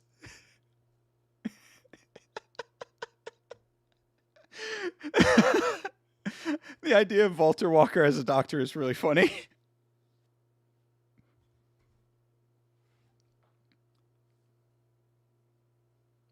Doctors have to be thinking about that all the time. Smokes 20 years, then says lungs hurt. Yeah, I guess so. You know, I mean, yeah, it's a good point. And that's always at the end of the day, like what doctors I think fall back on. It's just like, yo, I mean, all I can do is give them the right advice. They're going to fucking do whatever they want to do. You know, I remember that I used to have a friend whose wife was a teacher, and she was talking about like a class that she had where she had like a kid that had to get held back. And I was like, oh man, that must be like really terrible. And she was like, yeah, I mean, like it sucks, but like he's gonna get past next year, so I won't have to worry about him anymore. Was kind of what she was saying, even though like she was saying it nicer than that. But like that was kind of the sentiment. Was like, oh yeah, I mean, it's just he's gonna get moved on, etc. And I was just like, damn. Well, I mean, like, what if he like still needs more help? And she's like, well, there's only so much that you can do at a certain point, And I was like, I guess that's kind of a good point. What are you gonna do? Hold him back forever? Guy's gonna be in second grade when he's fucking 17 years old. You feel a banger is incoming? I mean, it's already been pretty much a banger. I mean, Lahore's eye is completely fucked. And that was another good round. Yeah, fucking Hamzin is like walking away with this thing at this point.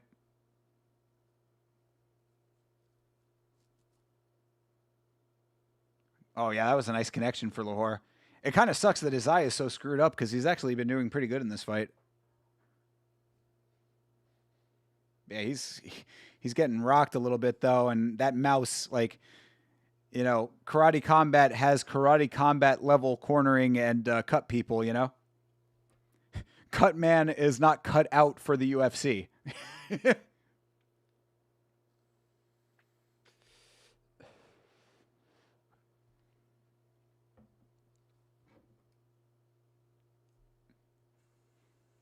I mean, look at Hamzin. He doesn't have a scratch on him. Bro looks like he literally just like is starting the fight fresh. He's got a little bit of a bloodshot eye. That is all that he has in the way of damage. Lahore, on the other hand, can only see out of one eye right now. That thing is swollen shut, for real, for real. All right, round 4.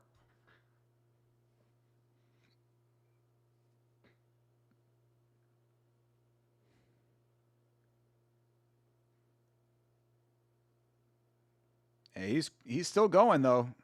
Yeah, Lahore still trying to put the shots on, man. This guy has got to be admired. This is why he's fighting for a belt right now.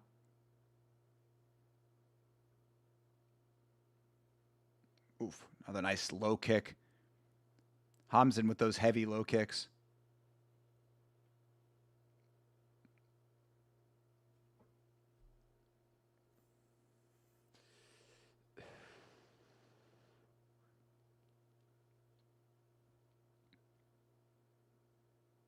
Oof. Another big one for Hamzin there.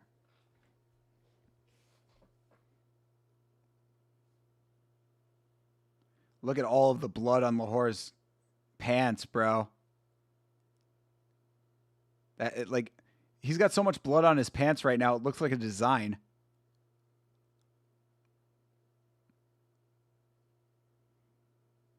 This is a better round for him, though, honestly. Oh, no. Well, Hamzin's starting to turn up now, though. That was a great combo. Hamzin looks like he's in a different weight class. I mean, you're not wrong. You're not wrong. Either a weight bully or Russian rules. Like I said, rules are loose around here. Jeez, another nice hook for Lahore. Or excuse me, for Hamzin. Hamzin's been doing some nice work with the hands, man. This whole fight, really.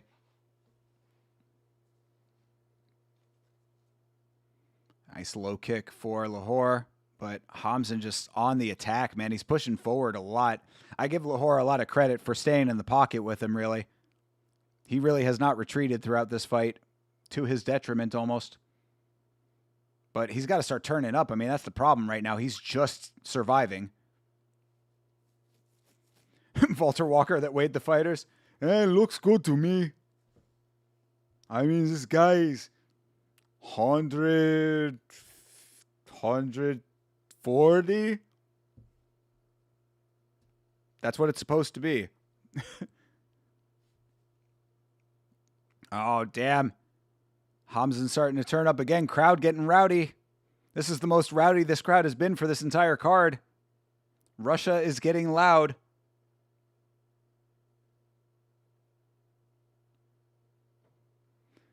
I mean, round 5, if Hamzin's got the cardio for it, he could probably finish this fight, I would say. I mean, Lahore has slowed down tremendously.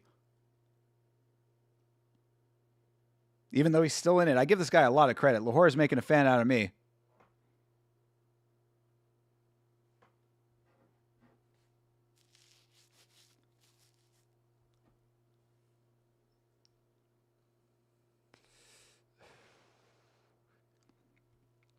Falter weighing every guy like it's UFC 7.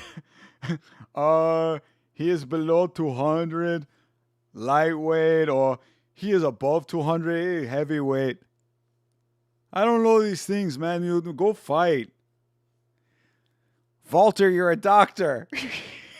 You're supposed to be doing an accurate job of weighing these people.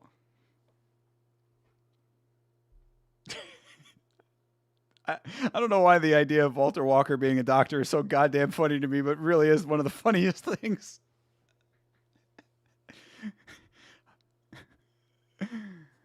I'm going to prescribe you some Advil, acetaminophen. Take 2 of these. Don't call me. Never call. Never call me.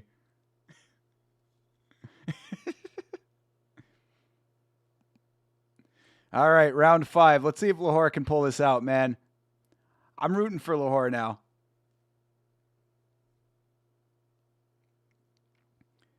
Hamzan has bounce in his steps still, though, man. Like, Hamzan should really finish this fight. I mean, if he's got enough cardio to be bouncing on his feet, like, he really should just be advanced. Like, he needs to blitz him at this point. Like, he really could probably get him out of here with a solid blitz.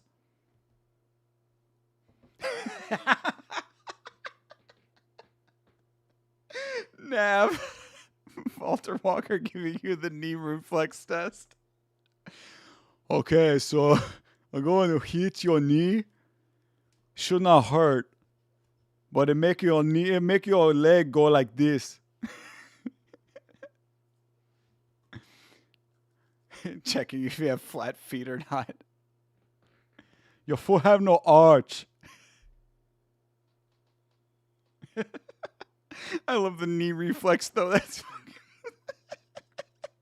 he's got that big like that big headband with the big like metal circle on the top of it. I never understood what that was for. I guess maybe to keep the light out of their eyes or something.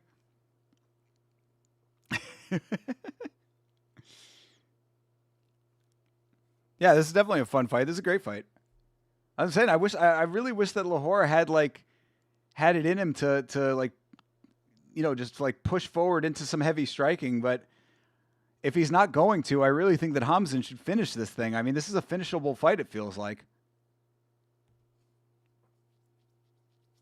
Like Hamzan could if Hamzan turned up the output by like 5%, he could win this fight.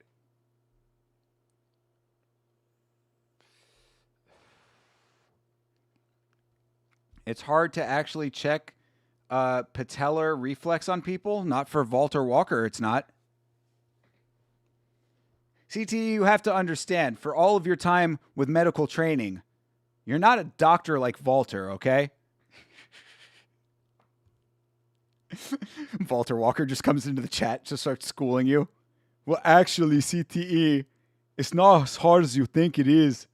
Not if you are trained like me.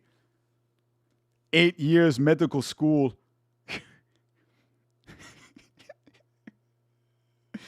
Multiple residencies. Oh, and there's a takedown for Hamzan. Back to the feet, 15 seconds. This doesn't go to round 6, right? They don't do sudden death for 5 rounders, I believe.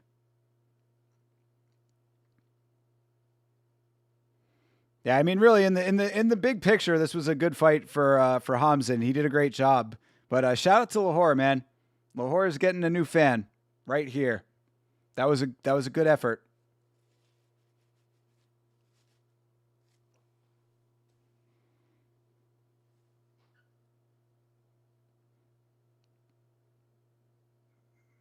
Yeah, definite credit to Lahore. That would be crazy. Let the rounds go until someone gets knocked out. True, it's a title fight.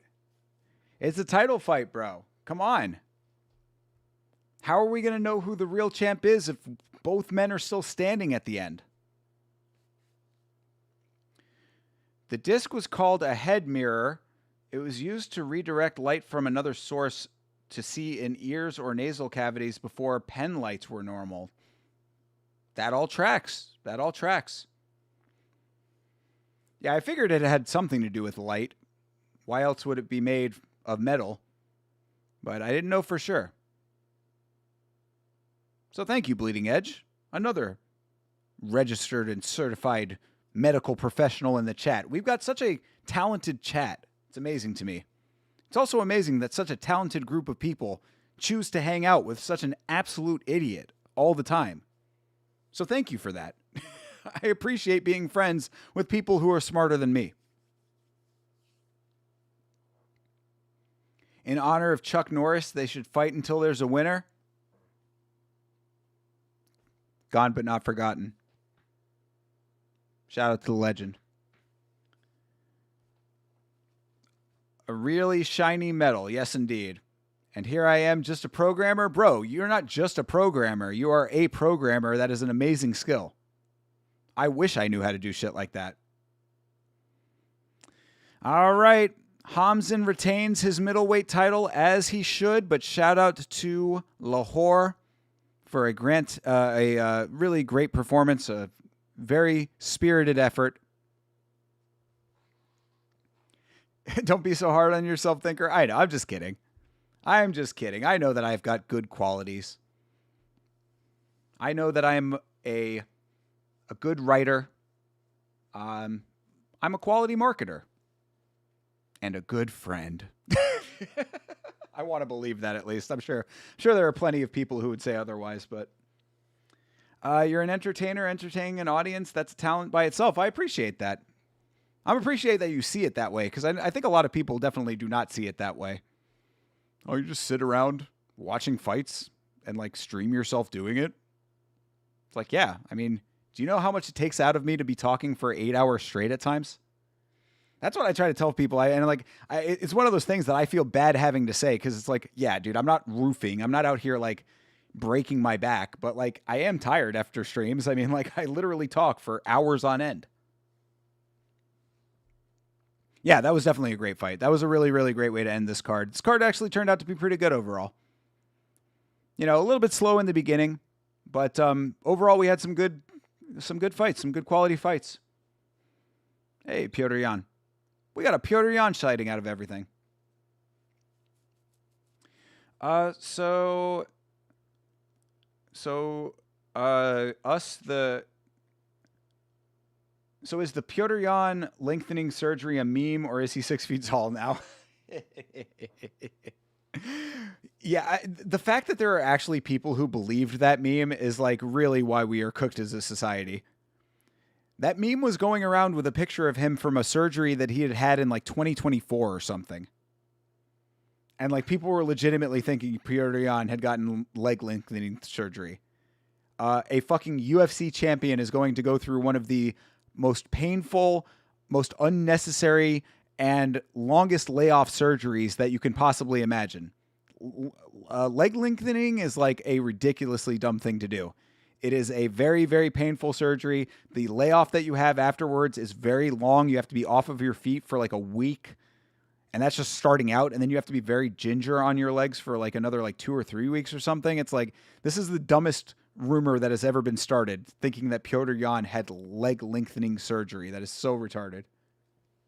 R-worded. Sorry. I don't like to use that word. Plus the MMA knowledge and the commentary ability. Yeah, well, I appreciate it, man. Thank you. You know, I like to believe that I know a thing or two, but you guys help me out with that a lot. Obviously, there's a bunch of stuff that I don't know. It's a talent for sure. We wouldn't be here with you. Hey, appreciate it, Bleeding Edge. No, I know, guys. Come on, don't take it so seriously. I wasn't being, I was being a little self-deprecating, but I don't have a negative image of myself. I am the man. Like, come on. Let's not get things twisted over here. I am the greatest. Piotr is Clavicular's new protege.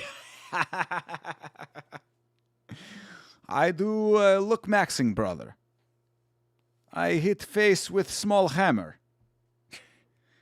I take hammer, I break bones, but small break. Pyotr was starting to sound like a vampire there. Pyotr was obviously watching Clav and wanted to look smacks, bro. I mean, who would not want that? At least up until the point that Clavicular got mogged by the ASU frat leader. I mean, that's really where everybody dropped off, I think. But, you know. I know you're joking, but I'll always glaze my goat thinker. Oh, you guys are the best, man. Thank you, Hydra. Makes me feel like a real cool guy, which is probably one of the least cool things you can say, and only maybe 20% true at best. But I do appreciate it. And I appreciate, that's also, I did want to say, I really do appreciate all you guys hyping the videos, and especially the most recent Yama episode. You know, views not necessarily where we want them to be in the big picture, but it is one of the more viewed Yama episodes that we've had, so I really appreciate the support on the most recent Yama episode. It means a lot to me. You know, as I told Chase before the Yama episode, I was like, you know, I want to be doing Yama more. I love doing Yama, but it's just a lot of work. So I have like, you know, I like to get something out of that on the other end. Which your comments, of course, and your likes are always very much appreciated in that regard. And it, you know, it is enough. But really more of what I'm talking about is like cost benefit analysis for like, I could be on live stream. You know what I mean? I could be streaming. I could be editing clips. Got to get back into posting clips. That's going to be another thing. I've been slacking on that. Clavicular would disagree, but he's been arrested for shooting a dead alligator or croc in Florida. He got arrested for shooting a dead animal?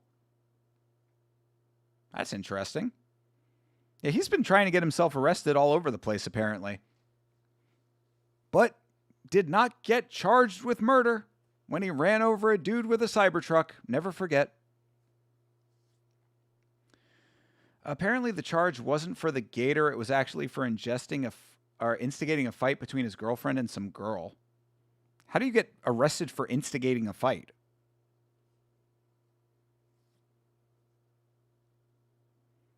President Awesome is glazing Russia right now.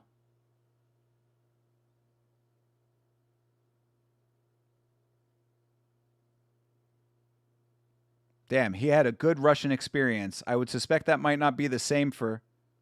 What the fuck? What the fuck was that? That was frightening right there. I think it was the audio team like patched their mic in, but it was like a robot voice for a second. Did anybody else hear that? That was fucking frightening. Don't do that to a guy who just hit the pen, bro.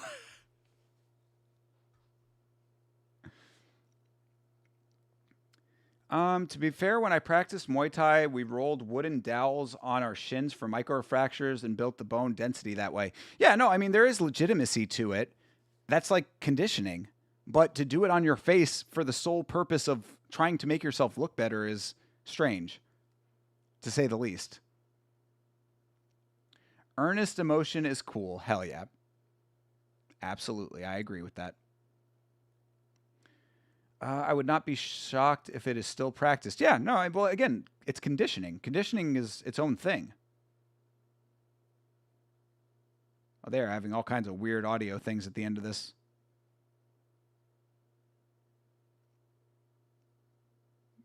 They sound like robots. We still do that. I just do it for a reason on my shin, not smashing my fucking face. Yeah, right? A really good way to increase bone density of your legs is to do squats and deadlifts. True, brother. Fuck yeah, dude. He told his girlfriend to beat up a girl that was in their Airbnb on stream, and they live streamed it while Clav stood there and laughed. Well, I mean, fair enough, but doesn't the girl have agency? I mean, Just because, like, if Clav told her to jump off of a bridge, was she going to? Like, how is, I mean, like, dude, I'm not saying he was right for doing it. I certainly am not saying that he's Clav is a fucking idiot. I do not understand why anybody pays attention to this kid, aside from the fact that he's a fucking idiot, and it's interesting, I guess, in a morbid way. But, I mean, yeah, like, but at the same time, like, if someone tells you to do something, you don't do it. Like, if someone tell you, like, I mean, if I told you to rob a bank, are you gonna fucking do it? No, don't do it. I don't know. Anyway. That's a libertarian philosophy, I suppose. I saw a video of him shooting the gator, and it made the news. Yeah, this is what I'm saying. This dude is he's a dummy, and he's also a child. That's the other thing. Why does everybody give a fuck about what this random kid who has chemically castrated himself has to say? Also, there's a lot left on this live stream, so I guess we're going to hang out for a little while. There's 20 extra minutes on this live stream. What else is there on this? Is it just the same thing repeating? Yeah, we'll keep it going for a little while. His girlfriend is currently on the run from a battery charge. He just got picked up and paid bail. Yeah, I mean, he got arrested for the Cybertruck incident, did not get charged. He got arrested in Arizona, got let go on that too, even though he was had drug possession or something. I forget exactly what that was, but yeah, he's been the kid is a fucking psychopath. Where are his parents, or where were his parents? I do not understand how his parents let him become what he became. My mom was telling me about a fucking a case where I guess some girl sued Meta and won because she said that Meta made her addicted to social media.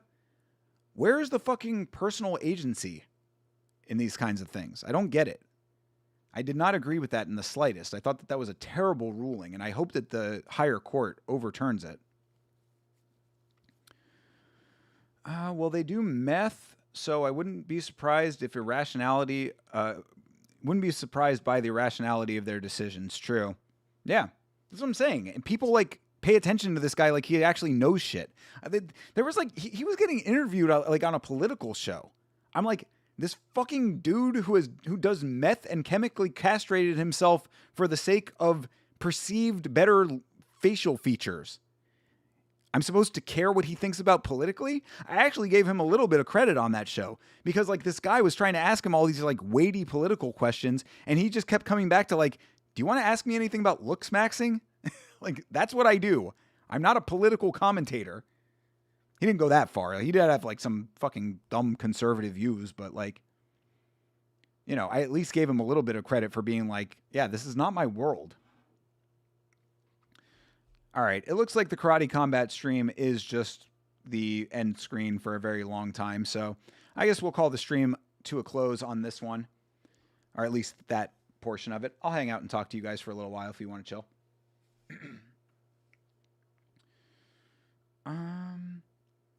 It's not because of the bar against the shin, it's because of the stress of lifting really heavy weights.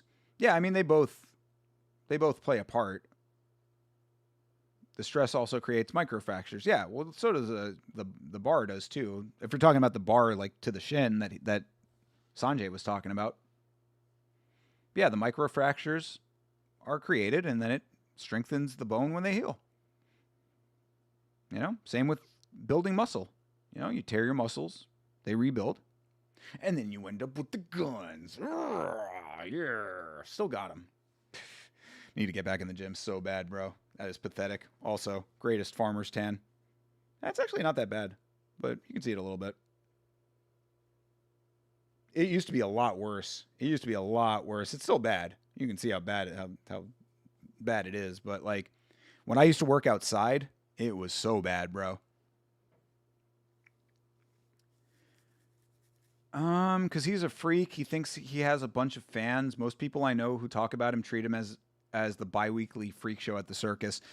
I mean, but there are some people that don't. There are some people that actually legitimately care about what he has to say, I guess. I mean, or at least there are some people who recognize that he has a following, whether it's positive or negative, and are exploiting it. But I don't know. I mean, All I know is that he keeps fucking coming up. I mean, like, I feel like it was only like a couple of months ago that I had never heard of clavicular, and now like I see fucking. Now, granted, I do watch a lot of like videos by content creators that are sort of in that sphere a little bit, not in that sphere, not directly, but like that comment on it. You know, I've said it before. Like, I watch Philion. Like, I'm a fan of Philion, and you know, he talks about that kind of stuff a lot, or like comments on it. And trust that I have a lot of disagreements with Philion. I think that he has some very smart views, and I think that he has some really fucking stupid ones as well. But overall, I think he's a pretty decent guy. His parents were rich and sent him to a good private school and therapy consistently. He kept getting kicked out for having roids and always lied to his therapist. Oh, so he was just a bad kid, huh? So his parents tried? All right, well then, hey, you know what? There's your personal agency right there. There's your personal agency right there. Because if the parents tried and he just kept wanting to be an asshole, isn't that the same thing with Wes Watson? Wes Watson, who just got in a fucking heap of trouble for beating up his girlfriend? Yeah, Wes Watson's not going to be a problem for the internet anymore. Wes Watson's going to prison for a long time. But yeah, from what I understand, that was the same story with Wes Watson. He came from like a rich family and was like a skier or something for like his younger life, or like a snowboarder. You can read his whole life story on his old forum posts all the way back from when he was like 11. He's been doing this shit since he was 11? Bro. Then, I mean, I still kind of have to put a little bit of this on his parents then, because like there had to have been at least some point where they could have been like at 11 years old, be like, nah, bro, this ain't it. Like, take more dramatic measures if you have to. But then again, at the end of the day, the libertarian in me is like, people are going to people. I used to have a friend, an old writing partner of mine, many, many years ago now. He used to say, he was like, I'm scared to have kids because what if my kid just turns out to be an asshole? And I was like, you know, there's something to that. He was like, you know, yeah, not like a murderer, not like a, you know, not somebody who's like actively going to like go out and harm people necessarily, but just like a fucking prick. I was like, that's a legitimate concern.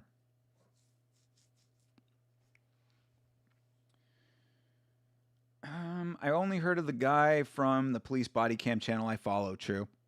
Yeah. No, I mean, I keep up with internet culture, and he is part of it. You heard about clavicular for the first time here today. Oh, well, I'm sorry then, Rafayuski. Perhaps you wish you didn't come around tonight. Yeah. I'm sure that you probably have a version of clavicular in Brazil, though. Because I know that you guys, or not you guys, but like I know that that like Brazilians are pretty open to like body modification. You know, a lot of plastic surgery in Brazil, from what I understand. There's a whole butt lift named after your country. He somehow made his way here. I know, right? Somehow he has infested the world. We are byproducts. I just learned about this Wes Watson guy from the same body cam channel. Yeah, true. I haven't seen the Wes Watson body cam. If the most recent one has come out, I got to see that. Wes Watson is a sociopath. Yeah, no, he is a legitimately bad person. Yeah, he is a bad guy. He's a bad guy who used his bad guy-ness to his advantage for a while, but unfortunately, when you are that bad and do not have the street, like he's an unfortunate combination of being bad and stupid. You know, he's like an evil guy who's also not smart. That's a combination that doesn't go well. If you're evil and smart, you can get very far in this world. We've come to understand that very clearly at this point. But he is evil and dumb. And when you're evil and dumb, you make very bad mistakes, very publicly. And that's kind of what happened here. Beating up his fiance in front of his bodyguard and assistant. Yeah, I hope that guy fucking rots. He's literally autistic, but refused to accept he was and never allowed his therapist to help, then lied to his parents about the appointments and results. Went to a private middle school and locked himself away on 4chan since middle school. I mean, again, bro, like, is there not an earlier stage of life, though? Is there not an earlier stage of life that he could have been intervened at? If he started all this bullshit at 11, could he not have been more hands-on parented by like age 7? Idiocracy Yama, the smart couple that was waiting to have babies seen. Fair enough. Fair enough. Idiocracy predicted these things. He fell full on down the rabbit hole and got into it so young he believed that instead of puberty changing how he looks, it was bone smashing. By age 15, he was doing multi-stack cycles. I know, yeah. That I did know. Here in Brazil, we have some guys that are fitness influencers that coach people into carnivorous diets and are against seed oils. I mean, but those are like good things, generally. Carnivore diet is like, I think the jury is still a little bit out on it, but in general, carnivore diets are generally just low-carb diets, and seed oils are not good. So, yeah, I mean, that's not clavicular. That's just solid advice.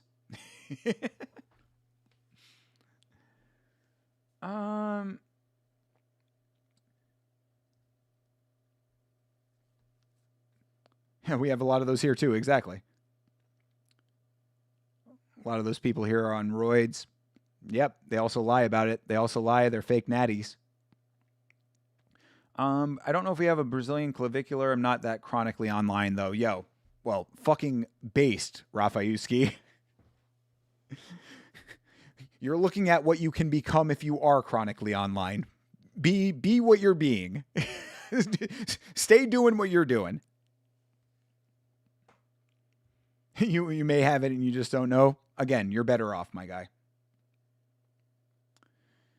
Early life stage, he was a top performer at school and a top sports player at his schools. Just very shy, but seemed like he'd grow out of it. I guess you are making a pretty good case for his parents here. And again, man, look, even if like the parents did go in there and like try their best, sometimes it just don't work. So I guess maybe I should be a little bit less harsh on his parents.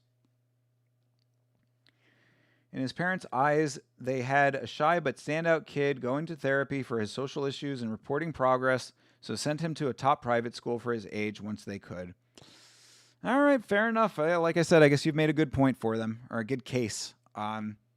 Unfortunate that happens, but, it is what it is, I suppose.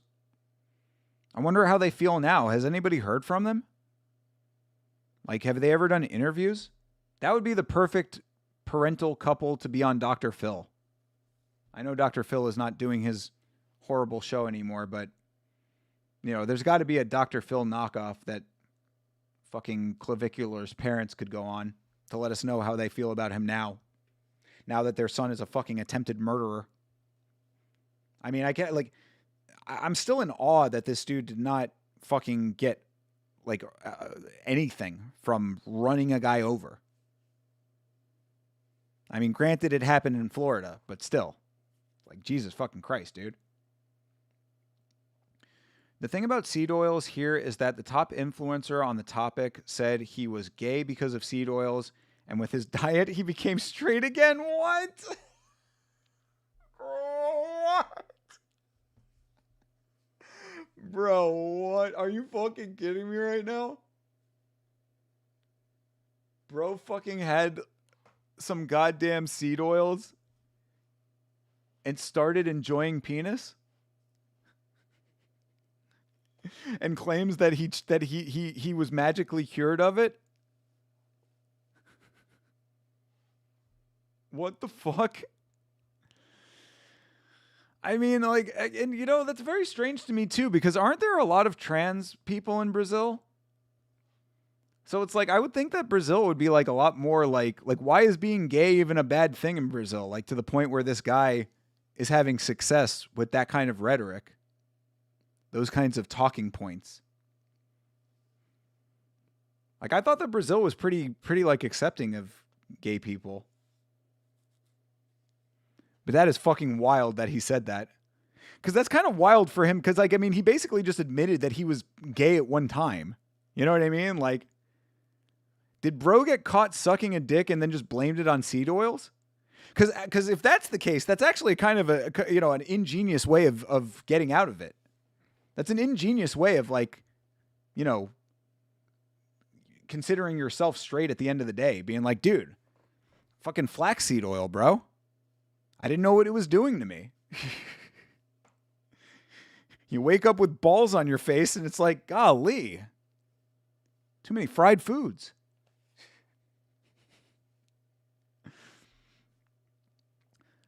Like, every oil is bad for you if you consume a lot of it. It won't change your sexuality, though. Yeah, no shit.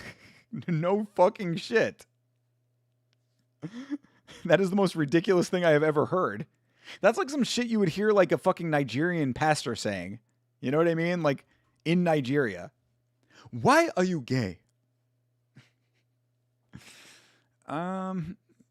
Florida don't give two fucks. Don't I know it, bro? That's why whenever I pull an asshole move when I'm driving, even though I try very hard not to, but if, on the rare occasion where I have to be an asshole when I'm driving, I just fall back on the fact that everybody's an asshole here. So I'm just when in roaming, When in Rome, bro. That is quite peculiar. Rafayuski, many cultures use seed oils for centuries and pretty sure that cannot happen. Yes, Sanjay, no, that cannot happen. You don't have to be pretty sure. You can be 100% sure that there are no seed oils on the planet that can turn a straight person gay. It is a ridiculous sentence to say out loud. Doesn't explain Savage's feelings for Thinker. He seems like a no seed oil guy already. Dude. You're proving the point right here and now, Hydra. I mean, I guess next time that Savage is in the chat, ask him how much seed oil he ingests. Bro is on that think seed oil.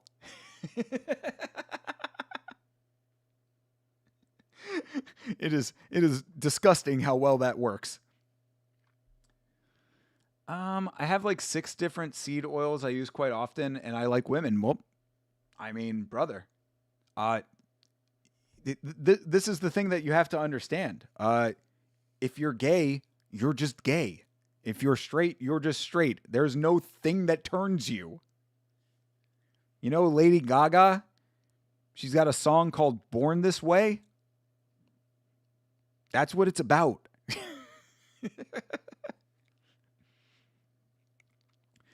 If seed oils can change what you like sexually, I'd hate to know what rapeseed... Wow. All right, dude. Almost made me say it.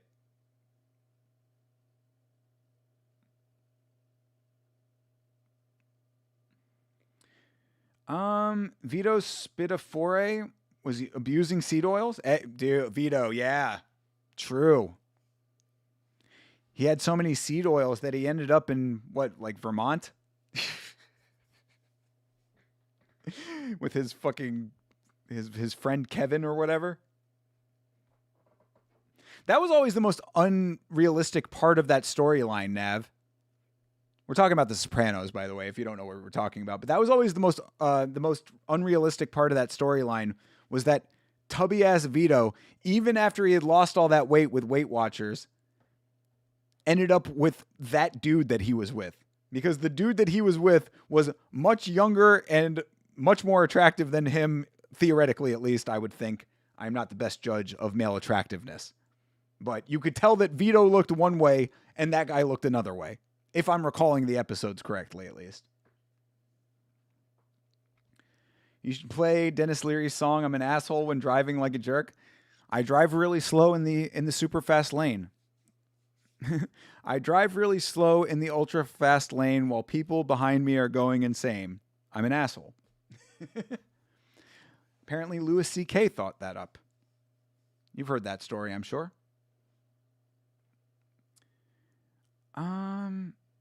Thinker react. Oh, react to the Subaru ads. Sure.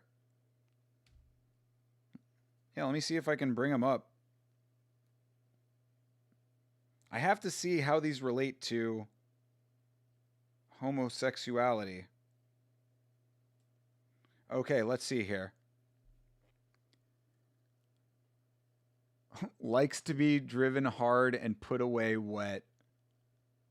Bro, there's no way that's real. Entirely comfortable with its orientation. These are not real ads, bro. Know where you're going. Gay Street. It's not a choice. It's the way we were built. Are these real? This one actually kind of looks like it could be real. This it's not a choice one. At least we got our priorities straight.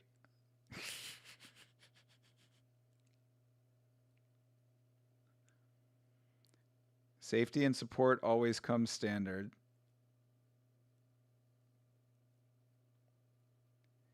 Subaru of America is proud to embark on our 10th year of community support. Oh, community support. Oh, yeah, so far we've helped raise more than 1.5 million through the Rainbow Endowment for Gay and Lesbian Health, Civil Rights, and Cultural Causes. I mean, if this is actually legitimately real, that's kind of impressive. It loves camping, dogs, and long-term commitment. Too bad it's only a car.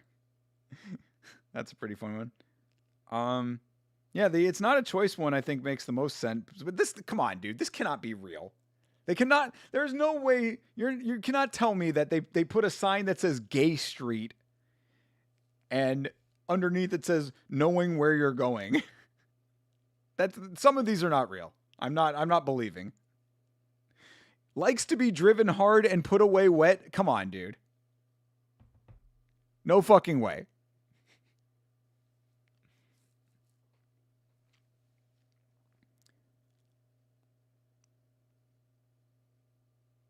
Think seed oil is real?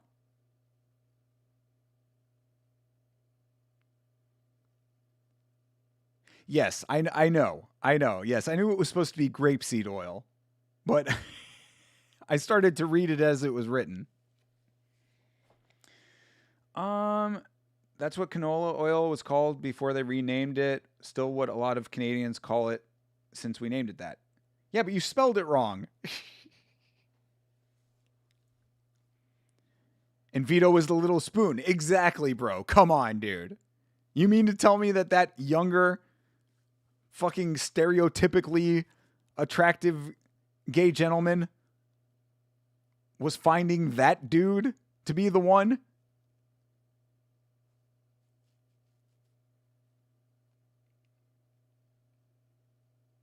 That's where the rep is from? I mean, dude, fair enough then. Shout out to him. I mean, shit, dude. Obviously, it has not hurt their sales to the point of them going out of business or anything like that. And now they've got a built-in fan base for life. So shout out to them. And if they make quality vehicles, then that's really all that matters at the end of the day. Well, in Los Angeles, we had a street. I forgot where was Gay Street. I'm not saying that there's not a Gay Street. Gay Street exists. I'm saying that you would not take a picture of Gay Street and then put the rest of the ad underneath it like that. That was a Photoshop parody of an ad. It might not have been an international TV ad, but in the ad books they had in dealerships on posters, they had a ton of them. Okay, hey, fair enough. You're not kidding. That's what it was called. No G? R-word seed oil? What? That can't be real. Are you fucking with me right now, dude? I stand corrected. Rapeseed oil. That's a real thing. That's fucking wild. What the fuck is a rapeseed? Oh my God. I've learned so much. So many things that I don't really know if I want to know. What time are you on tomorrow? That's a great question. What time does UFC start? 5 o'clock? Let's see. UFC tomorrow, 5 o'clock. So yes, 4:50 p.m. I will be on. Oh, also, I might be on the 10-7's live stream. The 10-7 does a pre-show for the UFC. He invited me on it. Hopefully I'll talk to him tomorrow and I might be on his show. So Make sure that you're subscribed to the 10-7 MMA, and look out for your boy on the pre-show.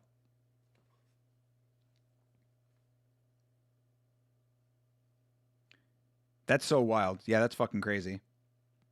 It's just renamed because people don't like buying the bad word oil. Yeah, no shit. Why was it ever named that in the first place?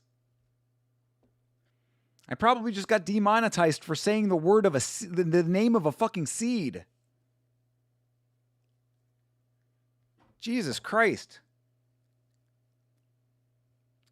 I don't like how Adesanya looked at the weigh-ins. Yeah, it did look like it was a little bit of a bad weight cut for him, but he'll be okay. Adesanya's a pro. I wouldn't be worried about that. I'm really not worried about anything aside from Adesanya's, his own ability at this point. Like, the only person to beat Adesanya will be Adesanya, but if he beats himself this time, it's the last time. It's all over. It's canola now, which is a mix of Canada and oil. Really? Wow. That's interesting, too. Chase Hooper versus Lance Gibson is the people's main event. It's going to be a nice performance for Chase Hooper. They're teeing him up for an easy win. I'm looking forward to that fight. There's a lot of money to be made there. I haven't even done the parlay yet. I'll do the parlay off stream. I don't know what the lines are looking like. Actually, that'll be the last thing. I just want to look up, see how much of a favorite Chase Hooper is in that fight. I'm going to go with a minus 1,000 as my conservative estimate of Chase Hooper in that fight. Let's see here. Let's take a look. Where is it? God damn it. Where the fuck is it? Oh, there we go. Adesanya versus Pyfer. Let's see here. Bro, are you fucking kidding me right now? Chase Hooper is only a minus 310? Bro, fucking click. Are you crazy? Minus 310? Brother. That is fucking walking money in the making right there.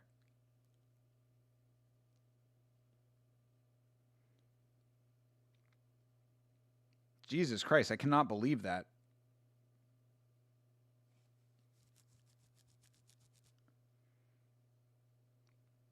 Yeah, all right. Well, I'll do the rest of the parlay later. Latin family, the plant is called rapum or rapa, hence the English bad word name. True. Got you. You use canola oil quite often when you're cooking? Well, I mean, be careful, bro. If you wake up one day and suddenly find Brad Pitt attractive.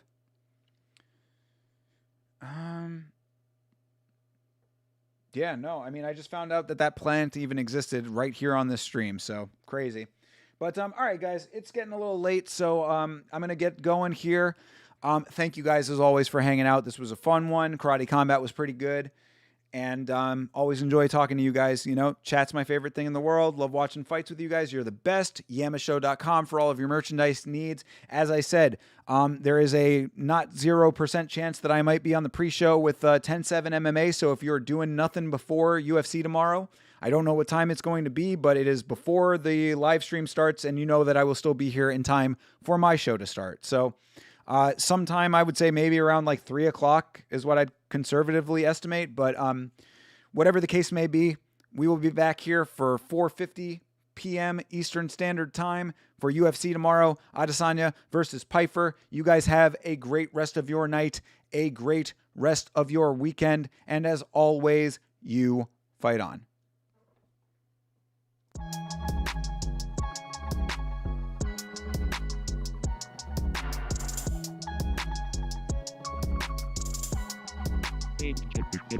Change.